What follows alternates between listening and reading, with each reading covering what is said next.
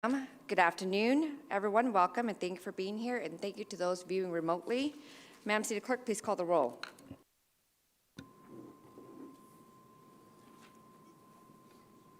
Councilmember Sanchez. Here. Councilmember Ibarra. Present. Mayor Pro Tem. Here. Councilmember Charette. Councilmember Canas. Here. Councilmember Flores. Present. Councilmember Ortiz. Here. And Mayor Tran. Here. Thank you. Moving on to public comments for closed session. Madam City Clerk, do we have any? We have no comments for closed session. Thank you. Mr. City Attorney, do you have any announcements? No, Mayor, thank you. For item C, no announcements? Okay. Yes, we are not going to be hearing item C tonight. We will bring it back at another meeting. Thank you, Mayor. Thank you. Thank you. We will now convene to closed session at 4:33 p.m.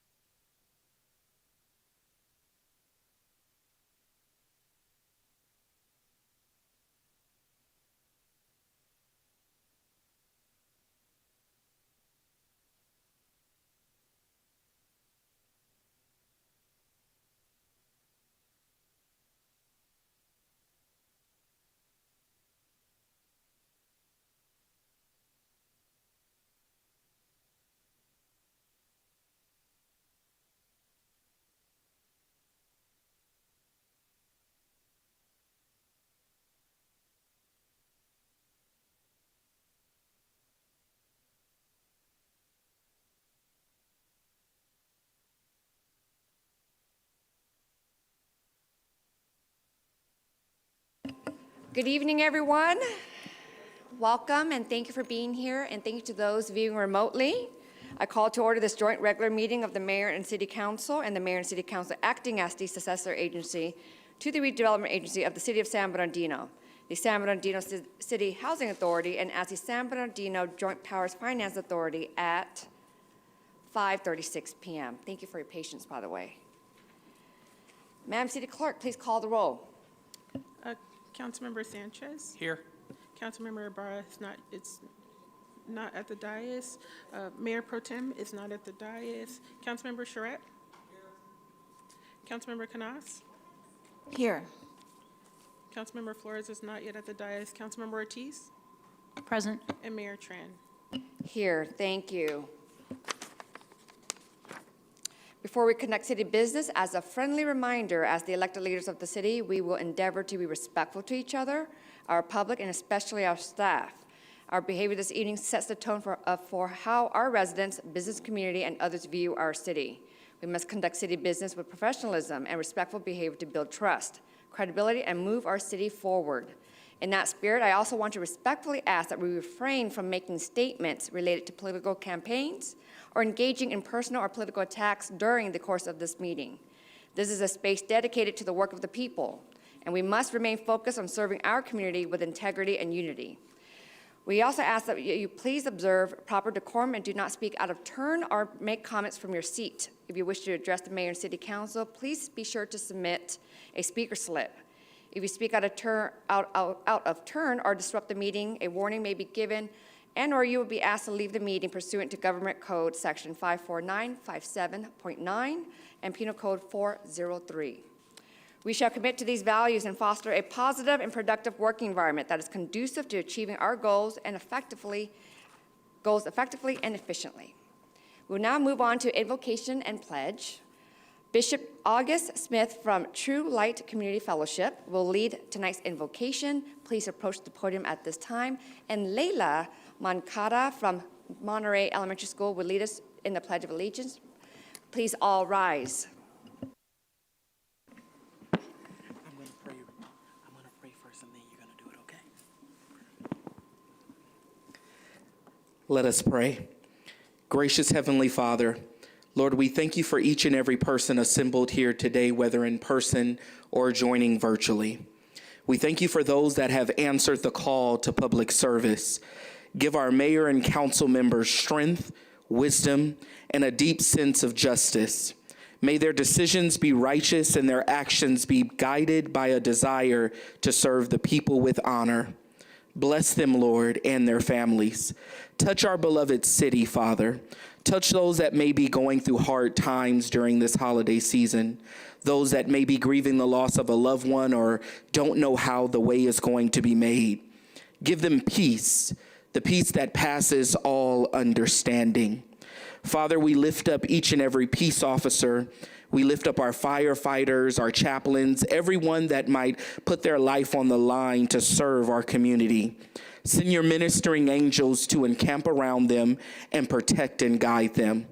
Father, now in the mighty name of Jesus, we rebuke confusion, we rebuke anger, we rebuke unforgiveness, and anything that might hinder the productive gathering that is assembled here today.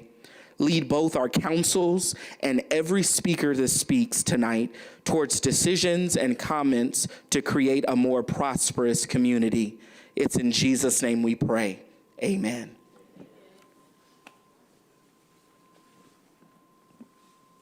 Place your right hand over your heart. I pledge allegiance to the flag of the United States of America and to the republic for which it stands, one nation, under God, indivisible, with liberty and justice for all.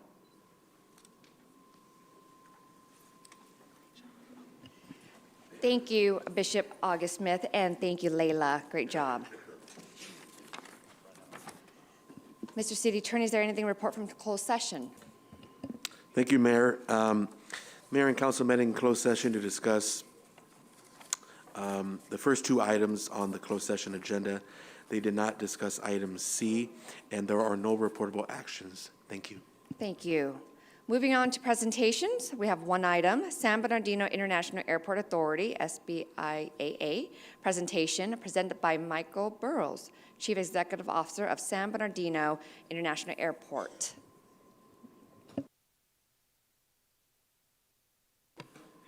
Hey, guys. It's nice to be home. Thanks for having us. Mayor, City Council. It's been a little while, so wanted to take this opportunity. Really appreciate the CM and the staff opening up a window for us to come down and give you a little update on what's happening at your favorite airport. I am joined tonight by the highly talented Ms. Catherine Pritchett, our Director of Administration, and we want to show you what's going on at your hometown airport. So I think we got a PowerPoint here for you, somewheres. I hope. So Eric, when I told you that I only have a few slides, I kept going, oh, but I want to talk about that. I want to talk about that. So I apologize.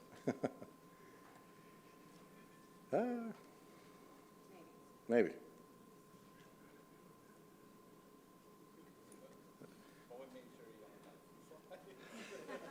They cut him.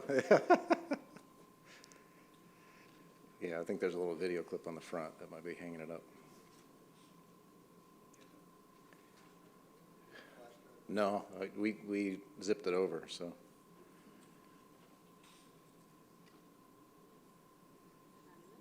Huh? I don't know. I can't. It's over there. Should be SPD overview.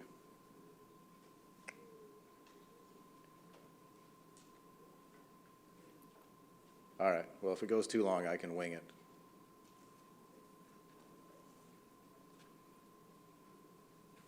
Can you check?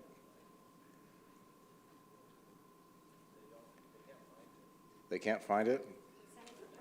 Yeah, I went to Rebecca. Romo? Oh, sorry, Tanya.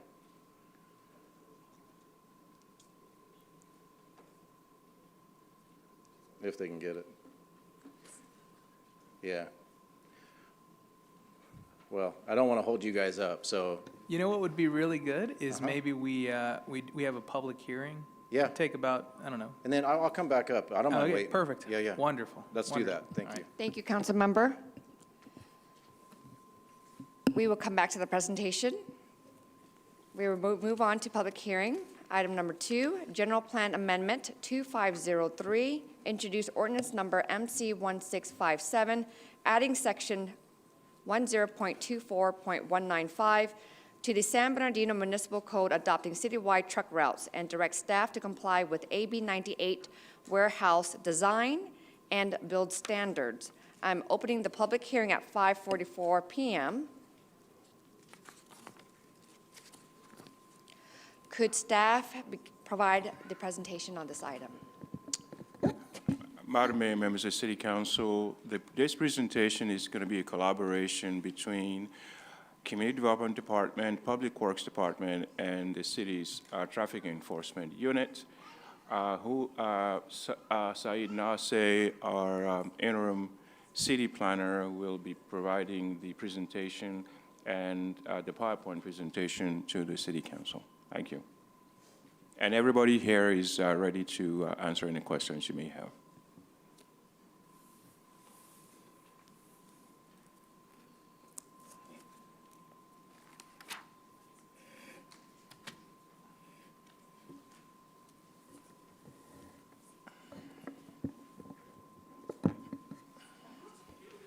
Good evening, Madam Mayor, members of the City Council. This presentation is for adoption of the truck routes for the city. I'll go through the PowerPoint presentation.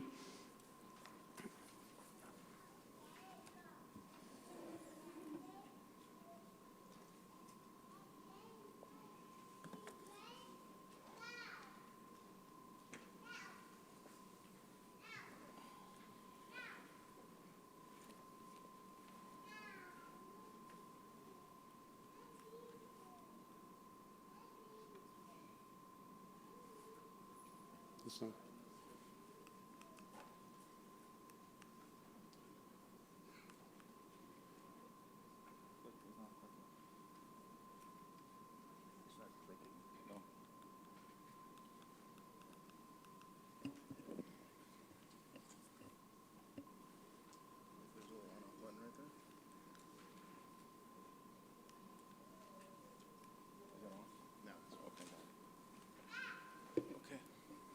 I apologize. A little bit of background. AB 98 basically was written into law in 2024, and it has two components. One is the adoption of truck routes for cities, and the second component is development standards for warehouses. Both of these items need to be complied with by January 1st, 2026 for cities. The effort for the city for truck routes started with the general plan effort. We started back in 2022, and the truck route study prepared by KOA was completed in 2023, I'm sorry.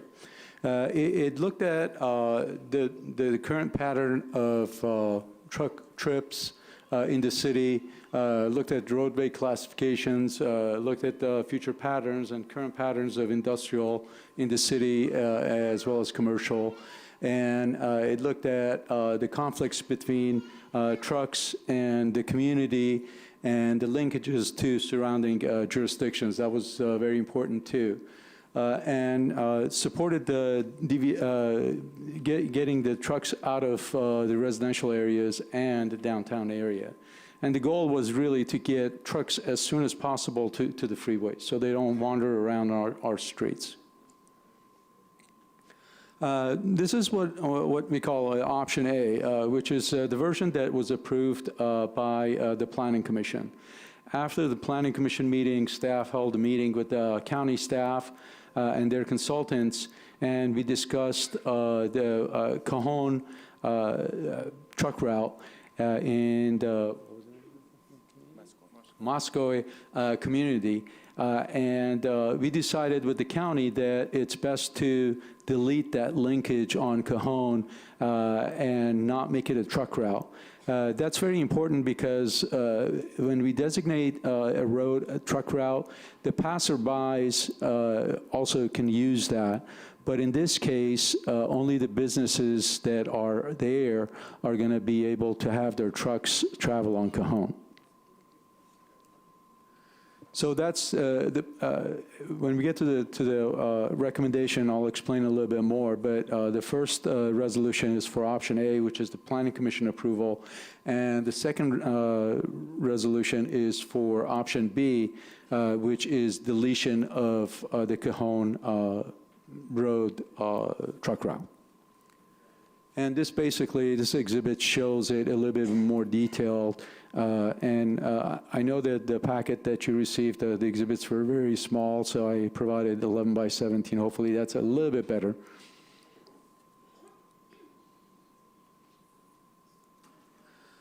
Basically, trucks are really essential to our economy. We have a lot of businesses that use trucks as their means of business. And we need to balance the needs of the business community with the needs of the community to make sure that they can both coexist together. Truck routes basically connect our businesses to the freeways. When we designate a road as truck route, obviously all trucks can use them. But that doesn't mean that trucks cannot go elsewhere. So if a business is located on a street that is not designated as truck route, trucks can still go travel and pick up or drop off goods at that business. The enforcement portion of this comes to mind in this case because our commercial enforcement unit with the police department, they check the bill of ladings for trucks, and they have to show that they're going to a certain destination for them to be traveling on non-truck route roads. And there's actually a government code section to that effect, that cities cannot preclude trucks from going to businesses to deliver their goods or pick up their goods. The commercial enforcement unit has provided significant input into truck routes. They are present tonight.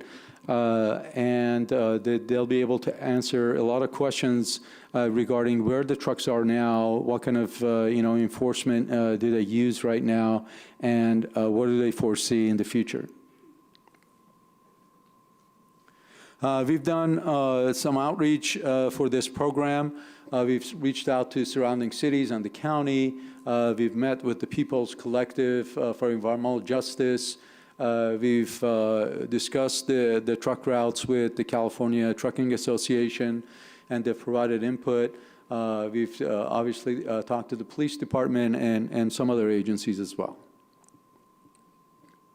The People's Collective included a number of residents from San Bernardino. They didn't really have specific comments about the truck routes when we presented it to them, but they did have a lot of issues that they wanted to share with us regarding trucks and the impact that trucks have on their neighborhoods. These are just a few examples. There are too many warehouses. New warehouses should not be near residential areas. There are too many trucks on the streets, and they impact the quality of life of the residents. And trucks damage our streets, and in return, they damage the cars that the residents drive. And city is not able to keep up with fixing the roads. That was really one of their biggest issues. And also truck fumes, diesel fumes, they cause health issues for them. Idling trucks disturb them. They were sometimes near their residences and sometimes near no idling signs, and they complained about lack of enforcement. They also wanted us to involve the residents on issues that impact them, which is understandable, and they would like to be involved in the development code process and general plan and AB 98 implementation. They also mentioned that it's okay for cities to adopt more restrictive standards than AB 98 actually provides. The Trucking Association reviewed the truck maps, and they had two comments, basically. They wanted to make sure that we keep connections to our neighboring cities so trucks can travel between our cities.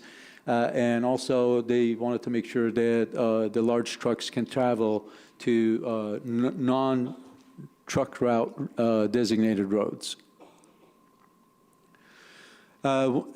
Once the council takes action on this item, the implementation will include installation of signage to identify truck routes, parking and idling areas, as well as sharing the truck route information with the community and folks who drive the trucks. We just want to make sure that everybody knows that we've adopted these new truck routes. The Trucking Association, California Trucking Association, will be very helpful as well. So will the police department too. There are a couple of corrections to the staff report. The City Attorney's Office has requested that we change the language for Exhibit A for ordinance number MC 1657. The language at the bottom is the proposed language. The City of San Bernardino General Plan truck routes designated in Figure C3 in the city's general plan are hereby adopted herein by reference and as amended from time to time. Basically what that means is that if we change the truck routes in the future in the general plan, we don't have to really necessarily change the municipal code, but the municipal code will follow the general plan truck routes. Another correction I had to the staff report was the second reading, scheduling of second reading. The staff report reads January 7 of 25. We'd like to change that to December 17 of 25. That concludes staff's report. Thank you. Do we have any requests to speak from the members of the public? Do we have any? Yes, Does anyone want to wish to speak on this item from the we public? have two requests from Dolores Armstead and Mike Hartley. Thank you. If you hear your name, please approach the podium, and you have 3 minutes. and state your name for the record, please.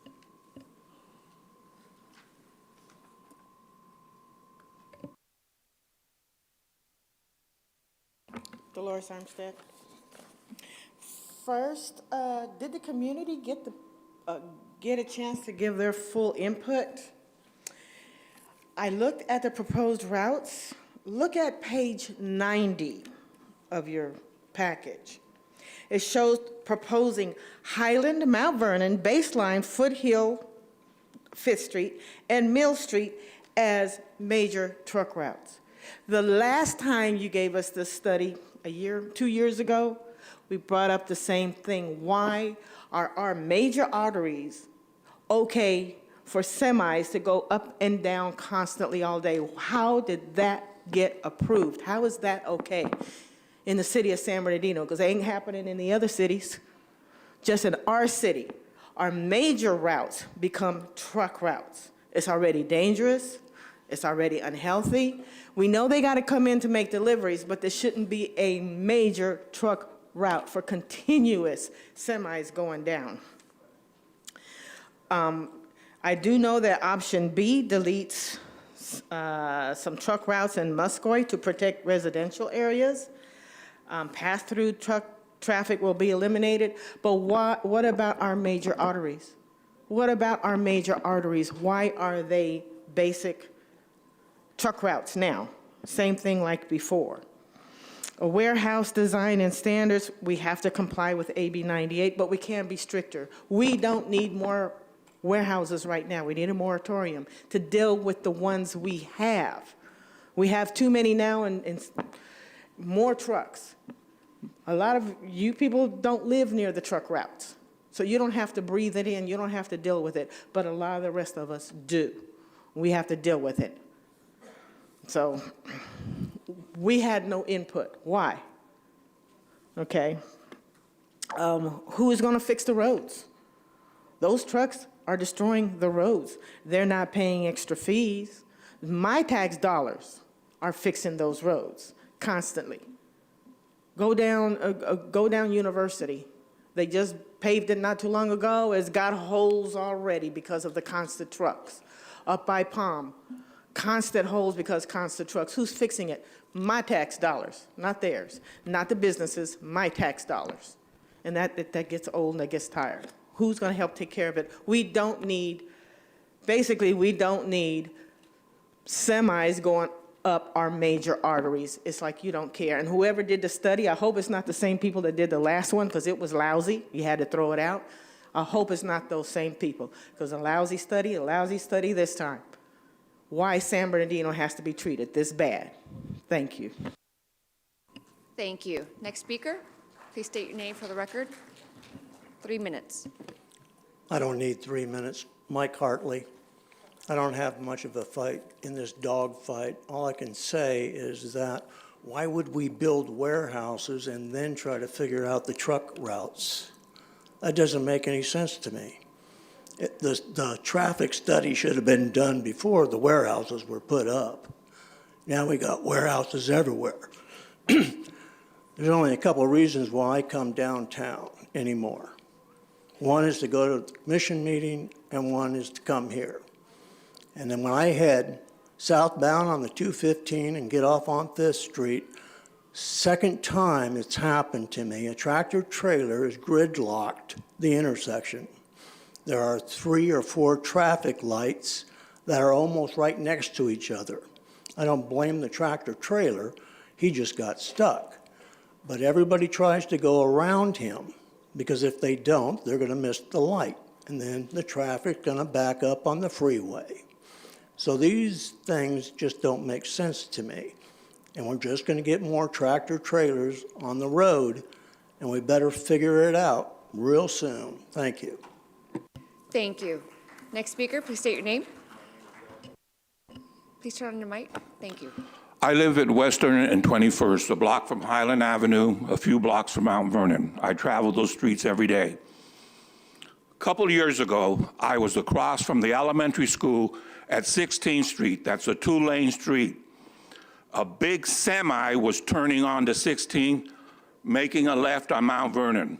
There's a tire shop there. I had to get over the curb and in the little parking patch of grass to avoid that truck. What business does a truck have traveling on 16? There's no freeway on-ramps there. And there's schools on Mount Vernon. Wake up.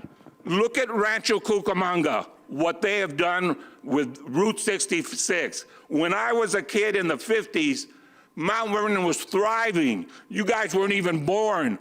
It's my dream to bring it back, and you're going to have trucks on 5th Street in Mount Vernon when we should have townhouses, people using the Metrolink.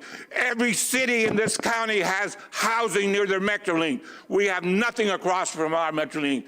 That's our gateway. Not everybody comes to San Bernardino on the freeway.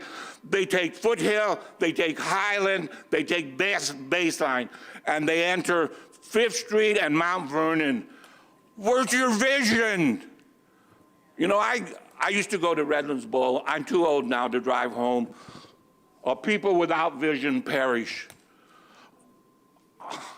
I could go on and tell you all the businesses that were on Mount Vernon.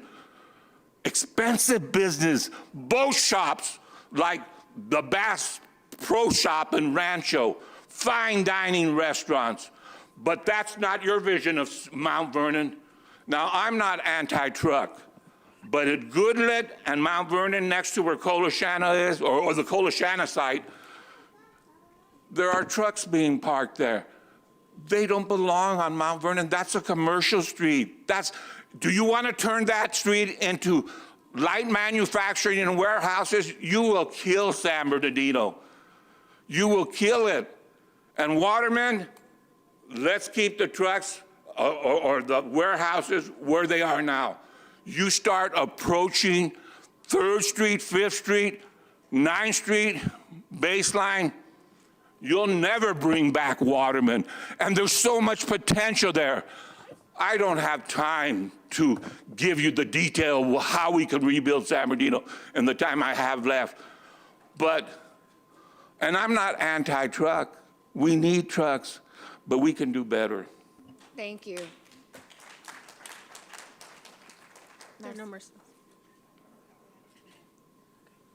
Good evening, Marvin Norman, 7th Ward resident. I looked through the information and the study, and it's good to see that the city is finally working on some truck corners. I know on occasion, one thing that maybe is not so much discussed is truck parking. I know sometimes, obviously truckers need to drive, they live somewhere, but sometimes they are parking in residential areas, and like sometimes we have a problem in my street sometimes where like they'll park and it'll block like the whole red zone, the whole everything, like the whole truck with not just their tractor they brought home, but also their trailer and stuff like that. So it would be good to make sure we also look at that in addition to the truck routes. And obviously some of the roads, as other people have been mentioning, are not necessarily built for trucks. I know sometimes when at the Del Rosa interchange, for example, if a truck gets in that line to get on the freeway, you forget it like 3 light cycles to get through there instead of the usual 2. And I know also with the AQMD's AB 617, they've been going around just like mapping and had the ACLIMA study with the air quality monitoring and following where all the air quality problems are. And so, I know the city has been working with various agencies, and there's that new, the Watt EV with the EV trucks. So, that's helpful for the air quality side of things, but obviously electric trucks are still trucks. So we need to make sure that they are kind of put on the, that they're able to drive where they have good places to drive to get to their destinations, but they're, and they have places to park when they are coming home because they need somewhere to park, but it shouldn't be necessarily, right next to a school and blocking everyone's driveway type space. Thank you. Thank you. Next speaker, please state your name. Hello, my name is Luis Ojeda. What's wrong with this picture? What's wrong with this truck route and everybody getting very upset? And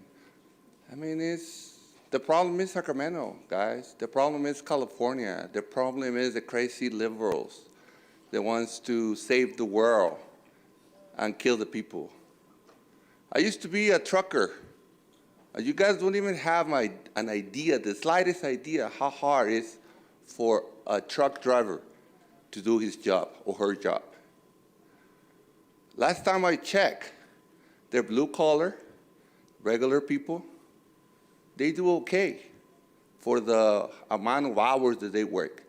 They had to deal with troopers, with receivers, with the scales, with the police, with the traffic, and I can go on and on and on and on.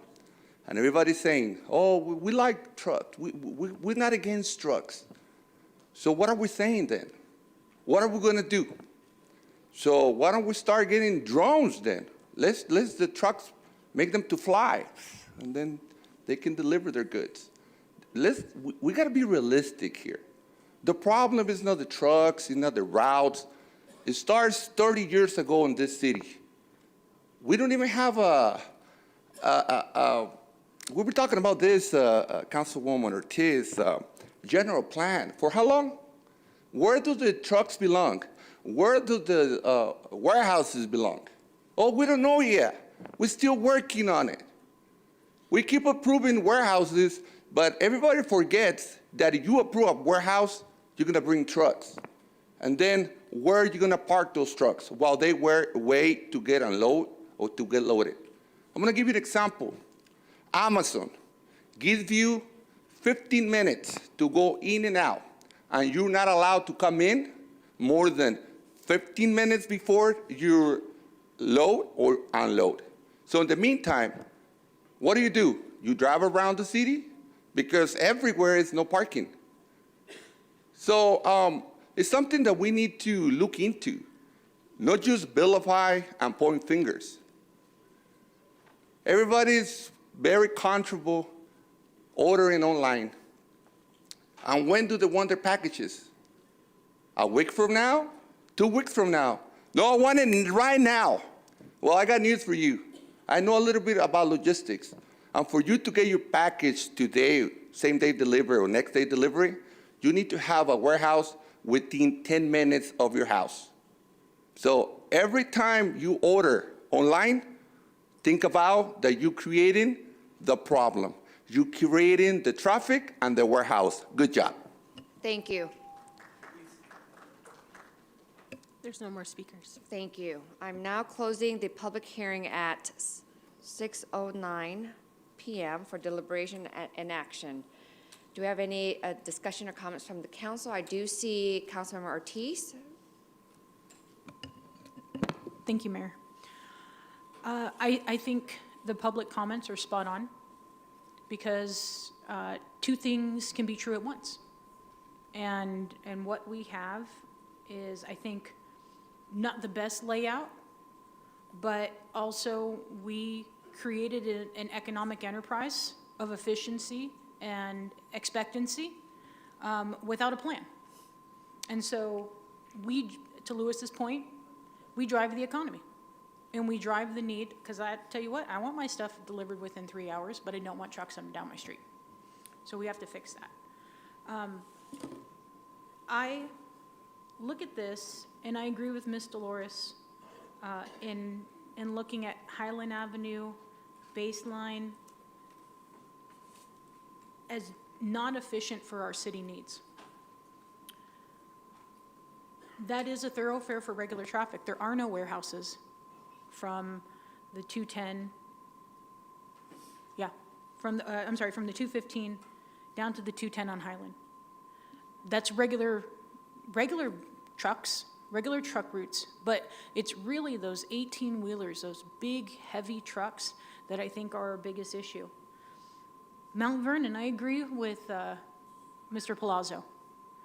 That is a commercial, that is one of our main historical, because commercial thoroughfares, and the problem is, he's right, we don't have a vision.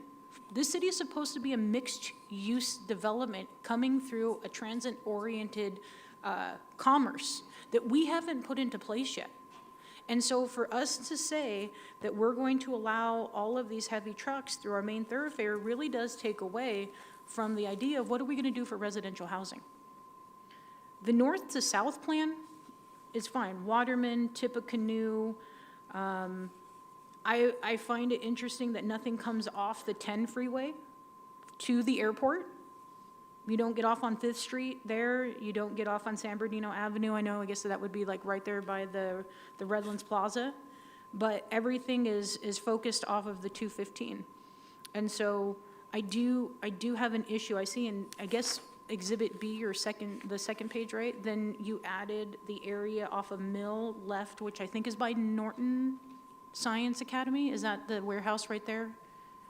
In the middle, so there's Mill Street from the first page to the second page.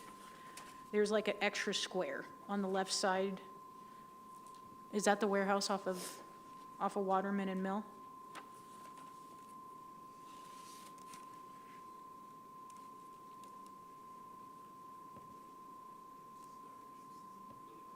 Okay, okay.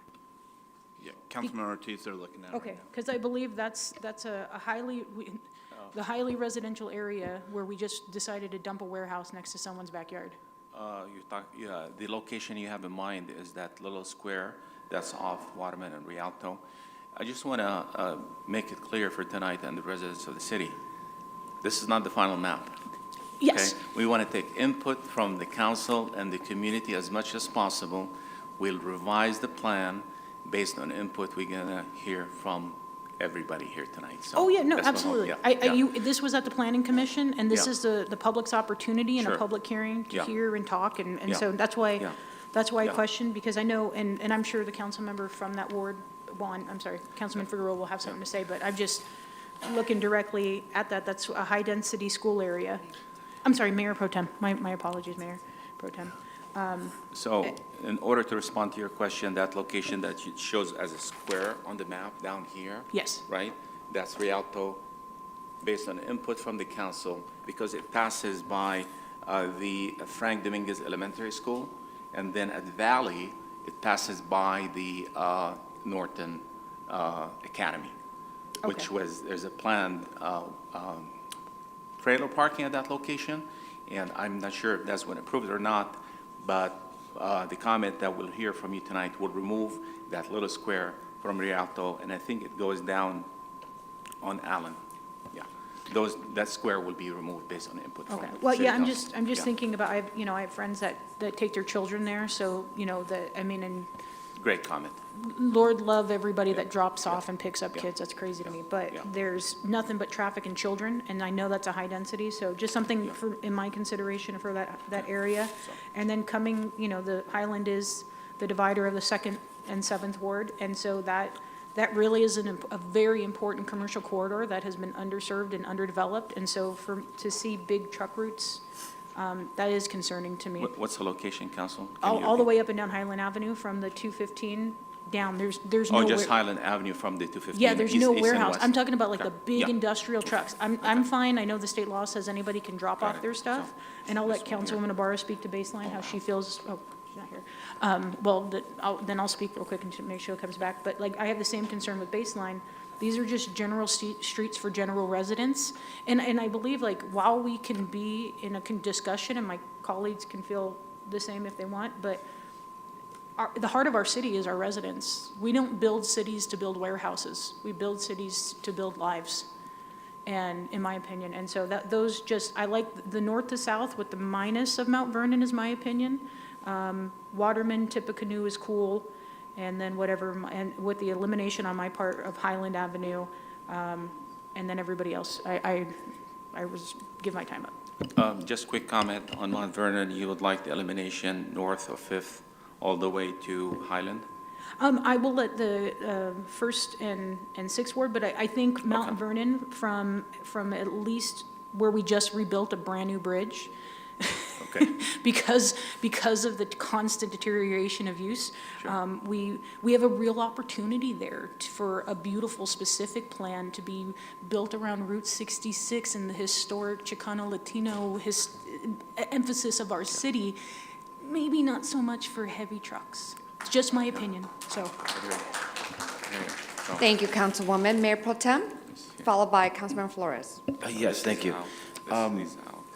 There's a lot of questions about this. Just really quick, I know that the map it's, we'll see the green, the highlighted green paths, and then it abruptly stops, right? And I'm looking at this, it stops abruptly just because those are the city boundaries. I assume that we've coordinated with surrounding cities as far as their truck routes too, because I'm looking, for example, here, Orange Show Road, which eventually turns into San Bernardino Road. If you go all the way east on it, it abruptly just stops on Mountain View Avenue, and it continues, San Bernardino Avenue continues eastward, but it's not highlighted. The issue there is that that's now the city of Redlands. Is that why it's not? Yes, it's the city of, San Bernardino, yes. Mayor Pro Tem, one of the things we're required to do here is to coordinate our truck routes with adjacent communities. So what may not seem like common sense to you, there's probably a method to that madness, because when you look at cities of Colton and some of the adjacent communities, they have a truck route that terminates as to where our truck route begins. And, but like, as I mentioned earlier, what we're here to accomplish is to listen to comments. This map is not cast in stone. We're going to go back and we're going to revise, and we're going to come back with something that is acceptable to all. But we are required to have a truck route map. And I get that part. Yes. What I would like to see, since this is not the final, I would hope that the next draft, the next version, in some form or manner also include I don't want to see the other cities' complete truck route, but the ones that kind of attach or connect to ours. Because here's what's going to happen. Not only are we going to deal with the trucks that are coming into our city, but also the truck route, the surrounding cities that are utilizing our streets as their truck routes as well. And so we need to have a general idea as far as how our truck routes connect to theirs, because we need to somehow calculate how that's going to affect our city as well. And so what I would like to see is how our truck routes also connect to surrounding agency truck routes. Absolutely.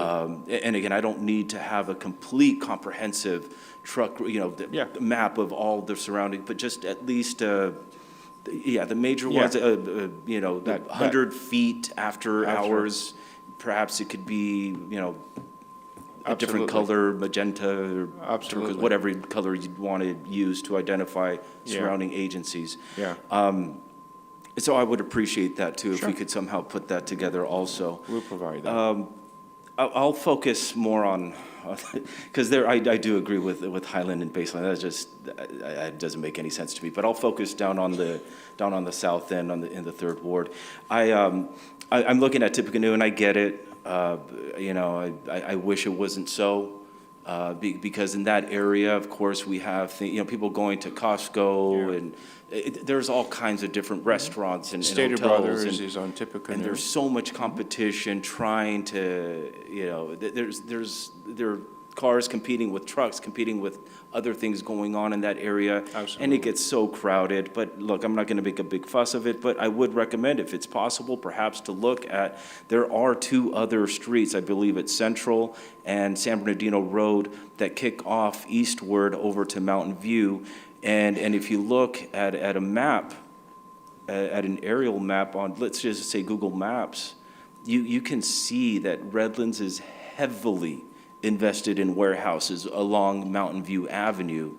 And that's going to greatly affect us as well. And so they've probably identified Mountain View Avenue as a thoroughfare for them to be able to use for their truck routes. They do. And so I would like to see if perhaps we can divert some of that Tippecanoe traffic, move it eastward along Central and San Bernardino Avenue, which are already being used, and use Redlands' main thoroughfare to connect to the 10 freeway. And so that way we alleviate some of the stress on San Bernardino streets. And look, Redlands in that area, that little pocket, decided to invest heavily in warehouses. They made that decision out there. So that's, we'll utilize that to our advantage, I guess, if we can. Absolutely. So I'll recommend that. Then I also see here along Orange Show Road, I get it, it connects to the 215 freeway. and then over to the Auto Plaza, and I get that connects over to Colton. I know that there's, truck routes over there as well. But what I don't understand, right off of Orange Show Road, there's like an upside-down V next to the 215 freeway, and it's not identified as far as what street, but I assume that's E Street. It doesn't make sense to me why there's a truck route that just abruptly ends on E Street, Right. where there's no entrance to the 215 freeway there. Is there an explanation as to why there's unless I'm wrong and that's not E Street, and then we have the center lane occupied by the bus, by SBX. Absolutely. Mayor Pro Tem Figueroa, one of the, what I mentioned earlier was this was a collaborative effort. Okay. The commercial enforcement officers, they are the eyes and ears on the road, and they can give you a very detailed explanation as to some of what you might consider to be anomalies on these maps. I mean, they've been doing this even without the city actually having a designated truck route, and they have a wealth of information, and they've written several tickets. So there will be a wealth of information if you have questions as far as these individual streets that you mentioned. So that's why they're here tonight. That's why, okay, and I appreciate that. Yes, sir. Mayor Trent, I was going to say that, too, that we have two officers here specifically for those types of questions, if you have any of those types of questions first. Sure. I mean, if there's an answer to that question, why E Street south of Orange Show Road, or it looks like, I'm assuming that's Orange Show Road, because just on the graphic alone, it looks like, correct, this one, yeah, that's Orange Show Road right there, and that goes into the Auto Plaza. I'm talking about this little green line right here. That looks like E Street to me. There is a 10 freeway, okay. Is the purpose for that, is it because there's an on-ramp to the 10 freeway going down E Street from Orange Show Road? It curves down Actually, past it goes Hospitality to Lane? Fairway, I believe, which goes to Colton Truck Route. Okay, so that's the one that goes underneath the freeway? Yes. It's a small Yeah. turning radius there. The thing is, it's connecting a Colton truck route, so it's, no matter what, you're gonna get that truck coming through that area, going to either south or north to the freeway. Because that's just a one-lane east, a one-lane west. On And so, Fairway, yes. and I do get that it does connect to Colton eventually. And there is a truck stop on Mount Vernon and the 10 freeway in the city of Colton as well, and that's why that's a designated truck route with Colton. So I get that part, but perhaps our street engineers should look at how we can better accommodate that, because it is a very tight turn there for trucks. So anyways, I'll keep on the theme of a tight turning radius and direct our attention to Mill Street, specifically west of the 215 freeway.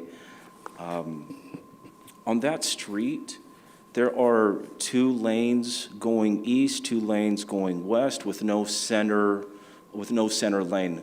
And so that even much more greatly affects the squeeze on that street as well. You have cars that are also parked on the side, creating a much more tighter squeeze. You have the bus stops along that route as well.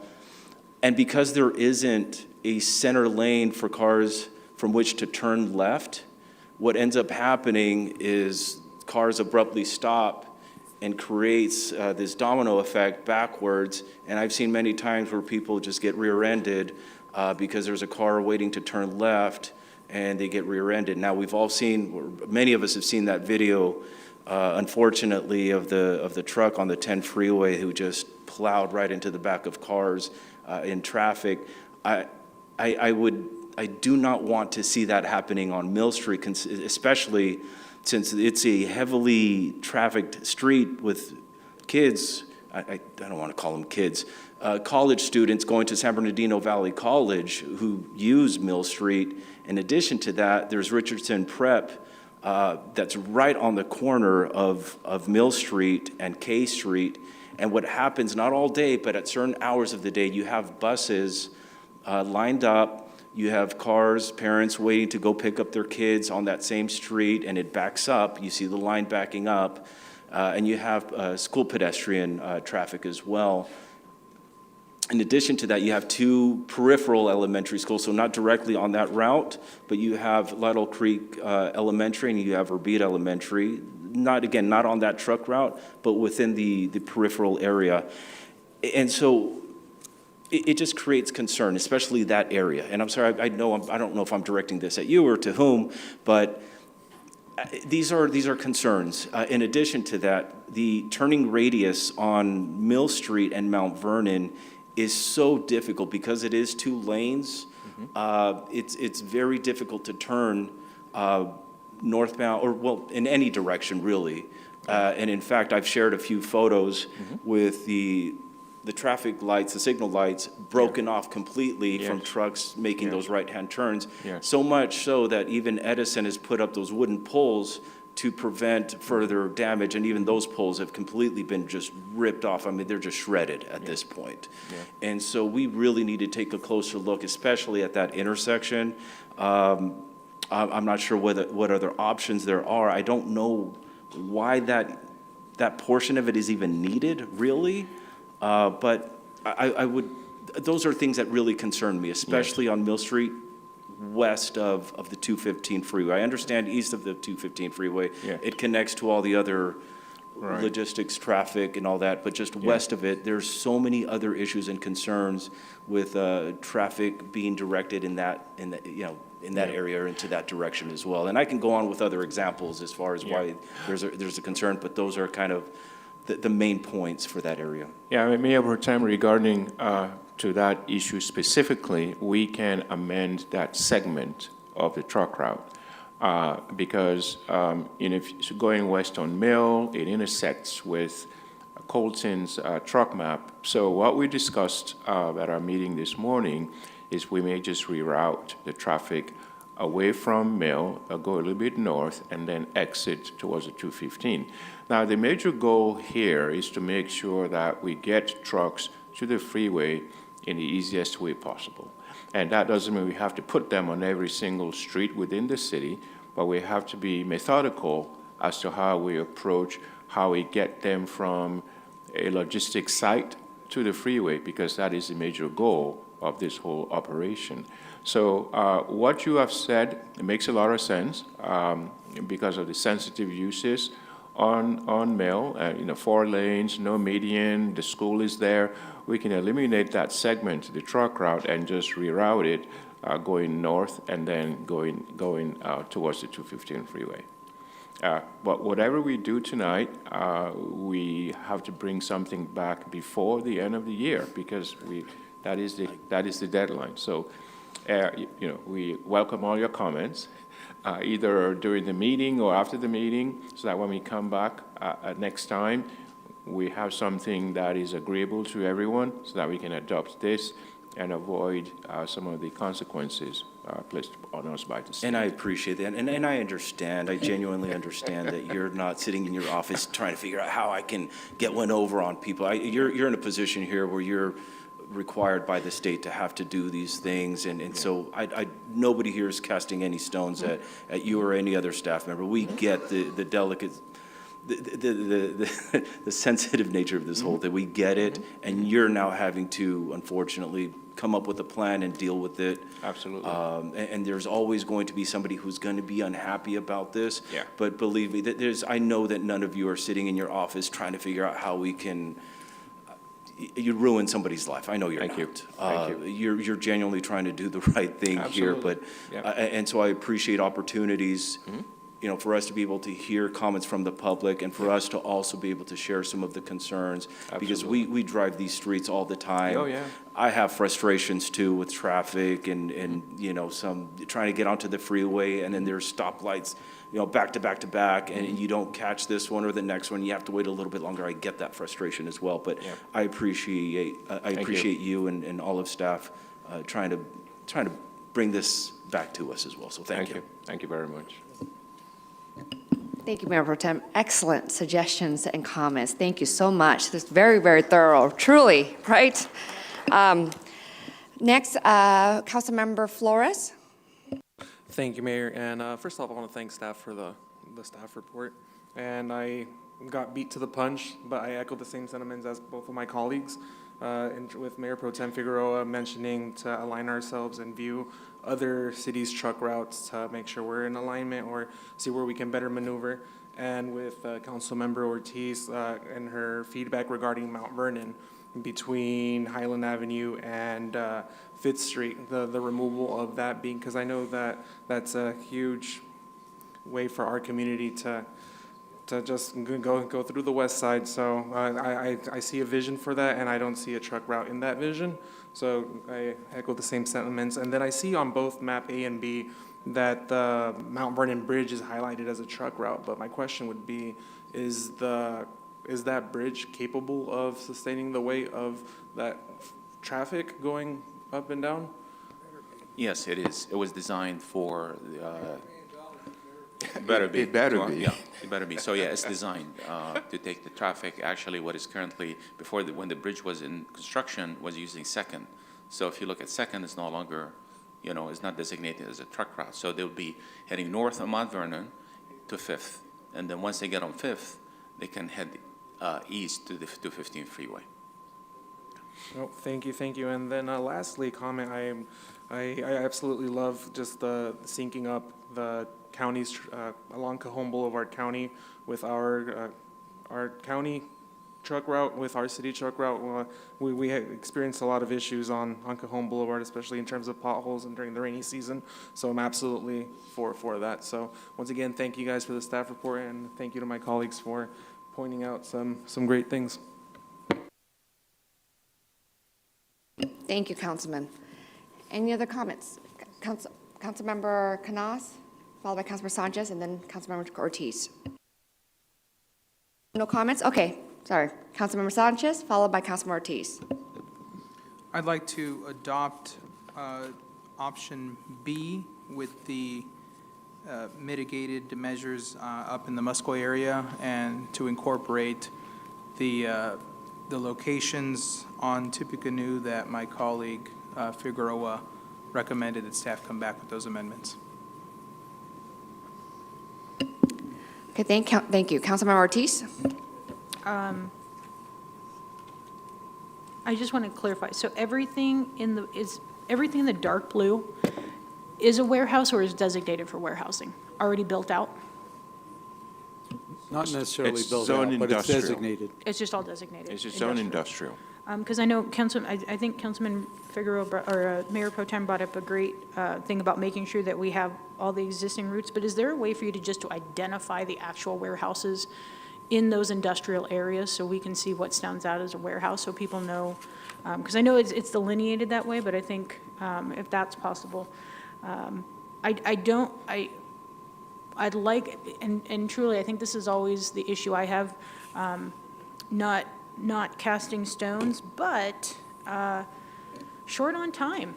Man, it's December 3rd, and here we are having to get something adopted before the first of the year, which is something that we've been working on since 2022.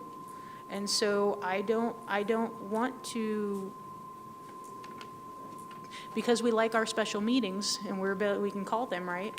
I think this is something that we need to make sure you guys draft and we have a good understanding and grounding foundation of what exactly we're talking and bringing back to you before we preemptively adopt and reconsider. So is this something you guys truly believe you can get back to us on the 7th? Because we weren't supposed to have a meeting on the 17th heavy. Yeah. Well, we can, but that meeting is becoming heavier than we thought it would be, but we can bring it back by then. Yeah, because this is extremely, so is this something we're going to need to agendize for a special meeting? Yeah, because I just don't want to adopt. Can you do the something. second reading at a special meeting? You can't. It has to be during a regular meeting. Well, we have in between now and the 17th. The 17th will be a regular meeting for Right. us to have this brought back maybe a day or two before, but I think as something as so permanent as this is that we need to make sure we're we're not, because I hate when we get rushed. We always get rushed to do something, and then everybody's like, oh, man. Yeah, noticing requirements for the meeting, we have to make sure we have adequate time to do that. But if the council is willing to do a special meeting, I don't know what Eric thinks about that, but Don't we have something We coming can. up on the 15th we could add to? And then we have a regular meeting on the 17th? I got something on the 15th. Oh, is that January? Oh, sorry, my apologies. Yes, that's in January, that's the 15th of January. Okay, because I think that, Oh, we can look at what we can do as far as a special meeting, that is obviously dependent on your availability. because I'm going to want to see something before I move to approve and I don't even, I mean, we said a lot, Mayor Pro Tem Figueroa said a lot of great stuff, but I need to see it. So that would be my, so a substitute So it has to be a motion? 10-day notice. So Do we need a substitute motion? okay, so what you might want to do is continue this meeting to a date specific. That would be the best route to go, or I guess, Yeah. that'd be the best route to go, because Then if we you don't don't have do to a do a date notice. specific, then we would have to renotice a public hearing. Okay, Continue the public hearing is what you're saying? Con- Okay, I see. So then we can You don't continue have this to continue the conversation. public hearing. The public hearing's been closed, but you continue public hearing, but the public hearing side, well, no, Yes. because you're going to be making changes. That's right. So the public hearing was closed, but you could continue the item to the meeting of the 17th, and that way staff wouldn't have to renotice it. Or if they do a special meeting, they could recontinue it to that date. Yes, you could also continue to a special meeting. If date. you agree on So a you would date. need to agree on the date now and continue it for a to- special meeting. Yes, you'd have to agree on the date now. So could we, if you guys want, make a motion to like continue us to a special meeting of the 10th? If everybody's available on the 10th, do we have to give a specific time while we're being polled for the 10th? It's a Wednesday, it's Yeah, next you would Wednesday. need to do day and time, right? You don't need to set the time now. We don't need a just the date. Okay. Because this would be But the only it'd be item. helpful if you can agree on the Yeah, time, I too. would, to be cautious, I would do 5 date and o'clock time. next or an afternoon? December 10th, 10th, which the- would be next Wednesday, a week from today. 2 o'clock, or anybody got an afternoon? 2 o'clock would work for me. No? After 5? Okay. She can. So you could do the 10th at 5 or When- something, which is just your regular time. Whatever works for the majority and the mayor. What time's There's that? an airport meeting that day. So if we could do before that, before the airport, What time is IVDA? 5? 5. So can we do 3 o'clock? 3 o'clock? Councilwoman Can we do Canals, 3 o'clock that day, or- I think 3 of you are on that board, right? or 3:30?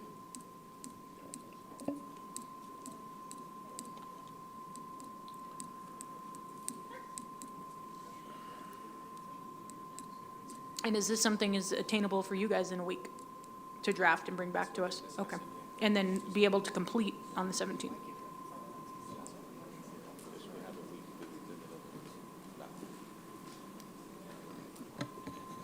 Yes, Councilmember Ortiz, what was the question? I'm sorry. Because of time constraints, is the 10th manageable for you guys to be able to bring back our recommendations to see it at like 3:30, discuss for an hour and a half, and then the 17th to bring us a completed? We can at least bring you a map that is consistent with most of the comments that you have this evening, even if you hand draw them. But yeah, because we can do that. Thank you. Council, can I have a motion and second for 3:30 for next Wednesday? I'll second. Okay, there's a motion and second. Madam City Clerk? They could still do. Oh, Mr. City Attorney? I Yeah, mean, Madam Mayor City and Manager. council members, I want to clarify the 10th would be for action, though, because I think you have to have action and then a second reading, is that right? So, okay, let me get very specific. There's really 2 documents that you're considering. One is the general plan amendment, that's just for the map. The second is an ordinance that would update the code to reference the map that would be in the general plan into the municipal code.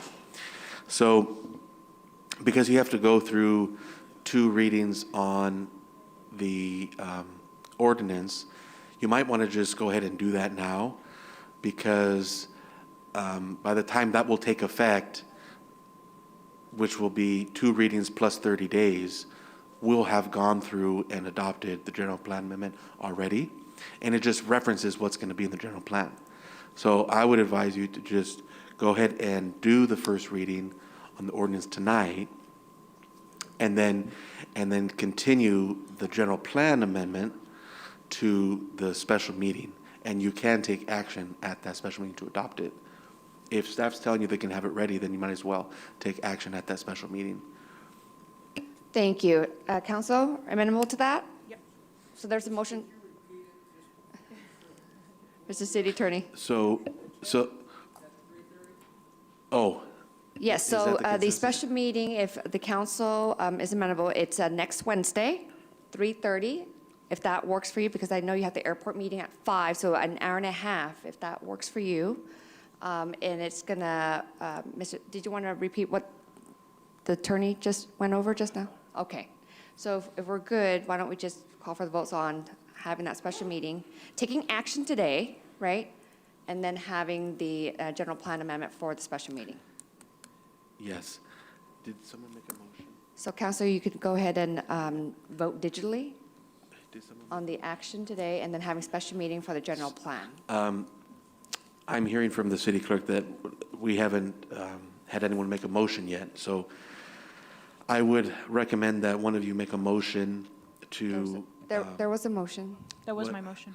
Okay, and what was the motion? A motion to call a special meeting on December 10th action. at 3:30 to take action on the map, general plan. On the general plan amendment. General plan amendment. Okay, and was it seconded?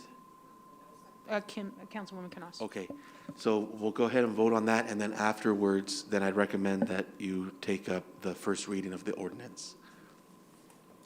Thank you.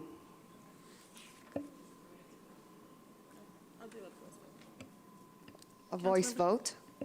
Councilmember Sanchez, Yes. Mayor Pro Tem, Yes. Councilmember Charette. Yes. Councilmember Canas, Yes. Councilmember Flores, Yes. Councilmember Ortiz, Yes. motion passes. Thank you, council.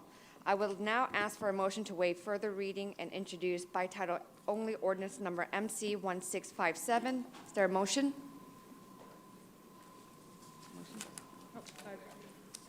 Councilmember Charette motion, and seconded by Councilmember Ortiz. Voice vote? Yes, Councilmember Sanchez, Yes.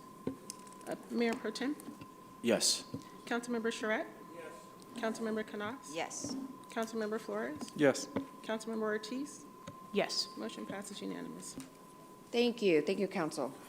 Madam City Clerk, please read the title of the ordinance into the record. Ordinance number MC 1657 of the Mayor and City Council of the City of San Bernardino, California, approving municipal code amendment to Title 10, Article 1, Chapter 24, adding Section 10.24.195 to adopt citywide truck routes. Thank you. We will now move backwards and go back to the presentation that Executive Director Michael Burrows will present for the airport. Take it away. Did you find me? Am I in there? Woohoo! All right. All right, let's try this again. So for those of you that, where'd I go? I got lost. I saw me. Apparently. I've got a badge, I swear, you know. Yeah, I've got that Airport too. security just alerted you. I swear I can pass a background check. Right, Cal? Ah. Come on. You had my runway and everything. Ah. Oh, boy, we're batting 1,000.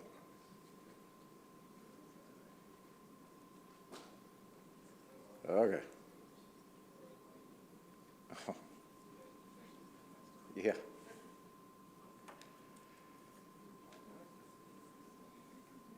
Okay.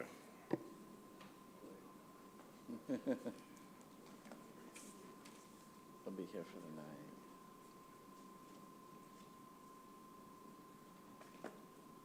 You're not meant to present tonight, possibly. Apparently. I had the whole thing memorized, too. Well, do we need to go back? I'll just come back. I'm Keep down you the on road. hold and move on to city manager update for now? Up to you guys. I mean, I did see it there. Yeah, I it was swear. up there, but I mean, there's gonna be an issue with mine too, probably. Okay, well, I mean, obviously, it's your prerogative, so.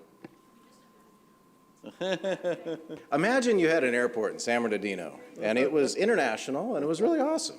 How about that? Okay, and there's a brewery, and, oh, yeah. Here we go. Did it come back? Ah, we found the airport.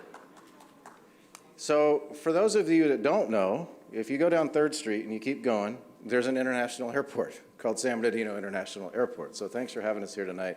If you can just click through the next slide for me.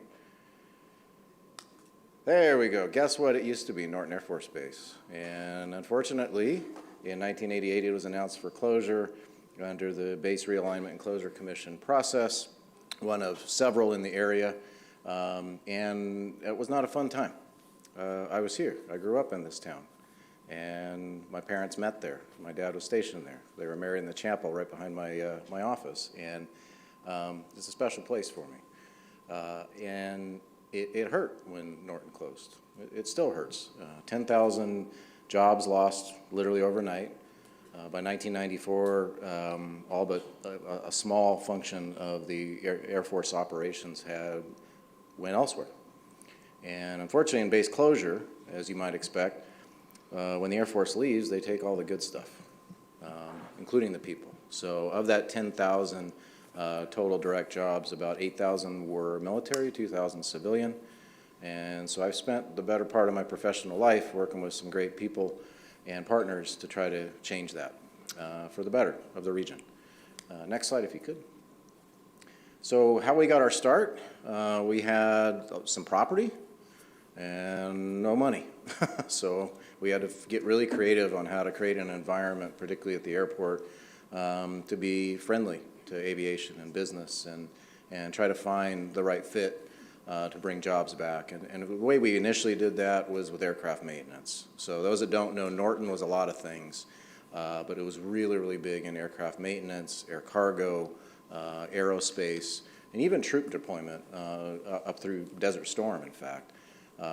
But in the mid-1990s, we finally started to get some aircraft maintenance companies, heavy aircraft maintenance companies, come in and utilize some of the large hangars, particularly the southerly portion of our large heavy aircraft maintenance hangar complex, currently occupied by a great company called AeroPro, who has recently expanded from maintenance and some really amazing aircraft paint job activity into full-blown, full-service maintenance on all 4 major bays. So what you see there is what was originally occupied by Lockheed Corporation. And in the 1990s, we started to get companies to come in and make use of those. But it's taken a long road. We've had to really rebuild, replace, reimagine all of the infrastructure to make this whole, city amongst cities work. It's working. Maintenance continues to be a major mainstay of our operation. EJM, you see in the corner there, brings in the corporate aviation and general aviation side, so a lot of the business jet activity that we now enjoy. We've got 2 hangars full of corporate aircraft, and they've got the capability to do anything necessary to those aircraft to keep them flying and stay safe. So we don't forget our roots, and maintenance is a big part of what we do today. Next slide, if you could. Well, soon thereafter, we said, all right, well, we got all this maintenance activity. What about other stuff? In 2013, we opened up what's called Luxair SBD. So the technical term of art is fixed base operator. It's a fancy word for an executive terminal. And this thing supplies all of the top-notch concierge services for all of our aircraft and aviation customers, all of the flight crews, catering, hotels, rental cars, and yes, fuel. This is a very, very nice gas station for aircraft. And we're very, very proud of it. Our team operates it. A lot of what Kat and her team do is continue to make sure we've got people there to make the planes happy and the people happier. And they do a great job. So we've got U.S. Customs on site, so we are international, legit. There's aircraft coming from all over the world, coming in and out, getting cleared at Luxair every single day and 365 a year. And our team does an amazing job. Next slide, if you could. So after we got into corporate and business aviation, we said, well, what about that cargo thing? The Air Force used to be pretty good at it. Well, what can we do? We've always had some semblance of cargo, even in the early days, but it wasn't a regular cargo presence. It was what they call itinerant. So it came when it wanted to. And that's one of the cool things about an airport is it's never closed. It's always open. And we have to be always open to support the flying public. It wasn't until 2017 that we were able to get what's called scheduled cargo. And that came with a little company called UPS. You ever heard of them? They tried us out for holiday deliveries in the tail end of 2017. We really hit it off with them and immediately went to work rehabbing a midfield hangar and turned it in now to the busiest gateway in their entire Southern California network. So you guys are familiar with that cool airport down the road called Ontario. They have the UPS hub. We are the busiest gateway which connects to that hub. And we became that and have held that status since that first year of operation. So hats off to UPS for their vision and giving us the shot. They put us on the map in cargo, literally. And as it happens in aviation, the next year, this guy named Fred Smith flew into Luxair, saw what they were doing and said, I want one of those. And of course, when Fred Smith says that, we say, okay. And we immediately went to work rehabbing the sister hangar of UPS's into the same thing for FedEx. They then followed in 2019, opened a FedEx ground facility half a block down the street, so really efficient operation there. And then what a lot of people have heard of is in 2021, we opened the Amazon Air Southern California Air Hub. And that is the main operation for all of the Southern California facilities. We're the second in their network just behind their main hub in CVG. So that's Kentucky back east. And it's doing extremely well. Cargo is a big part of what we do. And why is cargo important? Well, I mean, you've heard a little bit of it in the prior discussion. People need stuff. And, you know, just multiple ways to get it to them. And, you know, air cargo is not for everybody, but it works for the right business line, the right product at the right time. And we're happy to support that and the aviation system. So having the 3 largest national air cargo carriers in the country, pretty happy with that. We're now the 25th busiest air cargo airport in the United States, a 3rd year in a row. So if you looked at us in 2016, out of 140 cargo airports, and the next slide will show it, we were dead last. Not really a cool stat. You know, you don't put T-shirts on for that one, right? We've come a long way in a short period of time, and again, that's through some really great partnerships that we've created. Next slide, if you could. So then there's that little thing. I can remember every year I've worked on this project, and even when I tried to leave for the private sector, I heard it then too. When are you going to be a real airport? And none of you have heard that question, right? When could I buy a ticket, get on a plane, and go somewhere? Well, in 2022, you got to try that out at San Bernardino. We launched Breeze Airways, which is a relatively new airport launched by a really, really veteran guy in the industry named David Neeleman. Founded a little airline called JetBlue and a few others, Azul and several more. Breeze is his latest visionary project where an airline treats its customers nicely. What an idea. So they'll do quirky things like if you're through TSA and you're almost there, they'll hold the plane for you. I mean, who does that? Well, Breeze does that, and they do it really, really well. So we started with a route to San Francisco that went on to Utah, and then just February this year, we lit up a nonstop flight direct from SBD to Provo that's doing extremely well. And not just for skiing, year-round. It's been really exciting. And so again, Breeze loves being in San Bernardino and appreciate your warm welcomes, you know, bringing them into the community here.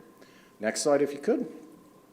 So that's what your business units look like around the airport. Airports are a couple of things. Unique. So there's a saying in our industry, if you've seen one airport, you've seen one airport. Sounds cliche, but there's a lot of truth to it because each airport has a blend of services and programs and employment opportunities. We have everything from the U.S. Forest Service air tanker base, critical asset with the wildfire responses and everything that we've got there. The Sheriff's Aviation headquarters is at our airport. We've got a lot of aircraft charter companies and a blend of services, which makes our airport economic infrastructure strong and thankfully resilient through tough times. Next slide, if you could. That's supplemented by a very successful business park that we started in 2001 with Ross Perot Jr.'s company, Hillwood. That has now celebrated over 20 years of success. We've just reached a critical milestone with the IVDA team approving a well-deserved extension of that agreement, and they continue to work on new projects and programs. So from the Hillwood team onto you, again, they appreciate calling San Bernardino home. Next slide. Why is that important for us? Well, job creation. You know, local boy, you mentioned Richardson Prep High, my alma mater. I want to see this thing work, right? I started this before I had gray hair. Thankfully, it's still attached. But I want to see those direct jobs. That's what I grew up with. I'm here a product because of those direct jobs. And I know what Norton was, and I know what we need to do to do our best to say thank you, but also make sure those opportunities are still there and growing. So every year since 2010, I've made sure that our team has done a hard, direct job count. Not some of the economic models where they project and talk about direct, indirect, and everything else. What are the full-time direct jobs each year, year over year? And we get that direct from the employers. And it was really tough in the early days to get the private sector companies to give us that information. They thought, oh, what are you doing? Well, no, we're trying to tell the public what's going on. Good, bad, or ugly, who's working, who's not, what do those look like? And you'll see we've had a pretty nice, trend line going there. So that's the end of 2023, and we topped just over 18,000. Next slide, if you could. What does that amount to the following year? Well, we even topped it again, so 18,693, and that generates directly in economic output over $3 billion to the local regional economy. What I really focus on is the sectors. So what kind of jobs are those? And you see that other red box there. For the third, going on fourth year in a row, air transportation has been the second fastest growing sector. If you would have looked at it in 2010, it wouldn't have made the list. And that's pretty exciting for us airport nerds to see that those jobs are not only getting here, but they're staying here, and we're continuing to build on that momentum. Next slide, if you could.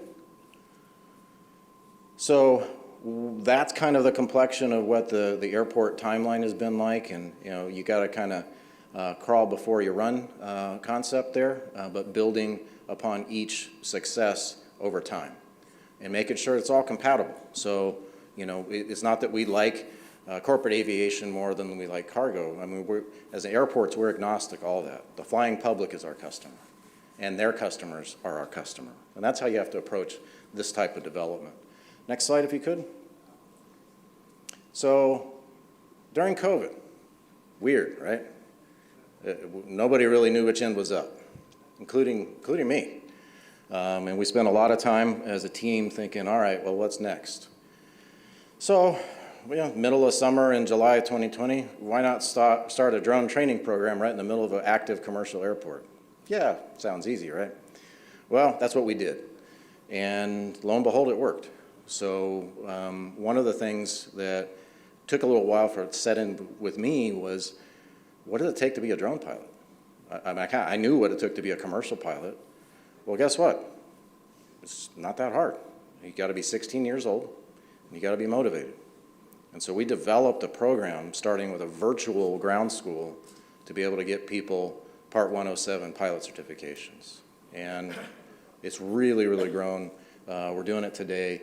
Now we're partnered with San Bernardino County Superintendent of Schools. So what originally cost us about just under $1,000 in tuition, we can do it for $175. I mean, you talk about barrier to entry for a young person coming out of high school, being able to get into an employment sector where if they want to do it full time, the starting salaries in these sectors are $60,000 to $70,000 a year, depending on where you want to go with it. To me, that's cool. You know, county schools is where I worked in high school. That was one of my first jobs. And being able to see how it impacts people's lives quickly, 6 to 8 weeks, get your drone pilot's license, go to work. Or if you just want to have it as a skill set, you can do that. So I'm really proud of this program. We've got a great professional team of advisors, mentors to help also position graduates in specific sectors, whether they want to go to a military path, a first responder law enforcement path, or they want to get into engineering and mapping and those types of things. Esri's a foundational partner, Caltech remains a partner, and now we've got international partners worldwide. Next slide, if you could. So that's where we've gone today. We've expanded the footprint of where you can actually train and fly. We've got some really cool authorizations from the FAA just last year to allow us to test the larger new airframes above 55 pounds, beyond visual line of sight. Heavy lift aircraft can actually test on our range at the facility. And being able to again get in ahead of tomorrow's aerospace really creates the opportunity for communities like this to capture that advanced manufacturing employer, to be able to get them based here.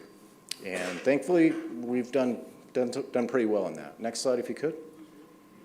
So we also help our first responders. So they're one of the early adopters of UAS, of drones, and being able to help them find new pathways for skill refreshing, or also what they call systems integration, where when you fly multiple drones together, little known fact is that protocol and the standard operating procedures also have to be FAA approved. So we got a team that helps them do that. We did that for all of the county of San Bernardino departments that use drones. First countywide SOP for drones ever done in the US by our little center here. So next slide. And then obviously back to the workforce piece. Can't say enough about county schools. They were one of the early customers of ours, and being able to kind of just bring them into the process. You actually register for our class through the county ROP program. I mean, they're a huge asset for us, and we're booked out a year in advance now. I mean, it's pretty exciting. Next slide. And then we have other partners. You ever heard of Yahaviatam? Little old tribal government up the road. We're really happy that we were able to do this project with them. It was a partnership with both the IBDA and the airport, and that is now a completed, fully functional facility for Flexport right on the front door of an airport. Years ago, we were lucky to, park cars on it or anything, and they've done a fantastic job transforming the east side entry of the airport, and we got more projects to come with those guys. Next slide. And then we try to do our part where we can adapt other technologies, EV charging, soon to be alternate fuels as well. I'm not afraid to have the team double down on that. So we were one of the first commercial airports to complete Edison's Charge Ready program. We have 130 EV chargers active throughout campus right now, and just submitted an AQMD grant to try to supplement that with heavy-duty DCFC fast chargers for the medium-duty vehicles and trucks. So you see any AQMD reps out there, please put a good word in for us, because we really, really need those. Next slide. And then this is probably one of the most exciting pieces of news of the year. My goodness. Some of you were kind enough to come out and help kick the tires off of this one a little while back, last month. We got a brewery. I wasn't kidding, we have a brewery. and it's open. So it's called Our Brew, great family-owned business there, right in the middle of the airport, and they're having a great time out there. Really good experience, and they're working to bring some more friends with them to provide some more amenities for you. Next slide, if you could. But some of you that are on our boards gave us a challenge to look at new and creative ways that truly elevate the customer experience at the airport. And I'm happy to announce this one to you tonight. We affectionately call it SBD Above and Beyond. And you're the first council to see it. Probably fitting because we're going to permit it through your city, Eric. What it actually is an addition to our international terminal. So what we are launching is a brand new rooftop bar patio restaurant experience right on the airport. This will be actually accessible both from the public and the aviation side both. And it's really exciting. So we're in the throngs of design. I just talked to the architect before I headed over, so get ready. January, we're coming to your counter. And we really want to make it special. So this is something that pilots can use. This is something that the community can use. And it's something that could also be an international lounge for our international customers. And if you go to the next slide, this gives you kind of an experience of it. So a rooftop open patio. So if you want to look at airplanes in the airport, you can do that. If you want to have a nice quiet dining experience inside, you can do that. Special events, the whole bit. And we're really, really excited. We got some great partners with us on this, and we really want to get to work moving dirt and making this thing happen ASAP for you. And by the way, I think the sales tax goes to you guys. Just saying. Next slide. Last but not least, if I didn't mention this program, I wouldn't be doing my job. So you guys are in the community all the time. And guess what? Having an airport, people have questions. They got concerns. They see planes flying overhead. They want to know what's up. We have an award-winning program right now operating by a great team of experts called the SBD Good Neighbor Program.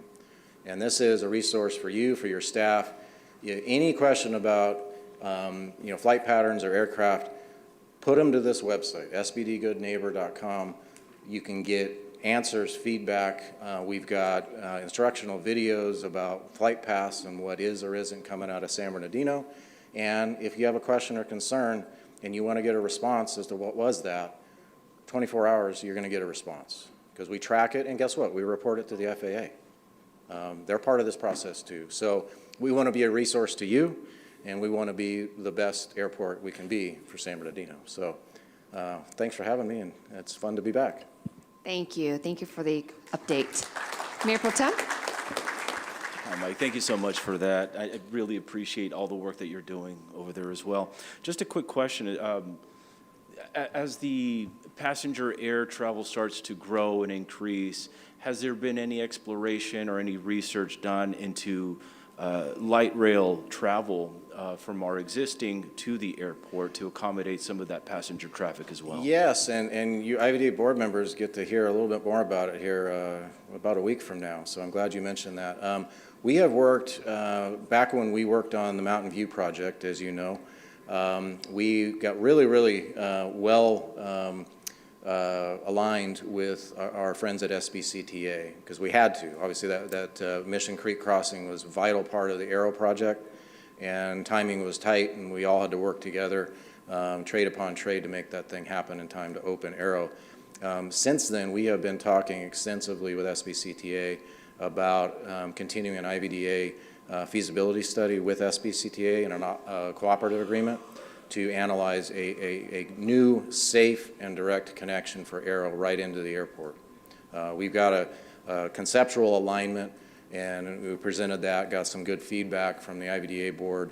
A couple of concerns in there, obviously, that need to get worked out. But we're actually going to be coming back to you guys at IVDA and asking for your support to continue to pursue that, because these things take time. But right away, once it's gone, it's really expensive to get back. So we're going to be coming at you with that here shortly. Thank you, sir. And SBCTA is playing ball with us. They've been great partners. So. Thank you. Thank you again. All right, thanks. All right, we will now move on to city manager update. Mr. City Manager? Yes. Madam Mayor and City Council, I want to just go over a few highlights that have been occurring. First, Vanessa Carter has been named as the new Director of Parks and Recreation and Community Services. Vanessa has nearly 25 years of experience in municipal parks and recreation programs, including for the past 4 years with the City of San Bernardino. As Director, she will oversee youth, adult, and senior programs, activities, and sports at San Bernardino's 35 parks, 4 community centers, and 2 senior centers. And tomorrow night, I just want to remind you that we will be having the tree lighting tomorrow night. Congratulations goes out and thank you to San Bernardino Police Officer David Rosas, who retired this week after serving the residents of San Bernardino for the past 43 years. Since 1982, Officer Rosas has exemplified unwavering professionalism, commitment, and heart. His dedication to protecting our community and guiding those who followed in his footsteps has left a lasting impact on the department. Cal State San Bernardino is one of the city's major institutions, adding economic impact and jobs, as well as providing socioeconomic boost to local students and their families. This week, the CSU system announced that in the Inland Empire, Cal State's annual economic impact to the state reached $1.2 billion and supported 9,700 jobs. Their impact as an education institution, job creator, and generator of economic activity is very significant to the city. The city is seeking community-based organizations to apply for grant funding totaling over $2.85 million for 2 HUD programs it is administering. The city anticipates having available grant funds for qualifying community development block grant, public services and emergency solution grants for homelessness and housing assistance. Applications must be submitted by January 16th, 2026, and more information can be found on the city's Housing Division website. Just before Thanksgiving, thank you goes out to everyone who cooked, prepped, and served Thanksgiving meals for almost 300 dogs at the animal shelter last Wednesday. The annual event not only serves a special meal for the shelter animals, it brings awareness to the amazing pets available for adoption. One special guest at the event was a live turkey who was being housed at the shelter in honor of Thanksgiving. The turkey was granted a pardon by Mayor Tran and Councilmember Flores. Celebrating, as I just mentioned, celebrating the holiday season tomorrow at 5 p.m. at the annual lighting of the Christmas tree at City Hall. The event will kick off a festive December with the annual Downtown Miracle on Court Street running from December 10th through the 22nd, the Ho Ho Parade, December 8th through 11th, and YMCA Children's Christmas Parade on Saturday, December 13th.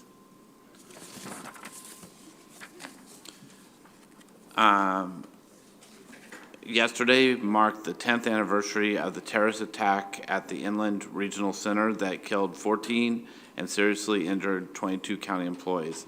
It showed that horrific violence could happen anywhere at any time.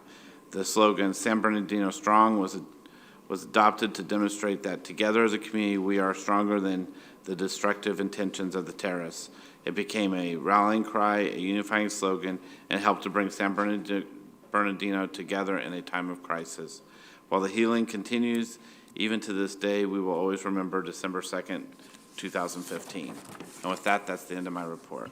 Thank you, Mr. City Manager. We will now move on to public comments. At this time, public comments will be heard for items on the open session and items not on the agenda. To address the City Council, everyone must complete a speaker card and provide it to the City Clerk. Only those speaker cards turned into the City Clerk will be allowed to address the City Council. No late cards will be accepted. Each person should state their name for the record before beginning their comments. As your name is called, please line up behind the podium, and you'll have 3 minutes. We have 2 podiums available for your convenience. Your name will be only called once. If you do not respond when called, you may forfeit your opportunity to speak. If you require Spanish interpretation, we do have an interpreter on site. Please raise your hand at this time to indicate if you need interpreting assistance. In addition, we have interpreting listening devices available in the back.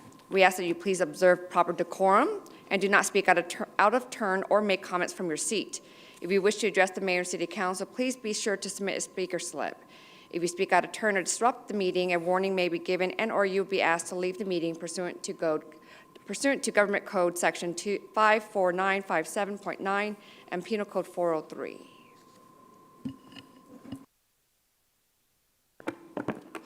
En este momento se escucharán los comentarios públicos para artículos de la agenda y artículos que no están en la agenda. Para dirigirse al Consejo Municipal, cada individuo debe completar una tarjeta de orador. Se debe completar la tarjeta de orador y entregarla a la secretaria municipal en este momento. Solo aquellas tarjetas de orador entregadas a la secretaria municipal podrán dirigirse al Consejo Municipal. No se aceptarán tarjetas tardías. Cada persona debe indicar su nombre para el registro antes de comenzar sus comentarios. Al ser llamado, por favor, forme una fila en el orden anunciado. Disponemos de 2 podios para su comodidad. Diríjase a cualquiera de ellos tan pronto como se le llame su nombre.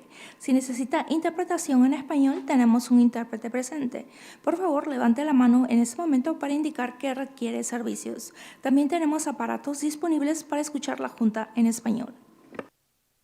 Thank you, gracias.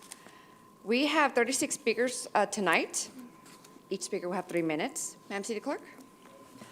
Jennifer Lopez, Stephanie Tovar, Al Palazzo, Mike Hartley, Christian Shaughnessy, Kim Calvin, Luis Ojeda, Eric Marquez, Georgia L., Sharon Negretti, Joe Salas, Jim Smith, Renika Galande, John Schollenberger, Dolores Armstead, Ronald Donis, and Stephanie Lynn Fetsty. Thank you. Hi, welcome. Go ahead and turn on the button there and state your name. Good afternoon. My name is Stephanie Tovar.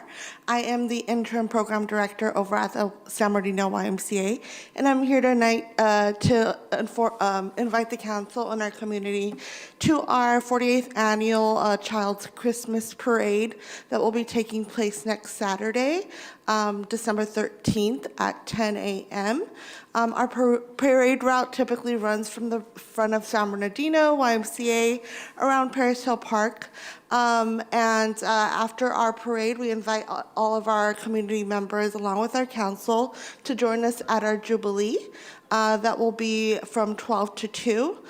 We do have a lot of our community resources there for our community members, along with some of our kiddos in our after-school program who will be showcasing their performances, cheer, gymnastics, and we hope that you guys can make it. And again, happy holidays. Thank you. Thank you. Thank you for the great work you do there. It is a great event, and I encourage the public to go out there, get out there and enjoy the parade. It's a great event. Thank you so much. Next speaker. Hi, welcome, Mr. Palazzo. Al Palazzo, council members, mayor, city manager. I would like to invite all of you to visit Mitla's restaurant. They go all out decorating for the seasons and holidays. I can't think of another business in San Bernardino that is as nice as that place is. My mother worked there in the 60s, so I'm very familiar with the place. You failed to mention the Nutcracker, which is this weekend. I've been to performances at Bridges Auditorium in Claremont, Lewis Theater in Rancho. They can't compare to our production here in San Bernardino. And I believe it's a lot of local people. They just bring in outsiders for the starring roles. It's spectacular. It really is. We need to encourage the arts. I want to thank you for taking me down memory lane. It goes to show you with the airport how we can adapt in this city. Learn from our past, but move forward. About 60 years ago, my sister was the secretary to Mr. Dittemore, who was in charge of TRW, collaborating with the Defense Department on the Minuteman project at Norton. When she got married, she was only 20 years old. This important executive came to her wedding, and I met him in front of the doors of Guadalupe Church, and later he attended the reception. When I was deputy assessor, I was assigned to evaluate some of the expansion of the UPS in Ontario. It's so long ago, and I did thousands of property in my 35-year career, I don't even remember exactly what I did because that place was so huge. But I often said, we can bring them here. And finally, you mentioned the tragedy. I used to be a member of Sacred Heart Church in Rancho, and one of the people that died in that tragedy was a member of that church, her husband. And my niece worked at the regional center. And when that incident happened, she had a hearing problem. She walked right into that hallway and somebody yanked her back and said, "There's been a shooting." My point is, we can rise from tragedy and learn from our past and build a better city. Thank you, Mr. Perlazo. Thank you for your love and passion of the city. Next speaker. Mr. Ojeda, welcome, sir. Thank you. Good evening, everyone. Again, my name is Luis Ojeda. Well, December, again, 2025, the year is almost over, right? So I think it's a good time to reflect on all the things that we have been doing and the one that we haven't accomplished yet. I'm here to invite you today. We're having a good beautification project in a partnership with the city and many partners that are willing to step up with their donations, their equipment, their employees. And I'm very happy. It has been very challenging. I want to invite everyone, if they wanted to take a look, want to help. We're going to be out there this coming Saturday from 8 to 5. It's on 48 on Kendall. It's looking good. It's looking good. So, and I'm very proud that the city employees, the city manager, councilwoman, Canas, and everyone. I mean, I'm amazed how you can collaborate with people when we're willing, all of us, to do the right thing. So now, let's remember one thing. There's almost 350 nonprofits, active nonprofits in the city. And I don't see the work reflecting on the city with those many nonprofits that wants to do good. We have a lot of people that cares supposedly about the city, especially the ones that have been here for the longest. But sometimes it's all about politicking, toxicity, and not to move forward. I was very happy to hear the good news from the airport. So now, 2026, what are we going to do different? Why don't we start by starting the meetings on time? When the mayor says, we need to be respectful, how about why don't we start to be respectful with the public? If you said at 5, let's start at 5. If it's at 5:36, then we need to start at 5:36. If your discussion went longer what you guys were expecting, it's not a problem, it's yours. You need to cut it short. We need to show respect, because I think that's the first thing that we deserve as community members, as taxpayers. Because if we don't start there, then how you want us to respect you? If you don't respect our time. So for me, I mean, a lot of people think that I'm always complaining. No, I don't complain. I feel they have the moral authority to say these things. Why? Because I show what I do with actions, not with words. Thank you. Thank you, sir. Thank you for your advocacy and leadership in the city as well. Mr. Shaughnessy, you're up to bat. Yes, sir. Good evening, honorable members of the council, our honorable mayor. My name is Christian Shaughnessy. I am a candidate for the 2nd Ward. I'm a full-time housing specialist that works in the 2nd Ward. I'm also somebody that is a homelessness expert. I do want to give immense thanks for the outcome of the vote that just happened over in the special meeting. We had cross-sectional support in favor of doing the right thing. In particular, I wanted to give thanks to, honestly, my former opponent, Mayor Pro Tem Juan Figueroa. Thank you for doing the right thing, and we have to give credit where credit is due. I would also like to give thanks to Councilwoman Sandra Ibarra for being here for the most important part of the meeting today. It's very important. I wish her the best. I wish her well, but unfortunately, Ward 2 is not doing very well right now. And so I do think we need to do better in a variety of methods and a variety of ways. And so today we are faced with an immense issue, which is a ward and a city that from the last point in time count actually increased in homelessness numbers, as all throughout the county we face a decline of 10%. Mr. Luis Ojeda, he actually made a very good point in asking where's the accountability for the many tens of millions of dollars that have been spent, not just from ARPA funds, but from private grants, state and federal grants. And oftentimes we do not have the most efficient uses of resources. And so something that has actually come to mind for me lately has actually been the policies we have with our transitional age youth motel vouchers. For the folks who do not know, I'm actually the lead with Family Assistance Program's collaboration with the City of San Bernardino for these transitional age youth motel vouchers.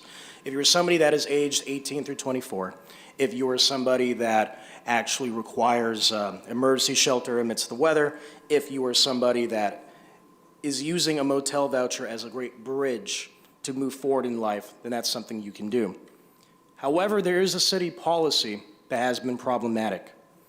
There are blackout dates that occur whenever we have music festivals take place in the city.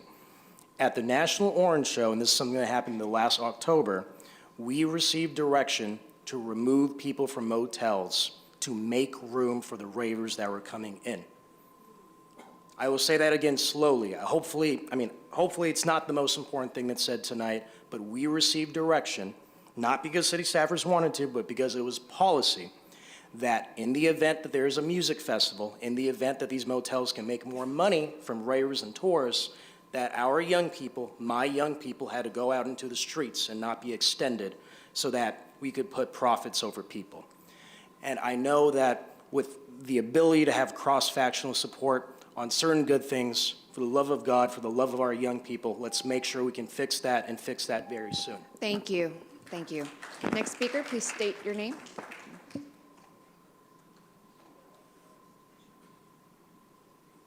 Dolores Armstead. First, I want to thank those council people that did vote in this earlier special meeting. Thank you for making the right vote. I want to definitely say thank you to Mayor Pro Tem. It took you a minute, but you made the good decision, so we really appreciate it. And of course, it didn't go the way she wanted it. It'd be that way.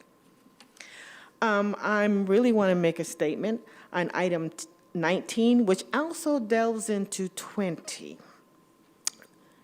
You're going to build 43 new homes in the 5th Ward on the west side of Palm. Did you tell a developer, or are you going to tell the new homeowners that they're right down the street from Oxbow? Isn't that wonderful? Are you going to tell them about the contaminated soil, the Santa Anas blowing the debris into their homes, and the contaminated soil that you want to build homes on in the future?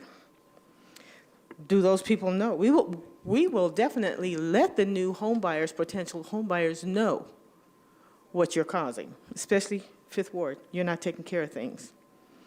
If it's so great to be there, how come you and Valdivia don't live in that area? Because he got paid for it.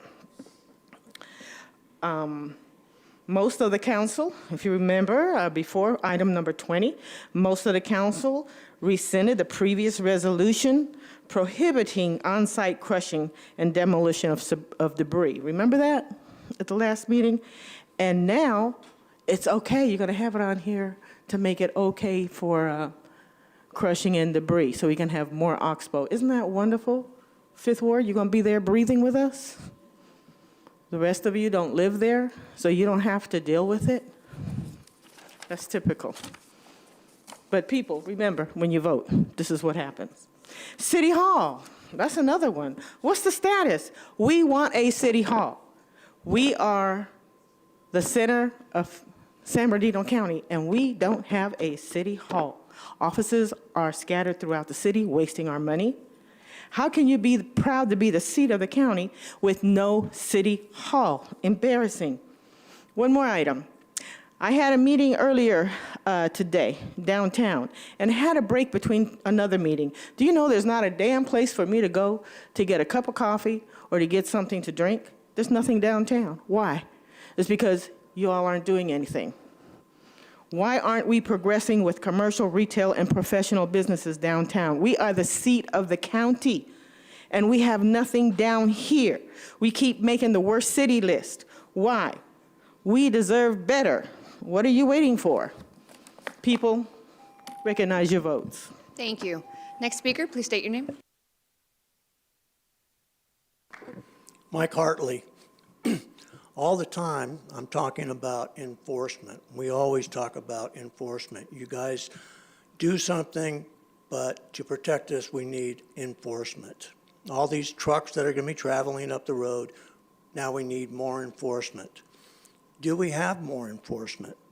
We have 6 motors out on the street Monday through Friday that give tickets. That's it, 6 for 63 square miles. Parking enforcement. We have 6 parking enforcement. Same thing, Monday through Friday. We need more of them all. And I don't know what it takes to hire them. I know it's very difficult to hire a police officer because nobody wants to be a police officer anymore because of the way we treat them. I wouldn't be a police officer. We've got to change that attitude, I know that. And if we need to bump up the salary on some of these people, then we need to do that also. But code enforcement, also, same thing. Now, I know of 3 ADUs that are going up right now that don't have permits. I know of 3 rentals that don't have a business license. And how do we take care of that? Well, again, it's with enforcement. And if you don't have the enforcement, you guys are losing. And I'm getting tired of obeying the law myself. I'm going to start doing the wrong thing. If they get away with it, I should be able to get away with it. You don't think I can? I can afford a motorhome. What I can't afford is to put it in storage. I'm not a fool with my money. And for somebody to take out a motorhome 3 times a year, they're not going to pay for storage either. They're going to put it on their driveway. Everybody can afford a motorhome. But we have a municipal code saying, no, it should not be parked in the driveway. But we do not enforce these things. Thank you. Thank you. Next speaker, please state your name. John Schellenberger, of the 7th Ward, City of San Bernardino. Well, I see Councilperson Ibarra abandoned ship after creating this mess of a special meeting this afternoon. Yet again, a waste of the taxpayers' time and money, but that's par for the course.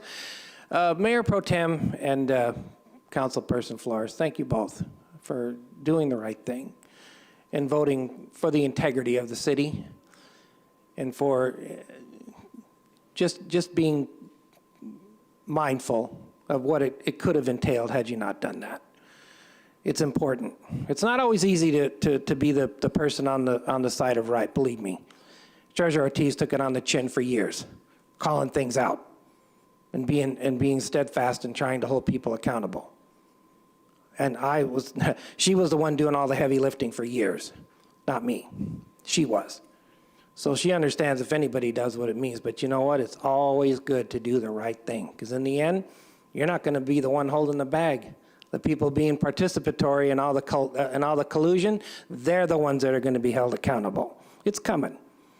Collectively, the community has told me collectively that change is coming. We just don't know who it is that's going to take their places, but change is coming. Okay, that said, I'm a person in this community who is known as a person of integrity in this city. I have put myself in harm's way as a public volunteer and a servant in my community because of bad actors. There was a crazy guy that used to come into this podium. You couldn't even understand what he said. He lived on my street. He got dumped there. He terrorized our community for 10 years. He shot his neighbor. I knew it was coming. We all did. That bullet was meant for me and other people that were wanting to hold him accountable. But unfortunately, his neighbor was his target. He was a crazy guy. I have faced more things in this community for my love of San Bernardino and my community. So I know what it's like to not be on the popular side. I get accused of lying and bringing false information when I'm telling the truth and repeating everything that was said verbatim. And I'm still called a liar for it. But I will not be intimidated. You can spin the truth like a Fox News host all you want. I'm not into Trumpism. That's all there is to it. They're destroying this country, and the people that act like them are destroying this city. But I'm not about that. I'm not going anywhere. And I'm being singled out. And I don't like the way that feels to me. Other people can come up here and hold a certain council person accountable for the things that she does, but when I do it, I notice every single time she calls me out. I'm being singled out. Thank you. Madam City Clerk? Paige Miller, Rebecca Alvarado, Jonathan Alvarado, Frederick Miller, Barbara Sky, Renee Mora, Richard Hernandez, Yahaira Hernandez, Lydia Savala, John Hall, John Kelly, Alfonso Moro, Bob Fredericks, Melinda Enriquez, Benito Barrios, Joseph Washington, Lydia Fita Cialo, Kenneth Alvarado. Thank you. Good Please state evening. your name. Thank you. Paige Miller. We support the police department and officers under Chief Goodman's effective leadership. We support Public Works, the fire department, and we support code enforcement throughout the city, and yes, we do want more code enforcement. And yes, tonight, we support a ban on all personal fireworks. The vast majority of nonprofits do not sell fireworks to raise money. Community safety, debris cleanup, the city's fiscal loss, and the continuous bad behavior of people who disregard current laws and use safe and sane fireworks above 30th Street. These are all strong supporting evidence to simply ban all fireworks. It is time. Leave them to the professionals like Redlands does. I quote from Mr. Rothschild's submitted public comments. He's not able to make it tonight. Personal fireworks are not harmless entertainment. They are a proven ignition source for devastating fires across California. CAL FIRE Chief Joe Tyler, has warned us plainly fireworks are dangerous. They spark fires, they put lives at risk and property at risk. State Fire Marshal Daniel Berlant echoed this, reminding us that large grass crops and dry vegetation increase the threat for devastating fires throughout California. These are not abstract warnings. These are grounded in hard experience.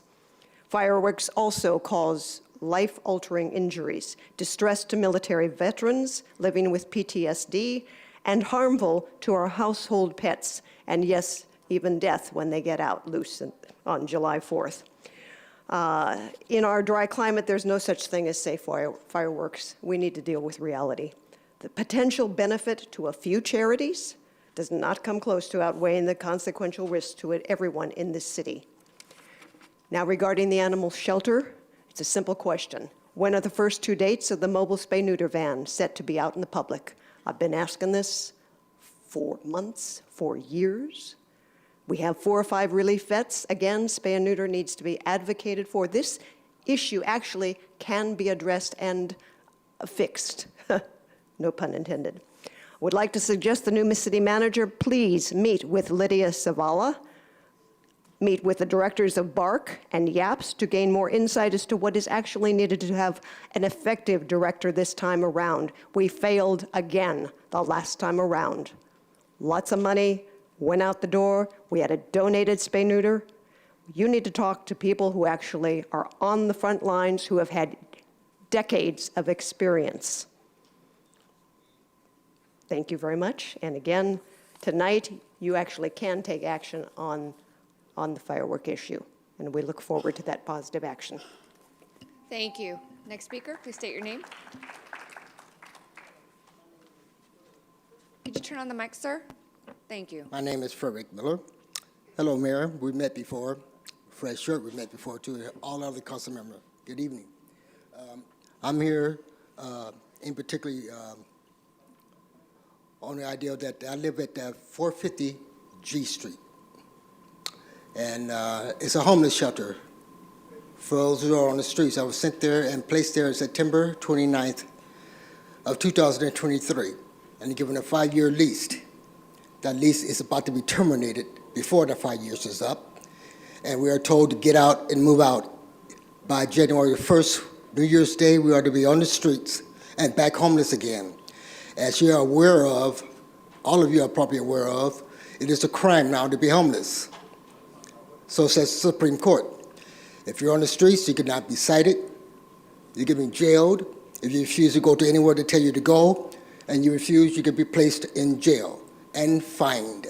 So we are all heading to the streets January 1st because Step Up refused to do their obligation for us. We signed a 5-year contract, we paid our rent on time, and then this individual stated that the county, he didn't say the state, he didn't say the federal, he said the county, he underlined it and put it in bold writing, were responsible for us being placed back to the streets because the county has not subsidized our rent. So our rent, my rent right now is $341 a month, which has been paid on time every month. It is now going to be $2,800 come January 1st. What was placed on that form is that if that rent is not paid by January 1st, our credit will be notified and we will be evicted immediately. So we have to, so what they state is that you take this $5,000 and get out of town, or you pay the $2,000, $800 and stay in your place. Therefore, I further stated that the credit check would be dealt with if you fail to do so. The problem with taking this $5,000 is that must be reported to Social Security. If I'm taking $5,000 and I don't report that, my Social Security is threatened. If I take that $5,000, my Social Security is threatened. It's a do or don't. It's what you call a catch-22. Either you do or you don't. That's the situation they place, not just me, but all 48 other individuals or whoever amount that lives there right now. And the threat is real. We have to leave by that time and be back on the streets. And I'm sure everyone here has walked up down the street many times and saw people on the streets, homeless, broke, dirty, and filthy. They can't find nowhere to sleep. Thank you. Oh, thank you. Sir. Next speaker, please state your name. Good evening. My name is Lydia Fitas Yaloi. I live in the city of San Bernardino. I work for the county of San Bernardino, and I'm here to advocate for our local nonprofit church. We're located in Ward 4 up on 40th and F Street. And I'm here to plead with the mayor and city council members to vote no against safe and sane fireworks. I mean, the speaker that went before me, she has her reasons, but I'm here to advocate for my church, for what the funds does for our local nonprofit. One of the main programs that it supports is we run a food bank. So every month we serve over 450 households from the funds. We're able to purchase food at a discounted rate in bulk, and then weekly, some weeks we do 2 days a week where we literally feed our community. So that is my prayer, and my plea to the council is to vote no against banning the fireworks. Thank you. Thank you. Next speaker, please state your name. Yes, good evening. My name is Renee Mora. I'm also a resident at 450 North G Street. Good evening, Mayor. Good evening, council members.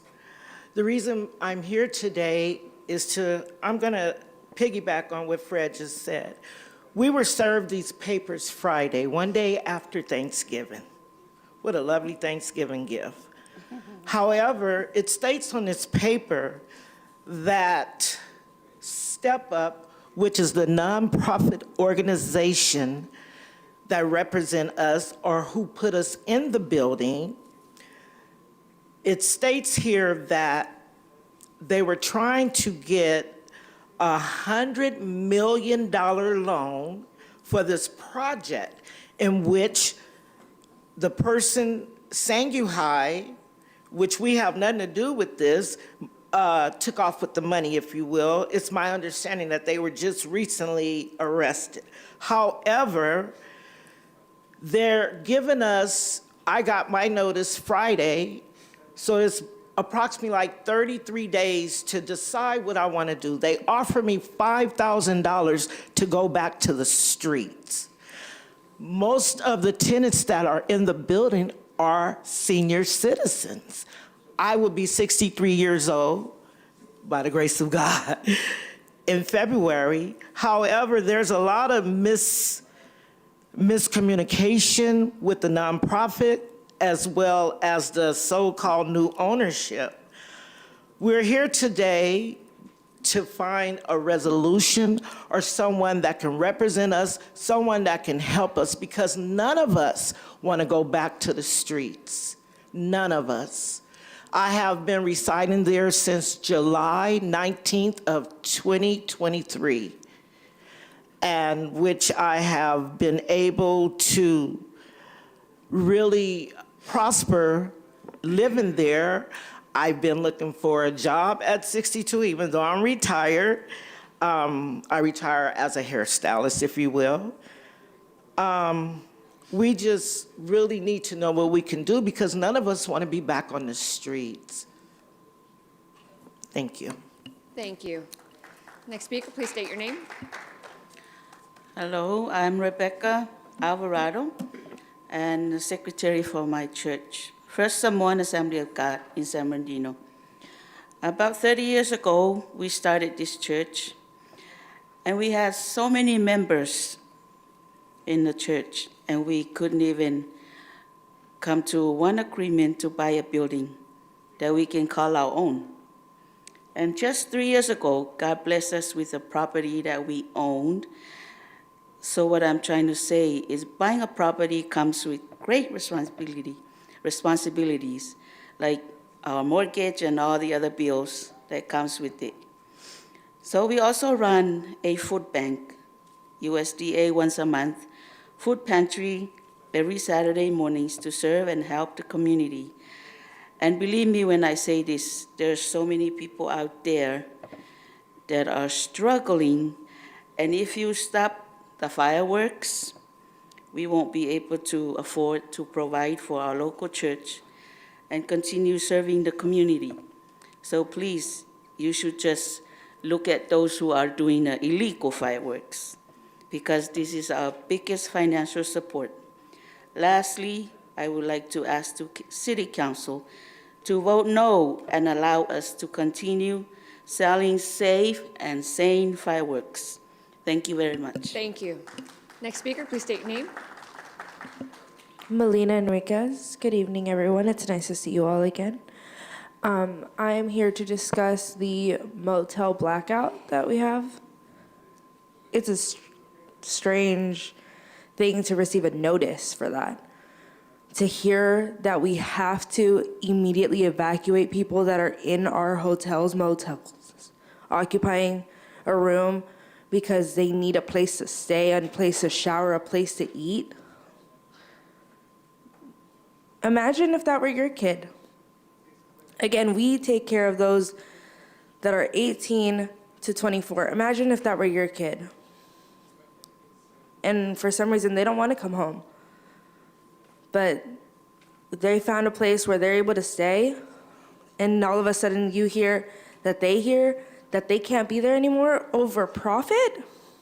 Over profit. We're putting people's safety and lives at risk over money. For people who don't, quite frankly, don't care about us. I know who's coming here for those raves and those parties and those festivals. It's people from LA. You know how many times I see in a day a post of somebody in LA saying, IE wants to be LA so bad. San Bernardino wishes it was, Compton? I'm from Compton, and I prefer San Bernardino. I grew up in LA, and I prefer the city that I currently reside in. Not for any reason other than it feels so much safer. So then why are we treating the people that add to our value like they don't matter? They matter. Let's show them that they matter. Let's take care of the people, because quite frankly, they're in these positions because of unemployment or loss of job, which quite frankly goes hand in hand, but because the bills were stacking up, because they lost everything. We're giving up on them, and they're gonna give up on themselves. I don't want that. I really don't want that. I don't want any of us to feel like we have to give up on ourselves. And a lot of the people of my age group, I'm 21, I'm seeing a lot of my peers and my friends give up on themselves. And it's heartbreaking to see somebody who's 19 years old say, I'm done. I give up. Thank you. Thank you. Next speaker, please state your name. Hello, City Council. My name is Jonathan Alvarado. I enjoy every 4th of July to promote our church fireworks booth. Our youth hangs out there and holds up signs to pass-byers to support our local church. The funds we get to support our church. One of the main things it supports is our food bank. I volunteer there several days of the week. It's given me purpose to help me stay out of trouble, meet community folks, and take pride in helping others. We're a small church, so any funding we get helps us. So I don't think that this is fair to blame us for people who are selling illegal fireworks. And lastly, I would like to ask City Council to vote no on this moratorium to allow us to continue safe and sane fireworks. Thank you. Thank you. Next speaker, please state your name. Good evening, Mayor, members of City Council, staff. My name is John Kelly. I'm Vice President with TNT Fireworks. With me tonight are Cassidy, Mike, and Jaime on the back row. We're all from our TNT office. We've been serving San Bernardino nonprofits since 1989. A couple of thoughts for you this evening after review of your staff report. For the record, we do not support one of the components of your discussion this evening, which is the moratorium. On the second page under background, paragraph 2, several municipalities, there are in fact 8 other municipalities in the county that currently sell: Rialto, Fontana, Colton, Grand Terrace, Chino, Adelanto, Barstow, and Needles. Under page 3 under discussion, question, does a ban on all fireworks have an impact? I suggest you Google Los Angeles, Long Beach, Pomona, and Riverside, cities that have never allowed the sale and use of safe and sane product, yet annually have illegal fireworks problems today. On page 4, your sales chart, yes, sales have declined over the last 3 years, a change since 2020 and COVID, when in my 37 years, we had record sales in 20 and 21. Still, the numbers presented for your 2025 chart are below the averages that I've kept since the year 2000 through 2019 for sales by TNT fireworks stands in the city of San Bernardino.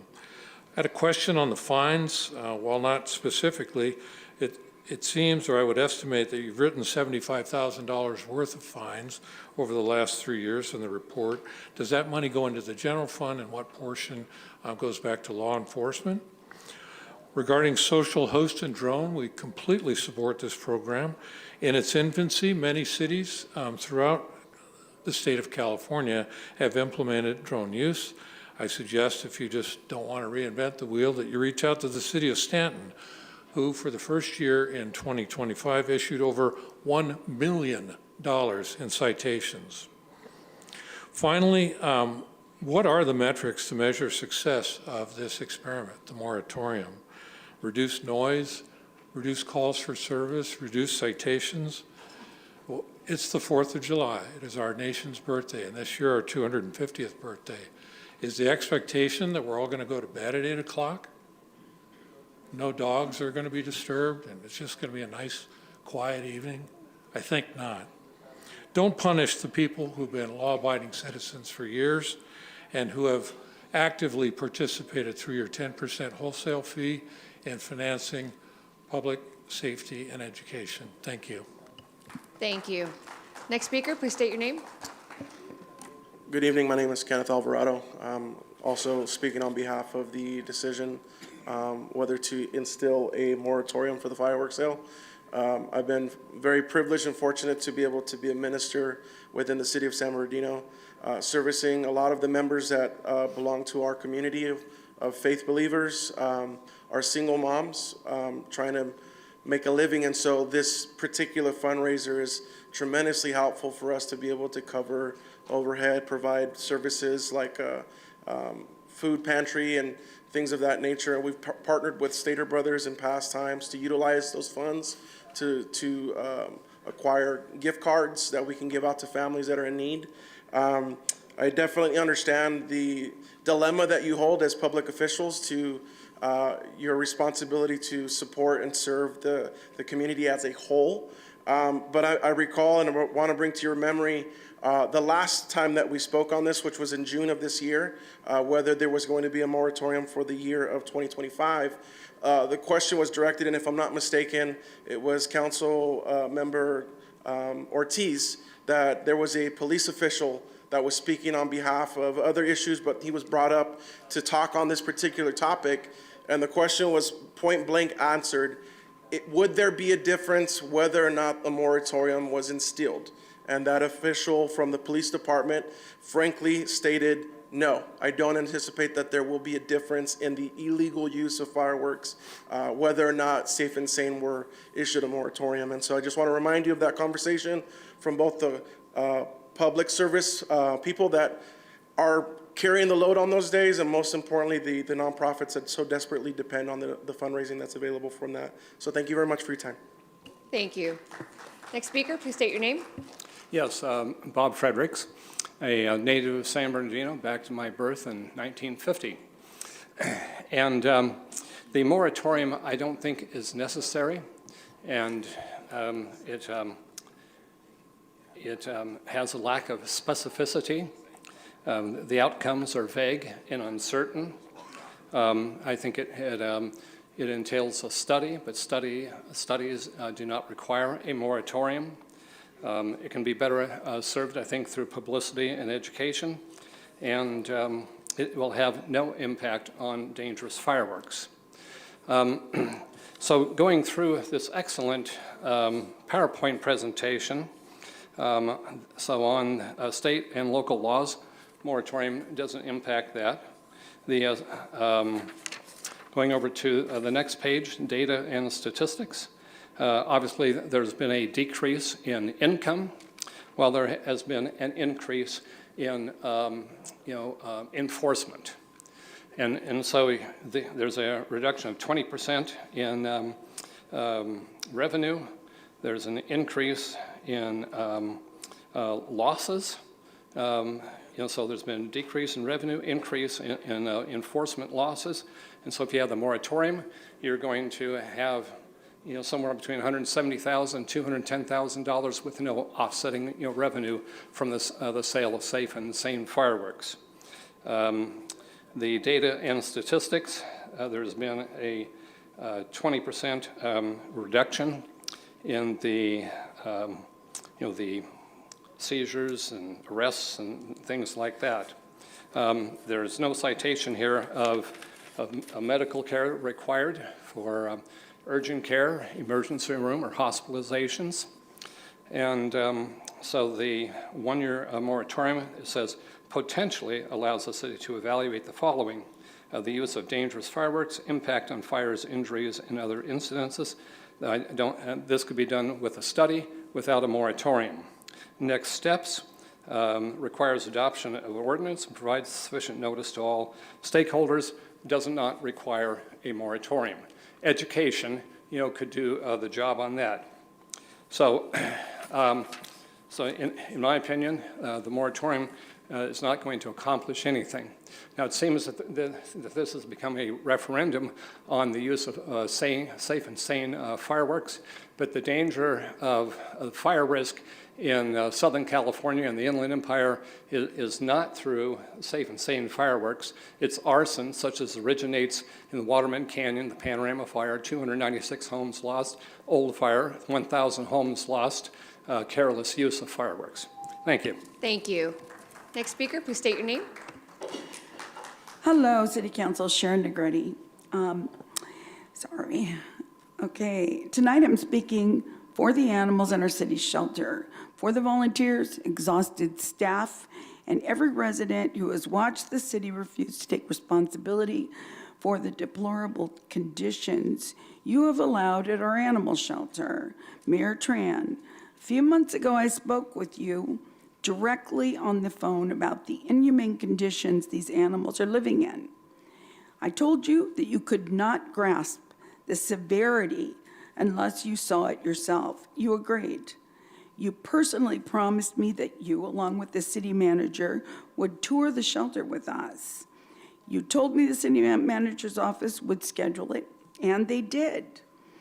A date was set, then canceled and changed twice by the city manager's office. Finally, November 24th was confirmed directly to me by the city manager's secretary.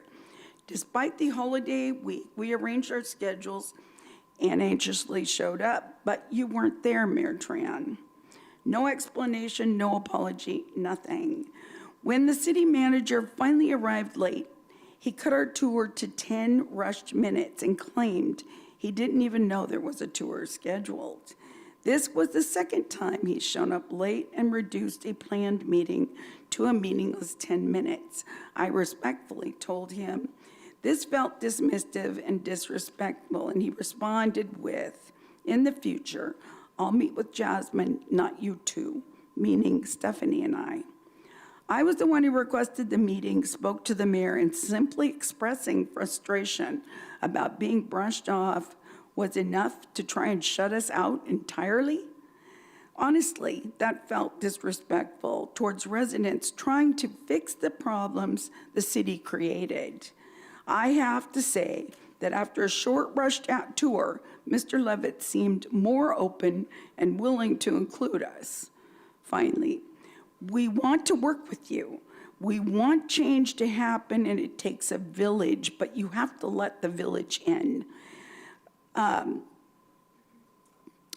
To get down to the nitty-gritty, please do something real for these animals.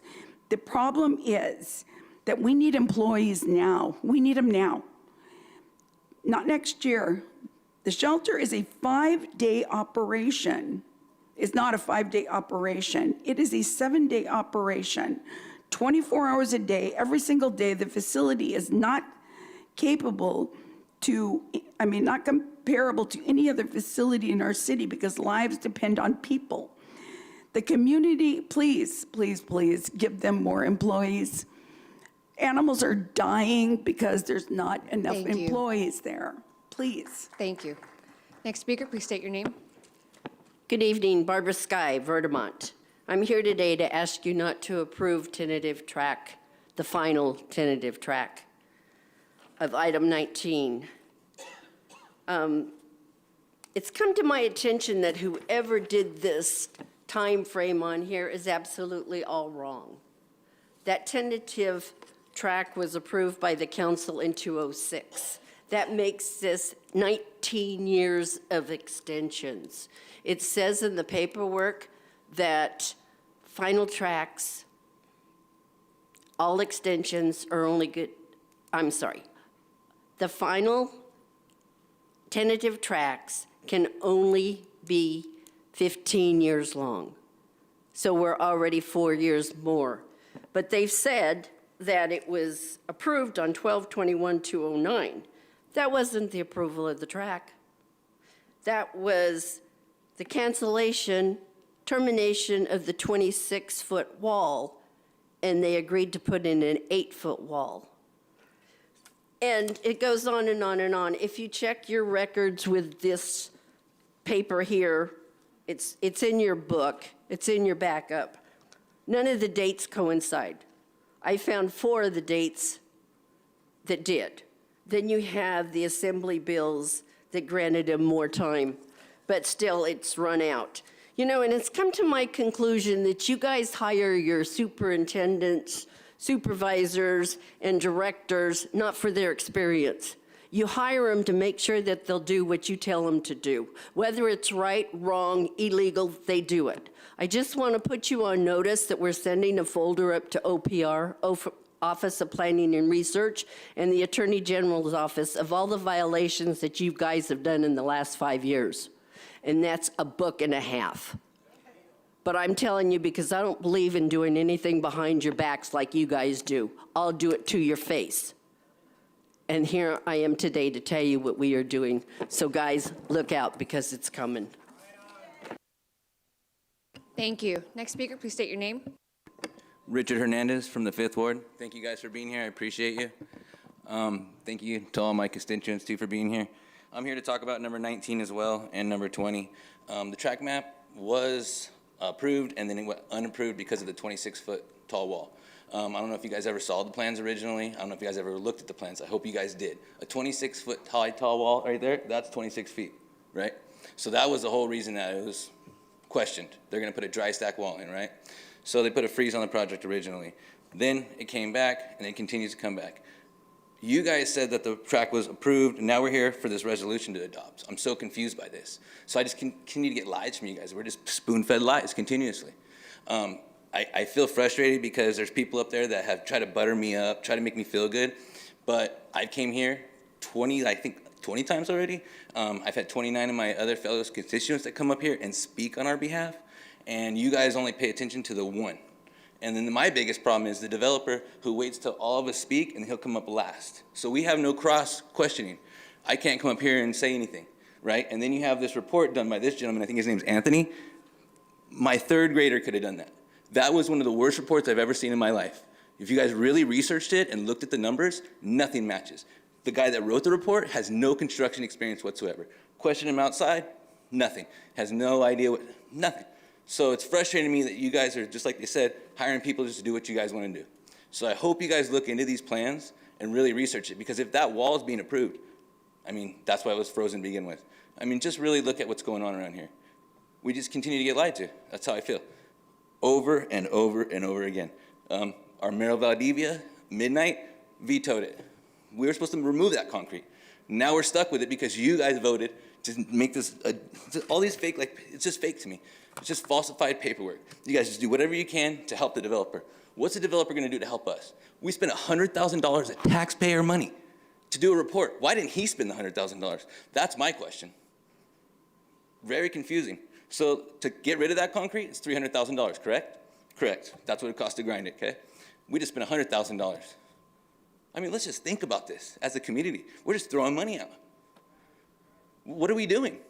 You guys need to get up there, take control, and figure out what's going on. And that gentleman right there really needs to have some experience in construction, because if you're gonna hire that man to be doing things, he has no experience whatsoever. So I thank you guys for your time. Thank you too. Thank you.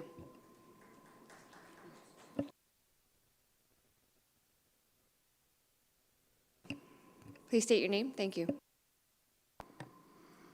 Good evening, council members. My name is Stephanie Lenfesty, and I'm speaking on behalf of the rescues and the community. I also have a unique perspective because I volunteer inside the animal shelter. I transport animals to rescues, and I serve as a liaison between the shelter and rescue groups. I hear honest, unfiltered feedback from the public, the rescues, and the volunteers. The concern I hear repeatedly is the lack of accountability within the veterinary team when medical mistakes occur. Recently, there were spay and neuter surgeries where animals did not receive proper post-operative monitoring and necessary medication. If surgeries are going to be performed, then appropriate follow-up in a clean, sterile environment must be part of that process. There needs to be a designated area for post-surgery recovery where animals can be properly monitored. allowing staff to observe their progress and respond quickly to any complications, especially because of the prior mistakes made in post-op care. At this time, the shelter is only spaying and neutering small animals, preferably when they are leaving the same day, due to the lack of space and proper post-operative care. The veterinary staff also have limited medications available for post-op treatment, so when an animal needs a specific medication, it is not always on hand, making it even more crucial to have constant oversight, a fully stocked medical area, and a full-time veterinarian who can provide proper supervision and care. I brought these concerns to the interim director, and I want to acknowledge her for taking immediate action. She implemented a new policy requiring staff to physically open kennels and thoroughly check each incision site. This reinforces the need for a full-time veterinarian on staff who can guide and monitor surgical care. But accountability must be extended beyond one new policy. There needs to be follow-up, documentation, and corrective action when surgical issues occur.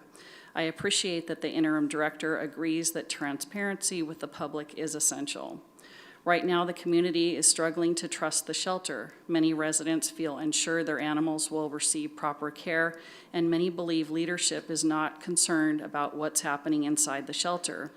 Recently, volunteers, including myself, had a meeting scheduled weeks in advance and confirmed with the mayor's office so we could ask important questions. However, the mayor did not attend, and the city manager informed us he could only stay 10 minutes. Another tour is being arranged where volunteers can express concerns more thoroughly. I do want to acknowledge that the interim director spent several hours with us, showing every area of the shelter and addressing each concern that we raised. It is difficult to resolve issues if leadership does not take time to tour the shelter and see conditions firsthand. We also need stronger community programs to reduce intake. This includes accessible spay and neuter vaccinations, microchipping, and education to discourage backyard breeding. Thank you. Thank you for your time.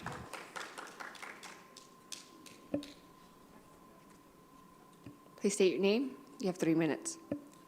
Good evening, Mayor, City Council, City Manager. My name is Benito Barrios, candidate for the 2nd Ward here in San Bernardino. I want to give thanks to Fred Charette and the mayor for coming out on behalf of the Marine Corps League, Detachment 1459, to come to our Marine Corps Ball, our 250th celebration. They were there and they presented us with an award on behalf of the City Council. I want to thank you for that. My thoughts on the firework issue: it's been going on for year after year after year, going back and forth. And as a veteran, you know, to me, the fireworks, the illegals, they're out there and they're illegal, right? But the safe and sane are safe and sane for a reason. They're a part of our culture, American culture, and for me, it's a sound of freedom. I've been in combat zones. I've seen the rockets' red glare. I've seen the bombs bursting in there. I've been there. And Fred, I know you've been there too. And to me, in my personal opinion, we need to let this continue and allow nonprofits to profit or do whatever they got to do. It's 4 days out of the entire year. It's not the entire year that they're going to be selling these fireworks. I do have some disturbing news I want to share regarding our navigation center. Just about a year ago, on December 4th, 2024, you guys approved the navigation center to begin the project. You know, I was at an event, and as I'm, you know, out there campaigning and whatnot, shaking a lot of hands, meeting a lot of people, and I came across some representatives that are building the modular housing. And once they found out I was a candidate for the City Council here in San Bernardino, they were very interested in talking to me. They had an open house, and at the open house, I wasn't able to go, but the public and elected officials were invited. And sadly to say, none of our elected officials here in San Bernardino attended. And I wasn't able to attend, but I did schedule time to go up. And pretty much what I discovered was a warehouse full of modular housings ready to come down. They're built and ready to be moved, but they're on standby. But I also found disappointment and disgust. You know, for almost 2 hours, I listened to the president there talk about how this project has not only been delayed, but in my eyes has been completely sabotaged. And I hope you guys make it up there or look into this to see what's going on with this project. The worst part about it is that $92,000 is being spent and we're getting nothing on that return. 92 grand a month is being spent. And so I'm just really bothered by this whole thing. I'm trying to stick to my notes here.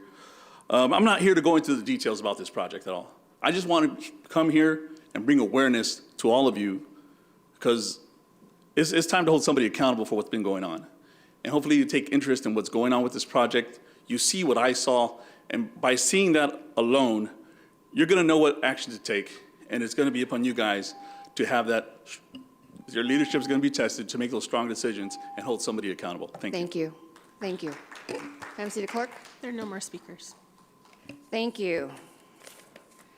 We will now move on to consent calendar, items 3 to 20. Mr. City Manager, do you have some polls, I believe? Yes, Madam Mayor, I want to pull item number 11 and move it out, and item number 13. Is 13 not 14? Oh, yeah, sorry, 14, 11 and 14. Okay, 11 and 14 will be pulled by the city manager to come back at the next regular scheduled meeting? That is the plan, yes. Okay, thank you. Council members, Councilmember Canas? No polls. Thank you. Councilmember Sanchez? Come back to me, please. Thank you. Councilmember Ortiz? 4, 9, 13, and 19. Thank you. Mayor Pro Tem? None. None, thank you. Councilmember Flores? No polls, move the balance. Thank you. Councilmember Charette? Oh, stepped out. Councilmember Sanchez? So was for the item, let me see, 1 second.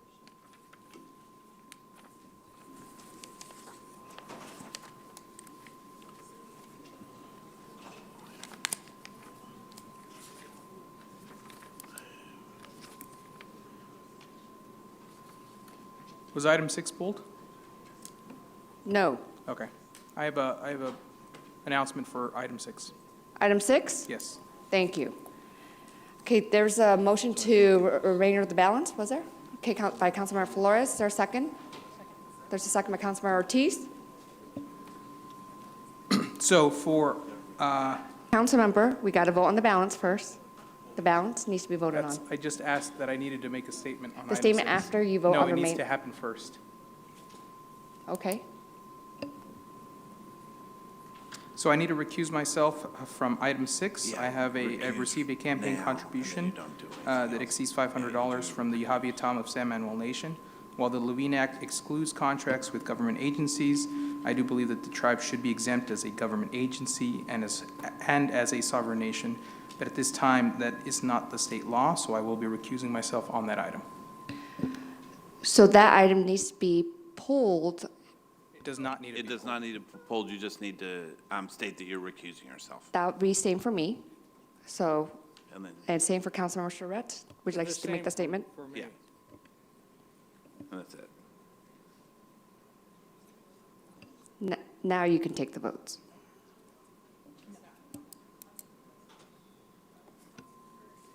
Yes. Councilmember Sanchez? Yes.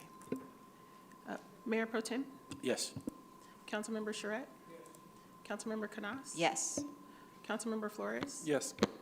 Councilmember Ortiz? Yes. The consent calendar balance passes with Councilmember Sanchez, Mayor Tran, and Councilmember Charette recusing themselves on item number 6. Thank you. Councilmember Ortiz for item number 4. Yes, so I was looking at the recommended proposal for the first meeting in January to be off, and I agree with that, but I was wondering if my colleagues would also be amenable to us also canceling the first meeting in July. I know a lot of people travel for the 4th of July, and it gives staff and everybody an opportunity to do whatever they need to do with their kids or family during the summer, and as graduations are taking place. So if that's something that anybody would be interested in, I'd like to make a motion to also add July 1 to our calendar. I'd like to make a motion to go with the proposed meeting schedule. Is that a substitute motion? Because there's a motion. Is there? Yes, so Councilmember Ortiz put a motion. Is there a second to Councilmember Ortiz's motion? To add the 4th of July to the schedule? Yeah, it would just be the July 1st meeting. Just the first meeting in July, which I think we did that this year, didn't we? We didn't take any days off this year. That's why I was saying, I know staff had talked about being able to get get some time off before a holiday. It's a Wednesday, and then 4th of July is on a Saturday. So I know people are trying to get out of town. That's just from the feedback I got. Second. There's a motion second. Please call for the votes.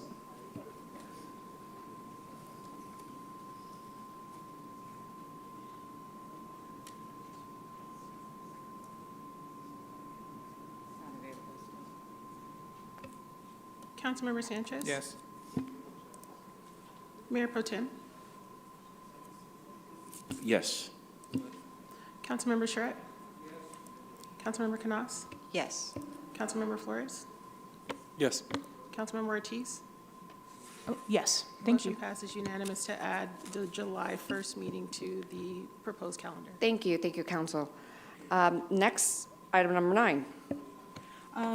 Yes, this is the question regarding for the crime scene cleanup. I just wanted to know if we had used local consideration in the RFP, or if I didn't see that in the backup, if I had missed it. I'm sorry, can you repeat your question, please? Was there local, in the RFP, and I think I might have missed it in the backup, that there was consideration for local vendors over out-of-city vendors? Absolutely. In fact, they were allocated to 5% local preference, and even with that local preference of 5%, they were still one of the highest bids. Thank you, I just want to make sure we're on the record on that. Thank you, that was it. Move to approve? Second. Thank you. There's a motion second. Please call for the votes, or is this a voice vote? Thank you. Councilmember Sanchez? Yes. Mayor Pro Tem? Yes. Councilmember Charette? Councilmember Canas? Yes. Councilmember Flores? Yes. Councilmember Ortiz? Yes. Motion passes unanimous. Thank you, Council. Item 13.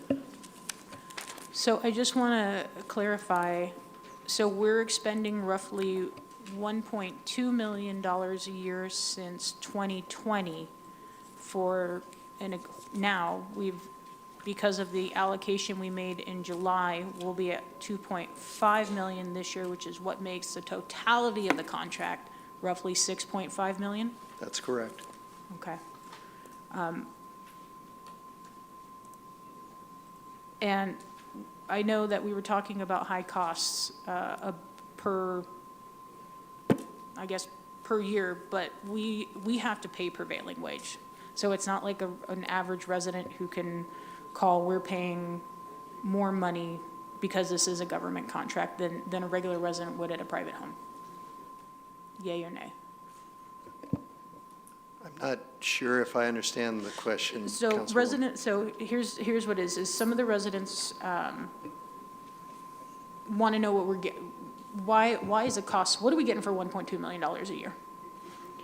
Basically, you get grid trimming at approximately $71 per tree. So that's when we go through a neighborhood and each tree that is in the neighborhood is trimmed. So that's at $71.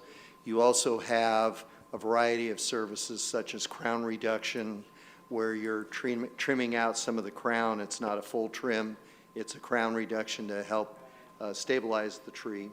You do have tree removal, stump removal, stump grinding, on-call services.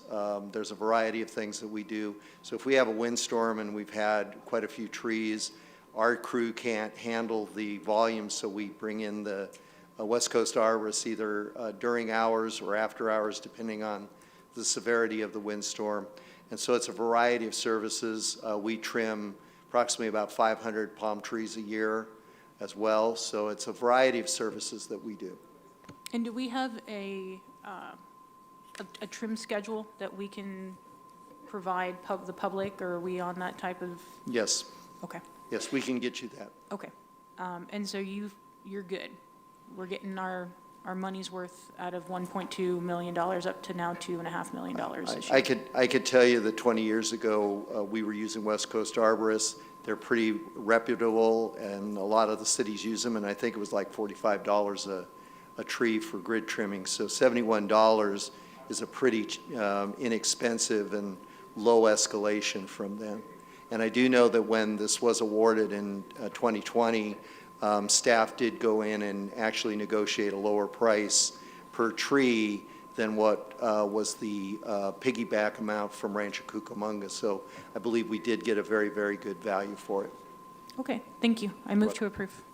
Thank you. There's a I motion. just have a comment really quick, because I just want to make Councilmember sure. Canas? Thank you. I just want to make sure we clarify, the 1.2 million is the not to exceed amount. And to date, we have not even reached 1.2 million. Is that correct? That is correct. We have that dollar amount in there for the event of emergencies or otherwise, but typically we're spending about $800,000 to $900,000 on tree trimming and other services. Got it. Thank you. Thank you. I'll Councilmember second. Ortiz, did you have a? So that, I just want to clarify, because that sounded like we've only, but over the course then of where we've been, that's roughly $3.4 million over the totality of the contract, which is Correct. worth $6 million. Yes, Okay, correct. okay, I just want to make sure. Thank you. Thank you. There's a motion and a second by seconded by Councilmember Canas.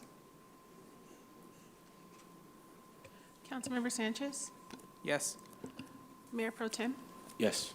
Councilmember Charette, Councilmember Canas, Yes. Councilmember Flores, Yes. Councilmember Ortiz. Yes. Motion passes unanimously. Thank you. Thank you, council. Last item, 19 on the consent. Yeah, I have a problem with this one. Given the community's concerns and that this expires literally in like 18 days. And this project has just been on the books forever with the same information, the same environmentals. It's just been a piece of property that has been able to just sit and do nothing and be handed over and over and over and over again. And why don't we want updated information? Why are we continuing to roll this track back over, given the concerns of the residents about the walls and then it being removed, and where are we? Councilmember Ortiz, Madam Mayor, members of City Council. The original proposal for this subdivision may not be the design that we will see when this new owner actually does the construction. We don't want to confuse people by bringing forward the elevations that were provided at the time when the original map was approved. But there is no clause in the environmental documentation or anything else that triggers any significant change to it. It's still the same map, it's still the same number of parcels, still the number of homes being built. The roadway structure, the roadway alignments are not changing, so it's still the same project. The project site itself hasn't changed with the exception of the mound that was there. So from an environmental perspective, there is no net change, and because there's no net change, there's no need for any additional assessment to be done. So nothing's changed since 2003? Nothing. We can. Except it's gone through several ownerships. That is the one thing that has changed. I think this is probably the fourth or third owner of that property. Oh, way more than that. Since then, that I know of, anyway. Yeah, no, we have their purchase history, and so we just pass it over and pass it over and pass it over, and we don't want to make sure that nothing's changed, because it doesn't say we have to make anything come out of that. We just don't want to. Oh no, I mean that's not the case. If you have information as to something that changed on the property. Yeah, there's a burnt-up warehouse on there now that didn't exist over 5 years ago. So I don't understand how a piece of property that now contains a mound of concrete has no substantial change to it, because if you're going to crush and grind, then you're going to change a level to it. It was for fill. All of that stuff has to be into consideration. All that comes during the grading process of the site. So the site hasn't been graded yet. It's still in its raw condition. So, and because of that, there really hasn't been, from a technical standpoint, there hasn't been a net change to the site itself. So. But from a visual and Yeah, everything and- else standpoint, it has, so. And we have worked really hard to remove that visual obstruction. We have done what we need to do, because at the time we have to do this, we didn't know who the owner was or who the next owner is going to be, and we can't wait for the owner to take his responsibility, because this was an issue that was burning within the community for us to take action. My successors have tried to come forward with a resolution to it, but they were not successful because those attempts were not supported by scientific evidence.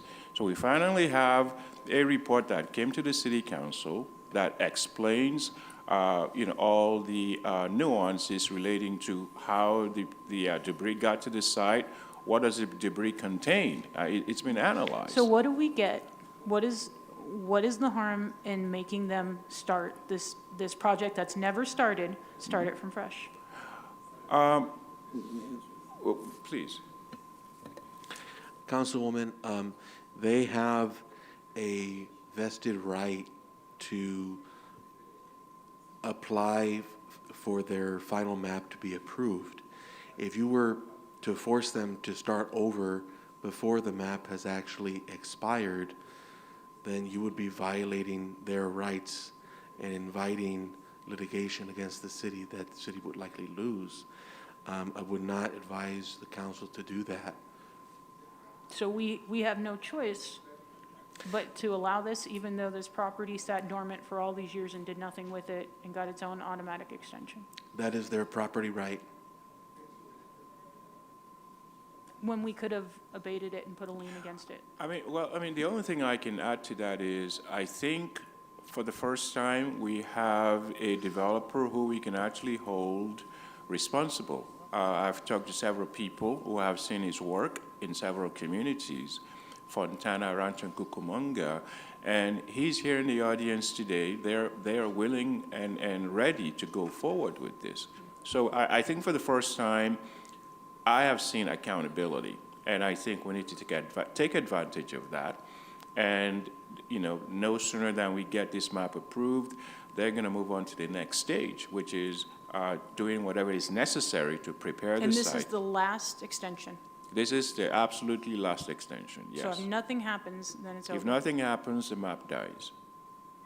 Because I've heard them, and nothing to the new guys, but I've seen many a people stand up here on that property, tell us they were going to do everything in the world with it, sat with our city manager, sat with Community and Economic Development, and here we are 5 years later. I think this particular developer stands taller than all those other developers. I hope so. Thank you. Thank you. Any more comments, Councilmember Canas? Just a quick question, because there were comments that were made in regards to the staff report regarding the expirations and the different amendments that were made. Can you just give a little bit of clarity in regards to the validity of what is in the staff report? Thank you, Councilmember Canals. The chronology was provided by our senior staff member. I have no doubt in his integrity and his acumen as far as being able to understand when the map got approved. So I have no reason to doubt it. Thank you. Thank you. And then I do want to just make it very clear to delineate, there's two separate things going on here. We have the issue of Oxbow, which I think is understandably something that is egregious that happened in our city. I think not any of us here would dispute the fact that a pile of concrete from a burnt-down warehouse should have been dumped in our neighborhood. It's unfortunate. The fact is it happened. And we do have to find remedies to move forward, which is what this council has done, and I do appreciate that. The second thing that is what is here before us today is the final track map, for us to be able to go ahead and move forward with an actual development of homes, which we all know homes are what is much needed. We have a housing element. We do know that there's a housing shortage in the state of California. So we are working to address that. I think it's something that we should cloud as a kudos to our city when all other cities around us, such as Fontana, Rialto, Redlands, we've seen so many numerous new housing projects in our surrounding cities, yet in our city we have none. I know my ward. I know there's comments made that I don't live in that ward. That's hilarious. I moved to that ward in 1984. I'm a homeowner in that ward, and I'm raising my kids in that ward. I was one of the first students at North Rhode Island Elementary School. My kids attend that school, and so I'm very familiar with my neighborhood. As far as the sentiments regarding the homes, I understand this developer, I think he actually did a development just 2 years ago in the Fifth Ward. Is that correct, right off of Belmont Avenue? Yes, they have Yes. a development here in the city of San Bernardino. Thank you. And it was a great development. I haven't heard not one complaint regarding that development. The homes are absolutely beautiful, and I'm sure all those homeowners that are now living in those homes are very appreciative of that development and the fact that they can be homeowners here in our city. It's a great Absolutely. project. Thank you very much. Thank you. Thank you. There's a motion. Is there a Second. second? There's a second. Please call for the votes. Councilmember Sanchez, Yes. Mayor Pro Tem, Yes. Councilmember Charette, Councilmember Canas, Yes. Councilmember Flores, Yes. Councilmember Ortiz. No. Motion passes 5-1 with Councilmember Ortiz voting in opposition. Thank you. Thank you, council. Moving on to discussion items. Item 21, discussion for a potential one-year moratorium on the sale and use of fireworks within the city of San Bernardino and/or additional strategies to enhance the city's enforcement to reduce the use of illegal fireworks. Could we begin with staff's presentation? So good evening, Mayor and City Council members. William Lampe, Senior Management Analyst for the City Manager's Office. And the item before you tonight is a follow-up based off Council's direction from the September 17th meeting to bring back a discussion for a potential one-year moratorium on fireworks in the city. And the way the presentation is going to be structured is that it's going to provide Council with fireworks-related information, statistical data, and several options to consider in your discussion and eventual direction to staff on what next steps that we need to take, if any. So I would like to begin by first kind of diving in onto defining what fireworks are in terms of dangerous versus safe and sane. And these are definitions that are found in California State Health and Safety Code. These are not necessarily the opinions of any individual here on city staff. Now, in state law, dangerous fireworks are those that are prohibited in the entire state of California. So these are fireworks that cannot be sold or used at all in the entire state, regardless of what your local laws state. And these are those fireworks that typically fly into the air, explode, travel across the ground, and so on. Your Roman candles, your firecrackers, your rockets, and so on. Then you have your safe and sane fireworks. These are fireworks that the state of California states have been approved by the United States Consumer Product Safety Committee. They've been examined and tested by the state fire marshal, and they have been determined by the state fire marshal to meet certain standards for design and performance. These fireworks are going to be typically ones that don't travel anywhere. They're going to be generally stationary and produce sparks, such as fountains, snapcats, sparklers of a certain size, and so on. And one thing to just make clear with regards to illegal fireworks. So all dangerous fireworks are illegal fireworks. But for safe and sane fireworks, their legality depends on the laws of the local jurisdiction. So a city has the option to make safe and sane fireworks illegal in their jurisdiction. Now, for the city of San Bernardino, we allow safe and sane fireworks, but only in a specific window of time, essentially 3.5 days. So for safe and sane fireworks, they are allowed in the city of San Bernardino from 12 noon, July 1st, through midnight, July 4th. They are illegal at any other time, at any other location in the city. And in this specific time frame, they are only permitted in non-prohibited areas. And typically, the general rule is anything north of the 210 freeway, they are prohibited, and anything south of the 210, they are allowed. However, just to bring some attention to certain areas, that's not entirely the case. If you zoom in on the map, The areas in and around Paris Hill and Paris Hill Park, which is south of the 210, they are prohibited there. Safe and sane fireworks are prohibited in and around Paris Hill and Paris Hill Park in the city. And they're also prohibited towards the northern eastern side of the city between Baseline and the 210 freeway near Palm Avenue and Central. I believe that's around San Andreas High School and Cole Elementary. And then another thing to consider is that you might see some empty spaces on the map. Those are generally county pockets or, areas where the county has control and the county prohibits safe and sane fireworks. So when you account for the county pockets and the city of Highland, which also kind of encroaches rather uniquely into city limits, the areas where they're prohibited is a little bit more expansive than I think you would see on our map.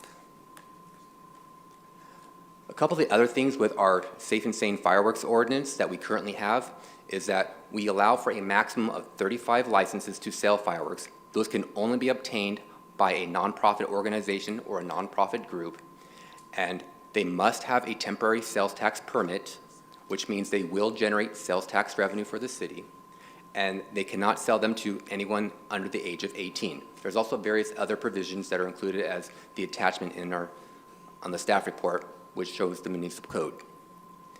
Also, another important consideration or another provision of our current ordinance is that they are required to pay a regulatory fee.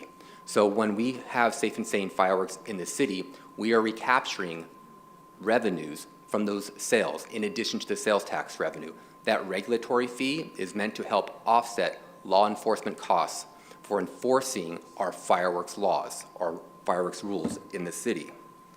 And the fee, that regulatory fee, cannot exceed 10%, and it's shared between the fireworks suppliers like TNT and those nonprofit organizations. It's split between the two. So if council sets a 10% fee, it's 5% for the supplier, 5% for the nonprofit. Now, the impact that regulatory fee, as well as the sales tax revenue has, is that it doesn't completely cover the full cost of fireworks enforcement. So if you look at the total gross sales of fireworks sales, they have declined over the last 3 years. And as a result, the revenues for those generated from those sales has also declined. And when you combine both the regulatory fee and the anticipated sales tax that we generated from those gross sales, for the last actual data that we have, you're looking at about $100,000 in revenue. And that's against approximately $211,000 of enforcement costs for the police department. So it doesn't completely cover, but it does offset approximately 40 to 50%. The data that the police department was able to give me for fireworks-related incidents is that you have two clear trends going on. The calls that are being cleared by the police department, these are your service calls for when people are calling for a complaint about fireworks, generally illegal fireworks. Those have seen steady increases year over year over year. And they've also had an increase in the amount of fireworks that have been seized year over year over year, with the other data kind of swinging back and forth. And so this kind of leads to the discussion of a one-year moratorium. And the purpose of the one-year moratorium, by making fireworks illegal, all fireworks illegal in all areas of the city for the time frame of only 1 year, is that it could potentially allow staff to evaluate what type of impact that safe and sane fireworks have had on illegal fireworks or the dangerous fireworks. And the reason why I say potential is because this also requires the data that would be obtained and evaluated to be reliable. If the data cannot clearly show a distinction and eliminate all other potential variables, then it would not be able to provide a clear correlation between the two.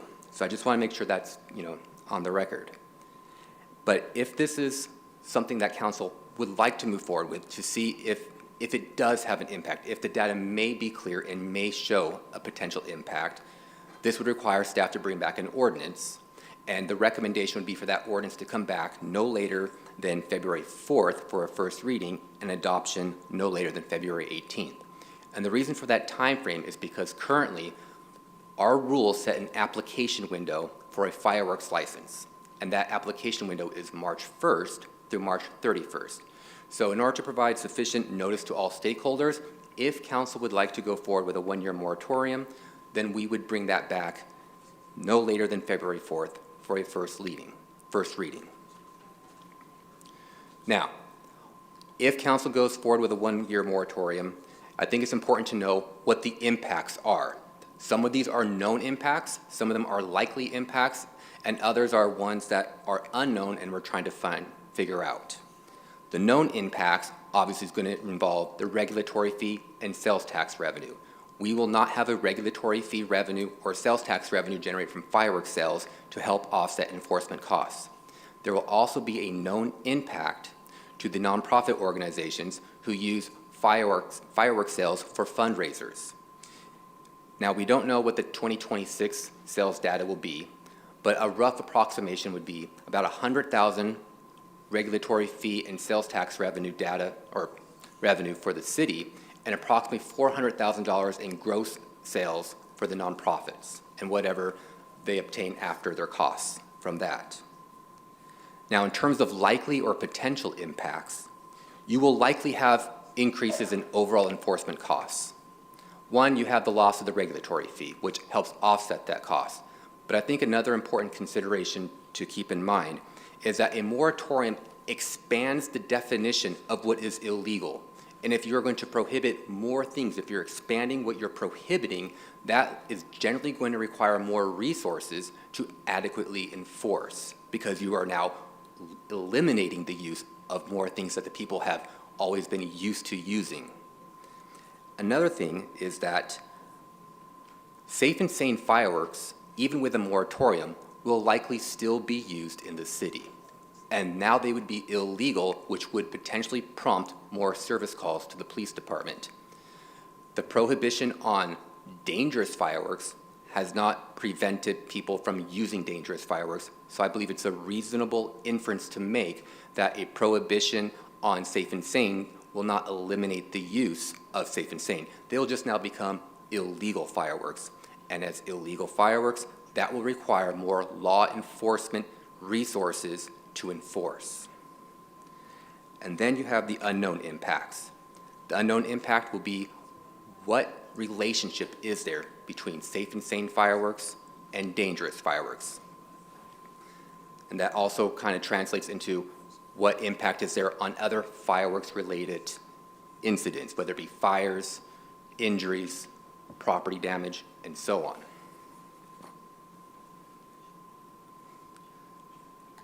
In addition to a moratorium, another avenue, either in addition to a moratorium or as a separate option, staff could look at our fine structure. So currently, our administrative civil penalties for violating the safe and sane part of the ordinance, Chapter 8.60 in the Municipal Code, they range from $1,000 for the first offense to $5,000 for the third and every subsequent offense. And if you violate the provisions on the dangerous fireworks, the prohibited fireworks, they range from $2,500 to $10,000, depending on the offense. We also provide a $250 reward as a city for any individual that provides information that leads to the successful criminal or civil prosecution of someone who violates the city's fireworks rules. When you compare our fine structure to that of other cities, we are typically in line or greater than what they provide for their fines. Now, some of those limitations will be, some of those cities are general law cities, and I'd have to confirm with the city attorney, but I believe there are certain legal limits to what a general law city could set as their fine threshold versus a charter city. And there might be additional legal restrictions on how far higher we could set our fines. But as of right now, our fines are not under other cities. We're either at the higher end of other cities. Another option that I came across when I was just looking into fireworks ordinances was a social host ordinance. And this is something that a lot of cities have recently started implementing in the last 5 years. And what a social host ordinance does is that it moves the responsibility to the property owner. They're the ones who are going to be held accountable. One of the hurdles in enforcing illegal fireworks is, like, you have to catch the person who lit it or who actually possesses it. But if you have a social host ordinance, you remove that obstacle, and now you can hold the property owner or the tenant or whoever is the host of that property, whoever has control over that property, they're going to be the ones who are held accountable. And this is something other cities are now doing with a drone program. Because a drone's not going to swoop in and identify the subject by, a face-to-face video recording of them. It's going to be up in the air, and it's going to record surveillance footage showing the property where those illegal fireworks are being discharged. So the city of Riverside, the city of Stanton, Buena Park, and many others have grouped together a social host ordinance with a drone enforcement program where they can now provide administrative civil penalty fines for the homeowner or the property owner or the tenant based off the illegal usage of fireworks on their property. And those would just be additional tools. They don't have to be with a moratorium, or they could be with a moratorium. They're not mutually exclusive, and they don't have to be packaged together. So there are just some options for the mayor and city council to consider. And with that, if there's any questions, I'll be more than happy to answer.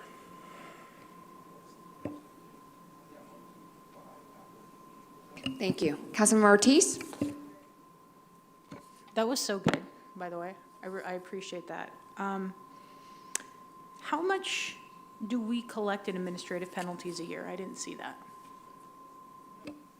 So I don't have current data in terms of like the dollar amount of the fines. I have some older data from 2020 and 2021, and those range from about $9,000, $8,000. 9,000 to 8,000. Okay. So we're not really holding people accountable. We're not, because that's like 9 people. I think what I appreciate about this, and I remember the resident that was saying last year, being, when I asked would any of this affect fireworks or issues in the city, and I was told no. I'm going to tell you, I didn't believe it then, and I don't believe it now. And you know why? Because there's no data to support any of it.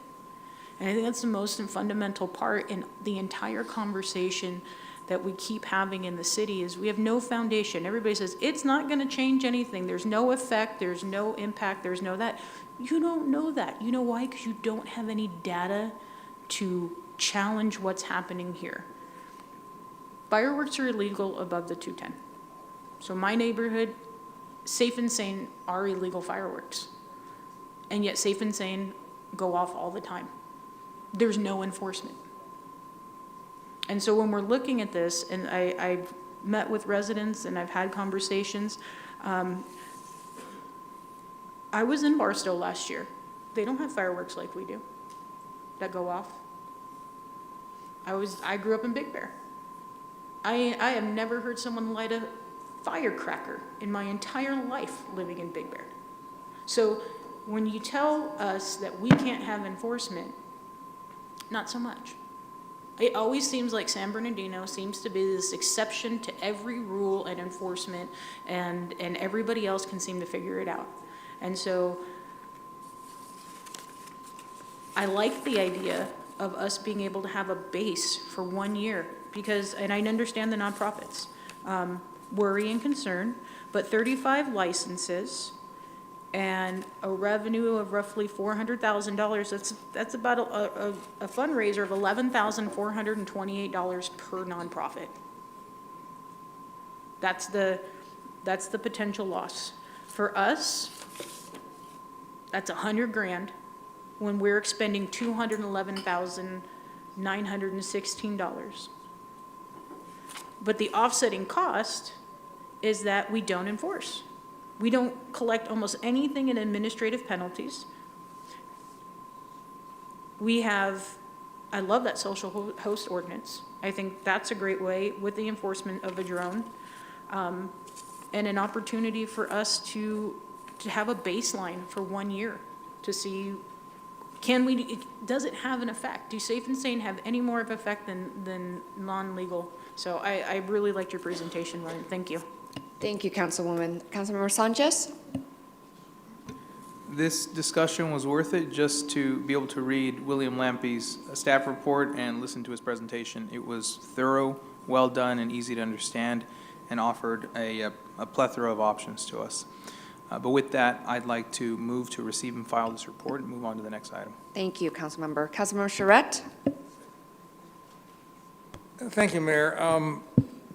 What were you saying? You want to just receive this report Receive and and file? not take any No. action on it at all? There's no need for action. I think what we're doing is right. So I'd like to just receive, file, and move on to the next item. I'd like to make a substitute motion then. I would like us. Well, I'll second wait. that. I'll second Sanchez. Okay, so there's a motion to not take action. I mean, I just need to ask staff, is that okay, just receive and file, no action to be taken? Yeah, receive and file is a legitimate action. Okay. To take on any. All right, so receive and file, there's a motion for that, and a second. So I'd like to make a substitute motion then, that we adopt a social host ordinance and drone enforcement, at the very least, I think we should do a one-year moratorium and give ourselves the data and the research to know how to further and better regulate fireworks in our city. Thank you. There's a substitute motion. Councilmember Canas? I just have some questions. If Chief Yeager, if you could be so kind to address us. Question? Oh, I'm sorry. Who, did you call? I'm talking, sorry. I'm sorry. I just want to be fair, because I did have a conversation, because I wanted to get a little bit more background, but I think it's information that I think everyone should be privy to. I did question the ability for fire to really be able to quantify the difference between safe and sane calls and illegal firework calls. And if you could just maybe let us know, give some insight in regards to how you guys are able to differentiate or how you're not able to differentiate those calls. Yeah, for sure. Good evening, Mayor and Council. It's very difficult for us to distinguish between safe and sane and illegal fireworks when it comes to our portion of what this level of enforcement will look like. And our level of enforcement, really, outside of Chief Goodman enforcing the law behind it, is the investigatory part when we investigate a fire or an injury from a firework. An ignition source is an ignition source, and it's hard for us to say if it was a sparkler, safe and sane, or if it was an illegal aerial firework when we do our investigation. Do we have an increase of calls during that period of time? Of course we do. The public is out, they're having a good time, and they're doing whatever type of fireworks that they're doing on those particular days. So it is very hard for us to quantify the difference between safe and sane and illegal fireworks. Thank you. So to your point, William, if we were to impose a moratorium, there really isn't sufficient metrics that we would be able to implement that would be able to have us differentiate what the cause of service calls are, being safe and sane versus illegal fireworks. Is that correct?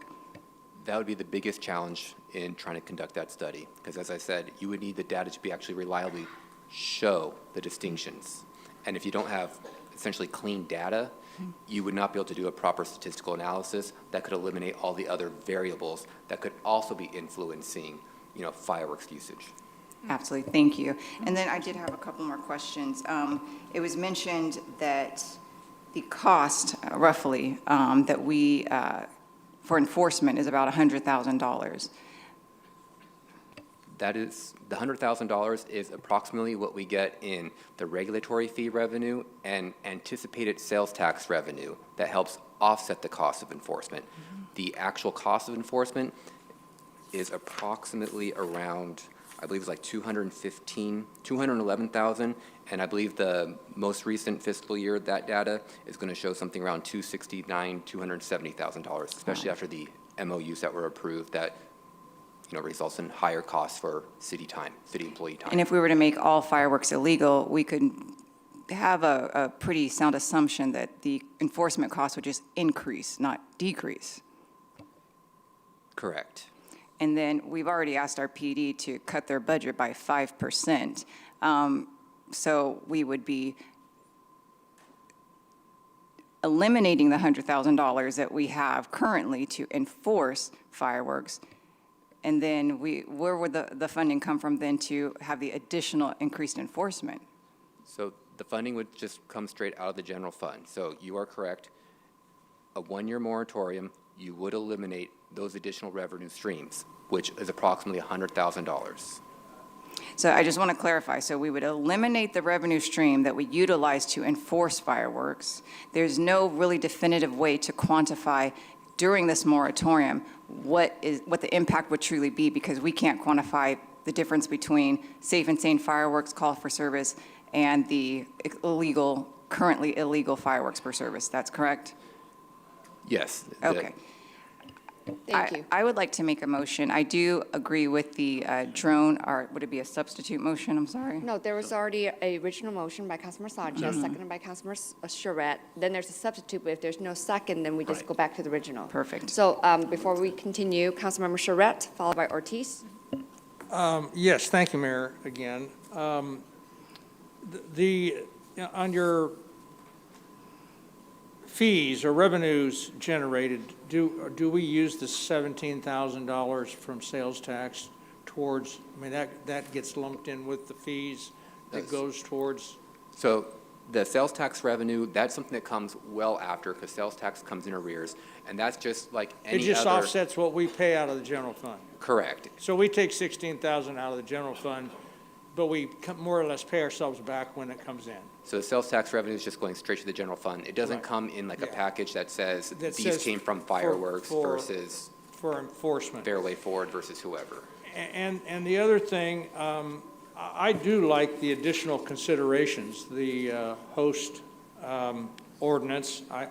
If we do what my colleague has said, that we receive and file, can we still come back with a host ordinance at a later date?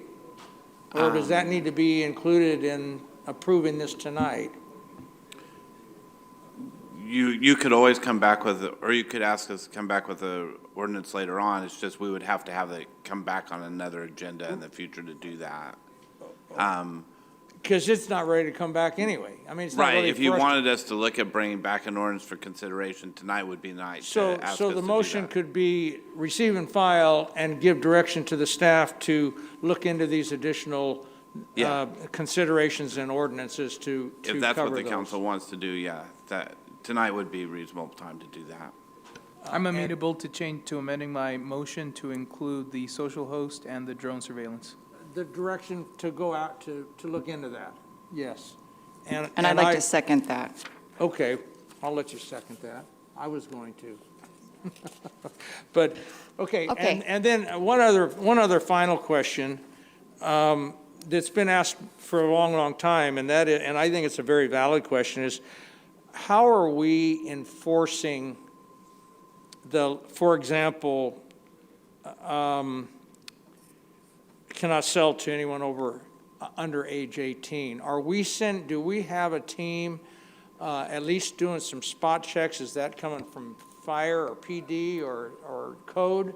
We need to have that. We need to hold these nonprofits accountable. I'm all supportive of them, believe me. I have been and I still am. But we need to make sure that they're following the rules, the state and local rules.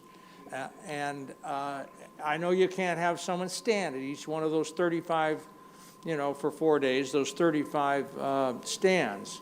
But we can certainly do a lot of spot checks, and we can certainly make it clear to the nonprofits that if they are caught violating or not adhering to the rules and regs, that they will be banned, the nonprofit will be banned maybe the next year. That would probably take an ordinance as well. But you get my point, I think. I'm not sure I'm articulating it Yeah, I don't think properly. it would take an ordinance, I think it would take a policy. A policy. Yeah, that would take Okay. a policy, yeah. And just make sure that the nonprofits, and I know that they're going to try very hard to do it, but we need to impress upon them that they may be jeopardizing their license if they're caught, and it would be spot checks or something to that effect. So with regards to checking the IDs and how that's being enforced, I know the licenses are granted through the business registration, business license, and they do have business license inspectors. I know the business license inspectors generally do spot checks for any other business license. It's something that we'd probably have to follow up on to make sure they're also doing it for the fireworks licenses, but I wouldn't expect them not to. I'm not, what was the bottom line on that? So the bottom line is, I believe that the business registration division, their inspectors would be doing the spot checks, just like they do spot checks for any other business Okay, that they get a and license what to. we might need to do is kind of beef that up for those 3.5 days. And in order to be able to spot check. Chief, do you folks get involved in that? Yes, we also spot check on behalf of the Office of the Fire Marshal during the permitting process. We have our fire prevention officers that do go out and spot check throughout that period of time. In fact, we have come across many people that we've advised them that they cannot sell outside of the permitted ages. Well, I think what's important to kind of help with this situation is to maybe, there's no warnings. I mean, we trust you, you're making money off this. We want to help you do that. It helps us with the cost of enforcement and what have you, but we're not going to be very lenient on if we catch you doing it. I mean, if you violate then we'll shut you down. And I think if we make it kind of draconian, that they'll maybe work a little harder to check IDs and check people and make sure that all the signage and the regulations, that none above now we can't hold them accountable for people that buy them and then take them above the 210. But this is an item that has been obviously very concerning over the years, and I can assure you that these 3.5 days, there were fireworks, I saw them the other night. I don't know, somebody had a birthday party, and they had about a 10-minute little display. And from where I live, I see from here to Yucaipa, Redlands, I can see part of Loma Linda, and I can see out to Cal State.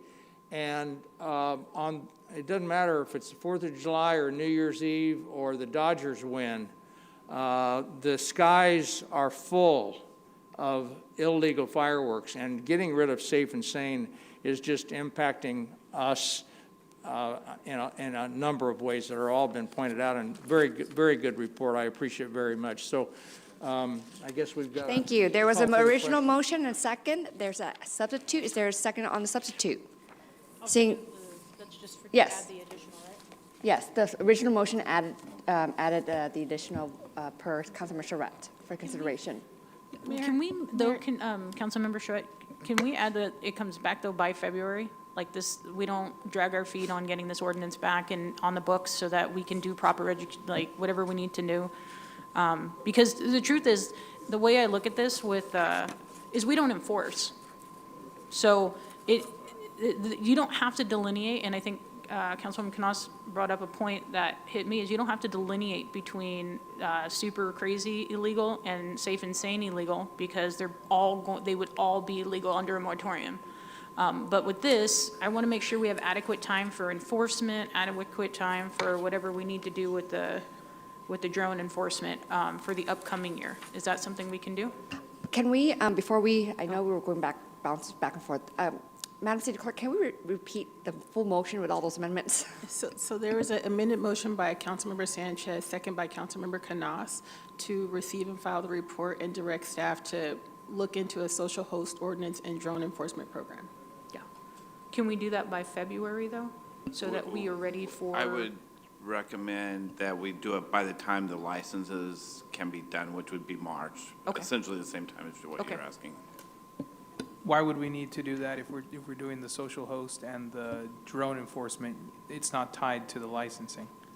But The that way thing we is, would we be don't able, have a first meeting in January. By the time March, it just has to be done before July 4th of next year. So I'm not Right. I'm not fine with that. You guys just need to get it done before the 4th of July of next year. Okay, so there's, slow down. So the original motion is not to add the date, right, Councilmember Sanchez? There's no need. Correct. I'm just asking for clarification. That's correct? No date, tied, right? And seconded by Councilmember Charette. correct? I didn't say, it was Knaus. Knaus. Did you want, Second. oh, I'm sorry, Councilmember Canas, no date? Okay, so there's a motion and a second. Please call for the votes. Councilmember Sanchez? Mayor Pro Tem, what, hold on one moment. That's okay. William, is always great presentation. Thank you. You're all, you had to have been an A student growing up. Like, you do a great job. The full ban north of the 210 freeway, I assume that's because of the proximity to the mountains, the foothills. Did you, I don't expect that you probably researched it that far back as far as why that decision was made, or do you happen to know why that decision was made? It's considered a high wind zone, and therefore it's going to be a high fire zone. So it's because of the proximity to the hills, to the foothills, or to the? I believe that's the reason. Is that the reason why? Correct. Because I see that Paris Hill Park is also included, and it's because there's a mountain, little hill area there as well, right? Yes. Okay. And so one of the things that doesn't sit well with me, and has never really sat well with me, is that there's inconsistency here, that on the south end of the city, south of the 10 freeway, there's a small little community surrounded by hills and mountains as well, but there's not a full ban in that area. And so what doesn't sit well with me is the inconsistency in saying, we're going to allow this in some neighborhoods, but in the inner city or in the poor neighborhoods, go ahead and just, knock yourselves out, burn the place down. And it just doesn't sit well with me. And so for that reason, it's probably not going to pass. It's just based on the conversations that have happened here. But I would like to at least register my vote in support of a full ban. So I will second the moratorium. We'll take the vote on that. It's probably not going to pass, and then we'll proceed with the other one as well. Okay, well, thank you. So then going back to the substitute motion, and there's a second on the substitute motion. Let's call for that first.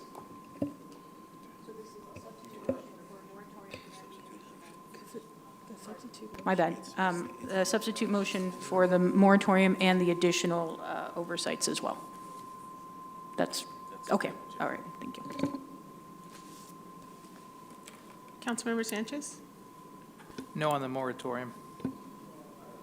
Mayor Pro Tem? Yes. Councilmember Charette? No. Councilmember Canas? No. Councilmember Flores? No. Councilmember Ortiz? Yes. Motion fails 2-4 with Councilmember Sanchez, Councilmember Charette, Councilmember Canas, and Councilmember Flores voting in opposition. Thank you. We'll go back to the original motion. Okay. So the original motion was the amended motion by Councilmember Sanchez. And Councilmember Sanchez? Yes. Mayor Pro Tem? Yes. Councilmember Charette? Yes. Councilmember Canas? Yes. Councilmember Flores? Yes. Councilmember Ortiz? Yes. Motion passes unanimously. Thank you. Thank you, council. We will now move on to item 22, status on the general plan update. Could we begin with staff's presentation, please? Mayor? Mayor,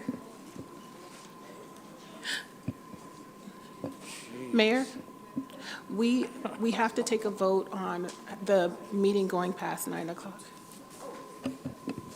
That's right. It is now 9:13 PM, and in accordance with Resolution 2024-029, if we wish to extend the meeting beyond 10 PM, we must take a vote or decide which items will be continued to the next meeting. Council, can we have discussion as to which items we will continue to the next regular meeting, or just continue to complete the rest of the agenda? Can I have a motion? Move to continue. I'm sorry? I make a motion that we do 23 and push 22 and 24 to the next regularly scheduled meeting. And I'll second that. Okay, so there's a motion to complete with item 23, but item 22 and 24 would continue to the next regular meeting, and there's a second to that. Councilmember Sanchez? Councilmember Sanchez? Yes. Yes. Mayor and council, just one clarification. We were trying to keep the December 17th light, so do you want to move those two items to December 17th or the January 21st meeting? I'm ready to listen to my colleagues. What do you guys want to do? Deal with them tonight. I say December 17th. I mean, and then. Deal with them Okay. tonight. I just, Can we move that strategic thing to January instead? No, no, So, no. because So it looks which like we're one? going to have a big meeting. What do you want to do? It's the same day. I The can't- 17th, we're having the strategic plan Yeah. thing, right? right. So now, and now we're gonna have a meeting and a closed session, and we're gonna have how long are we gonna be here on the 17th? That's why I wanted to bring up, do you want to move these two items to the 21st? 21st of January, you're referring to. Councilmember Canas, did you have a question? I did. Councilmember Sanchez, please unmute, please. So my or- question was, for the items that we will be moving down for a regular scheduled meeting, such as a general plan update, which is very important, but unfortunately, this meeting has gone way beyond, and that just, I believe, is a very important topic that warrants very comprehensive and robust discussion. I don't want it to be something that's rushed. Is it possible, and I don't know if the council would be amenable, we do need to do our strategic plan and goal setting. I don't want to put that off till January. It's something that in January, when I came into office, I requested, and here we're pushing it back almost now a year. I don't really find that acceptable. Is it possible, because we are increasing the agenda quite significantly, is it possible for the strategic planning and the goal workshop that we can make that a two-part session where we can have maybe a reduced time? I think the session was planned, I still haven't even got the exact dates, but, the exact time. I just have on my calendar from 9 to 5, but I doubt the meeting was planned to last from 9 to 5.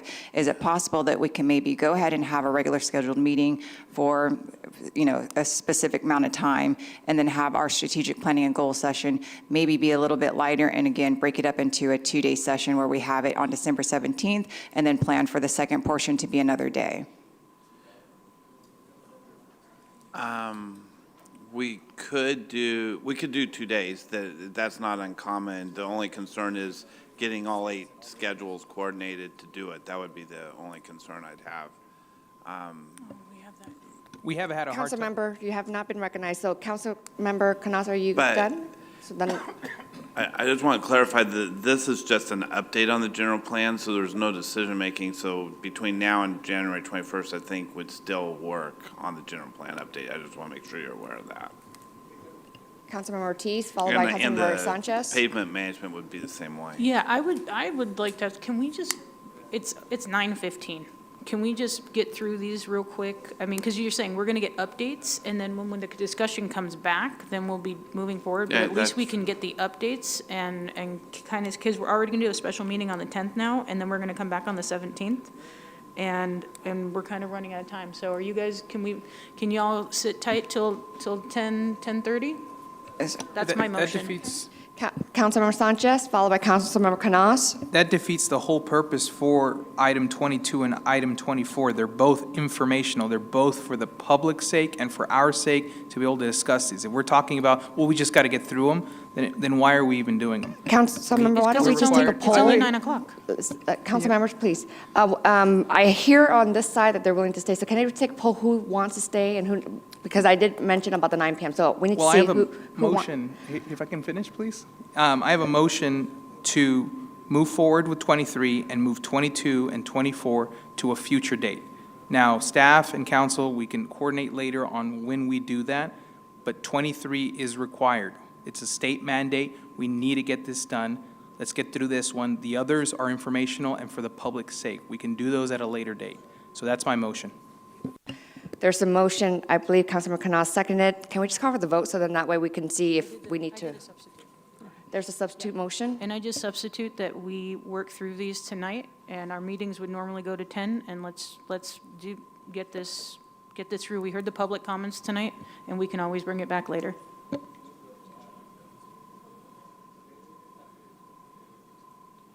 I guess I'll second it then, because I don't care. There's a substitute motion and a second to just complete the rest of the agenda. Please call for the votes. Councilmember Sanchez? No. Mayor Pro Tem? Yes. Councilmember Charette? Councilmember Canas? Yes. Councilmember Flores? Yes. Councilmember Ortiz? Yes. Motion passes 5-1 with Councilmember Sanchez voting in opposition. Thank you. Let's continue. So item number 22, status on the general plan update. Staff's Good presentation. evening, Madam Mayor, members of the City Council.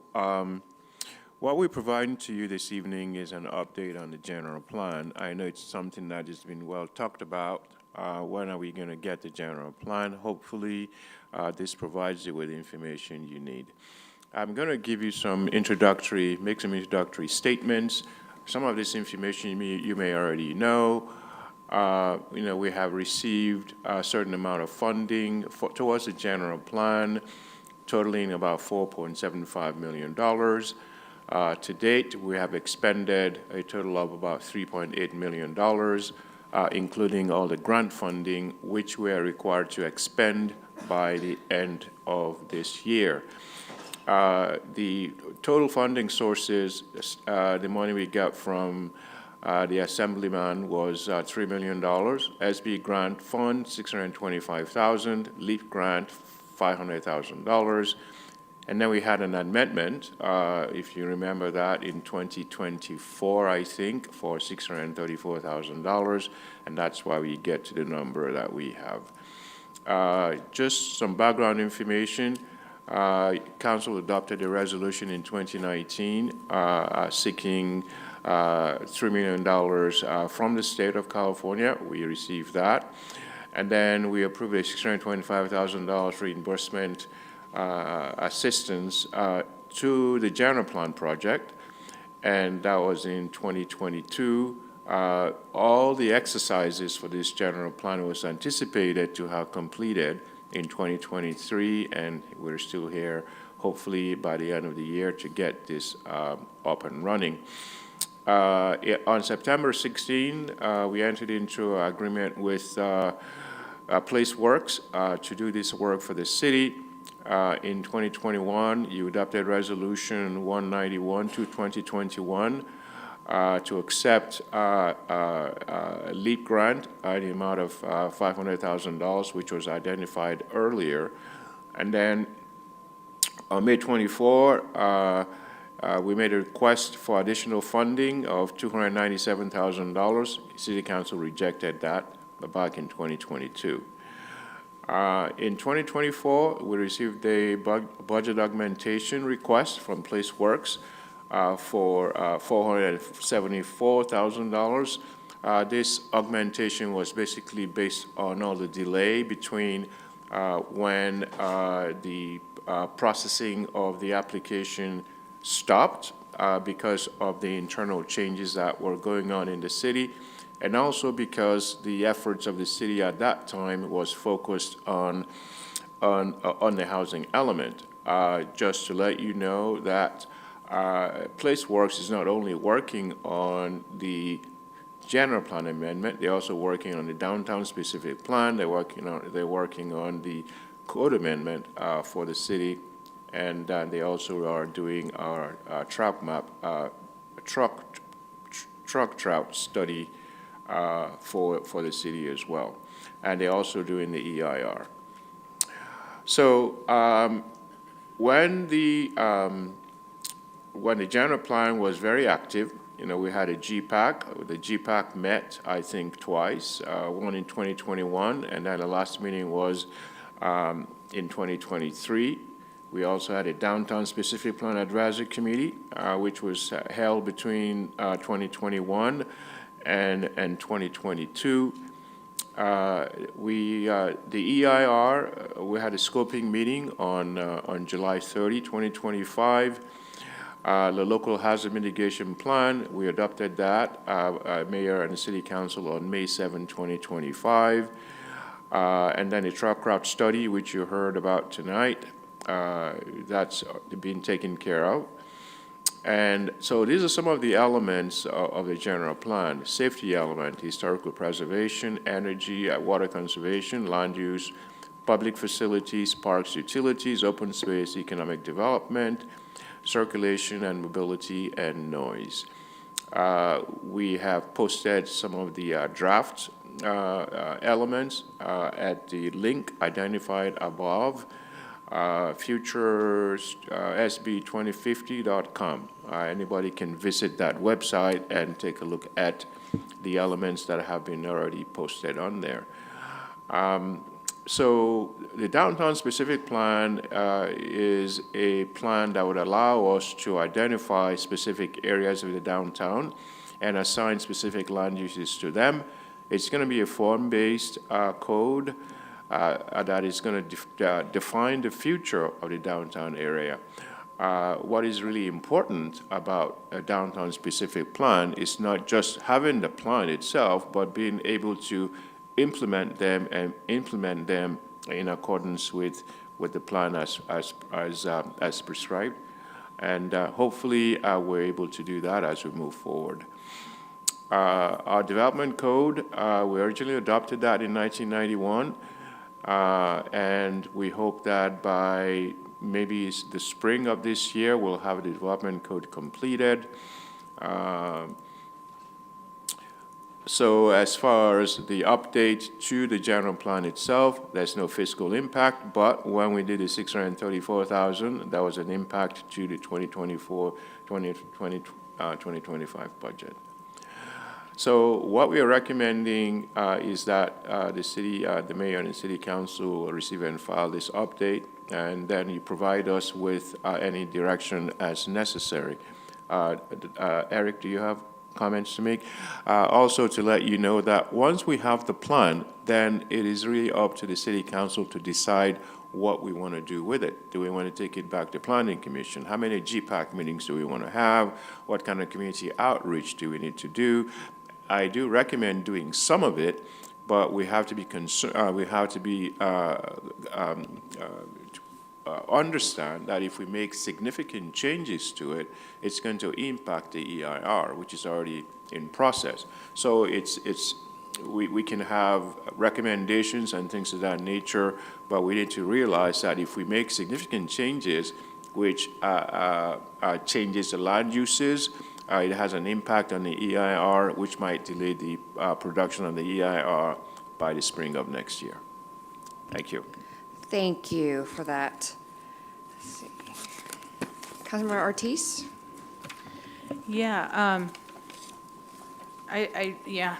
it's just, it's crazy that this is 25 years out of date, or 20 years out of date, and we're worried about what we can't get on in 1 year, because my concern is, and I know what you're saying, is not to make any substantial changes, but this is something, and I remember, I think we sat in every single meeting, 21 meetings with the general plan half a decade ago now. Yeah. And we've gone through an entire pandemic, and the scope and needs of the community and what green spaces and third spaces look like, and walkability and access are extremely important. So what I do hope is that I think we need to refresh and remind the community. Absolutely. And make sure that we're all still on the same page. So I agree with you. We need to, we did three meetings per ward. One was Zoom, one was Spanish, one was English. We did 21 because it's super, super vital. And then you guys had also, I want to make sure we're going to meet with the Planning Commission and the Downtown Advisory Committee and make it like a huge, maybe that's something we could do here and have the public informed. This would be a big dais for them. Absolutely. So that it's a really big deal for us. So with that, I'll move to receive and file. Thank you. Any further comments? If not, is there a second to receive and file? Well, if I could just Yes, interject Mr. one thing. City So, in meeting with PlaceWorks, their goal, as Director Elliott mentioned, there's because the EIR will be starting, that just creates some limits. Hopefully, you're right, and hopefully, or not right, but hopefully what we're anticipating is hopefully the public will be able to be reminded what has been worked on. And then the second thing is that March 31st is sort of the goal for coming back to council and having final approval, because there's some timelines and some other laws that come into place once you get after March 31st, so. Thank you for that. Is there a second for the motion to receive and file this item? Second. Thank you. Call for the vote. Mayor Pro Tem? Yes, I'm used to going Councilmember first. Charette? Councilmember Flores? Yes. Councilmember Ortiz? Yes. Motion passes unanimously. Thank you so much. Moving on to item 23, adopt urgency ordinance number MC 1658, U, approving Development Code Amendment 2510, accessory dwelling unit 2025 legislative update. Could we begin with staff's presentation? Actually, I'd like to waive the presentation, just move to approve. There's a motion to approve. This is all right state regulation, we don't have a There's a say. second. Please call for the votes if there's no comments. I'm sorry, who was the second? Was it Flores? Councilmember Flores, a second. Thank you. Mayor Pro Tem? Yes. Councilmember Charette? Councilmember Canas? Yes. Councilmember Flores? Yes. Councilmember Ortiz? Yes. Motion passes unanimously. Thank you. Thank you, council. Moving on to item 24, Sorry, Mayor, pavement. I need to read the ordinance. Oh, I'm sorry. Yes, please. Urgency ordinance number MC 1658U, an urgency ordinance of the mayor and city council of the city of San Bernardino, California, approving Development Code Amendment 25-10, amending Chapter 19.04 Residential Zones, Section 19.04.0302P, accessory dwelling units of the city of San Bernardino Development Code, SBMC Title 19, in order to update the development standards for accessory dwelling units and junior accessory dwelling units in the compliance with recent changes in state law, and finding that Development Code Amendment 25-10 is a statutorily exempt under the California Environmental Quality Act. Thank you. Moving on to the last item, item 24, pavement management program, PMP, findings and funding scenarios. Could we begin with staff's presentation? Sure.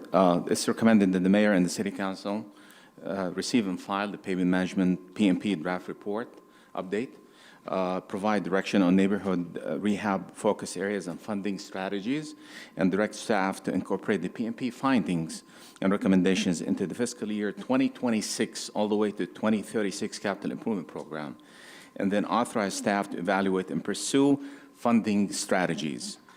This is the long-awaited PMP that we promised the City Council for a long period of time, and we're going to have a great presentation by NCE Consulting tonight. Vivek, take it. Thank you, Azam. Good evening, Mayor. Good evening, Council. I know it's late, so I'll be brief, so we have time for questions and discussions.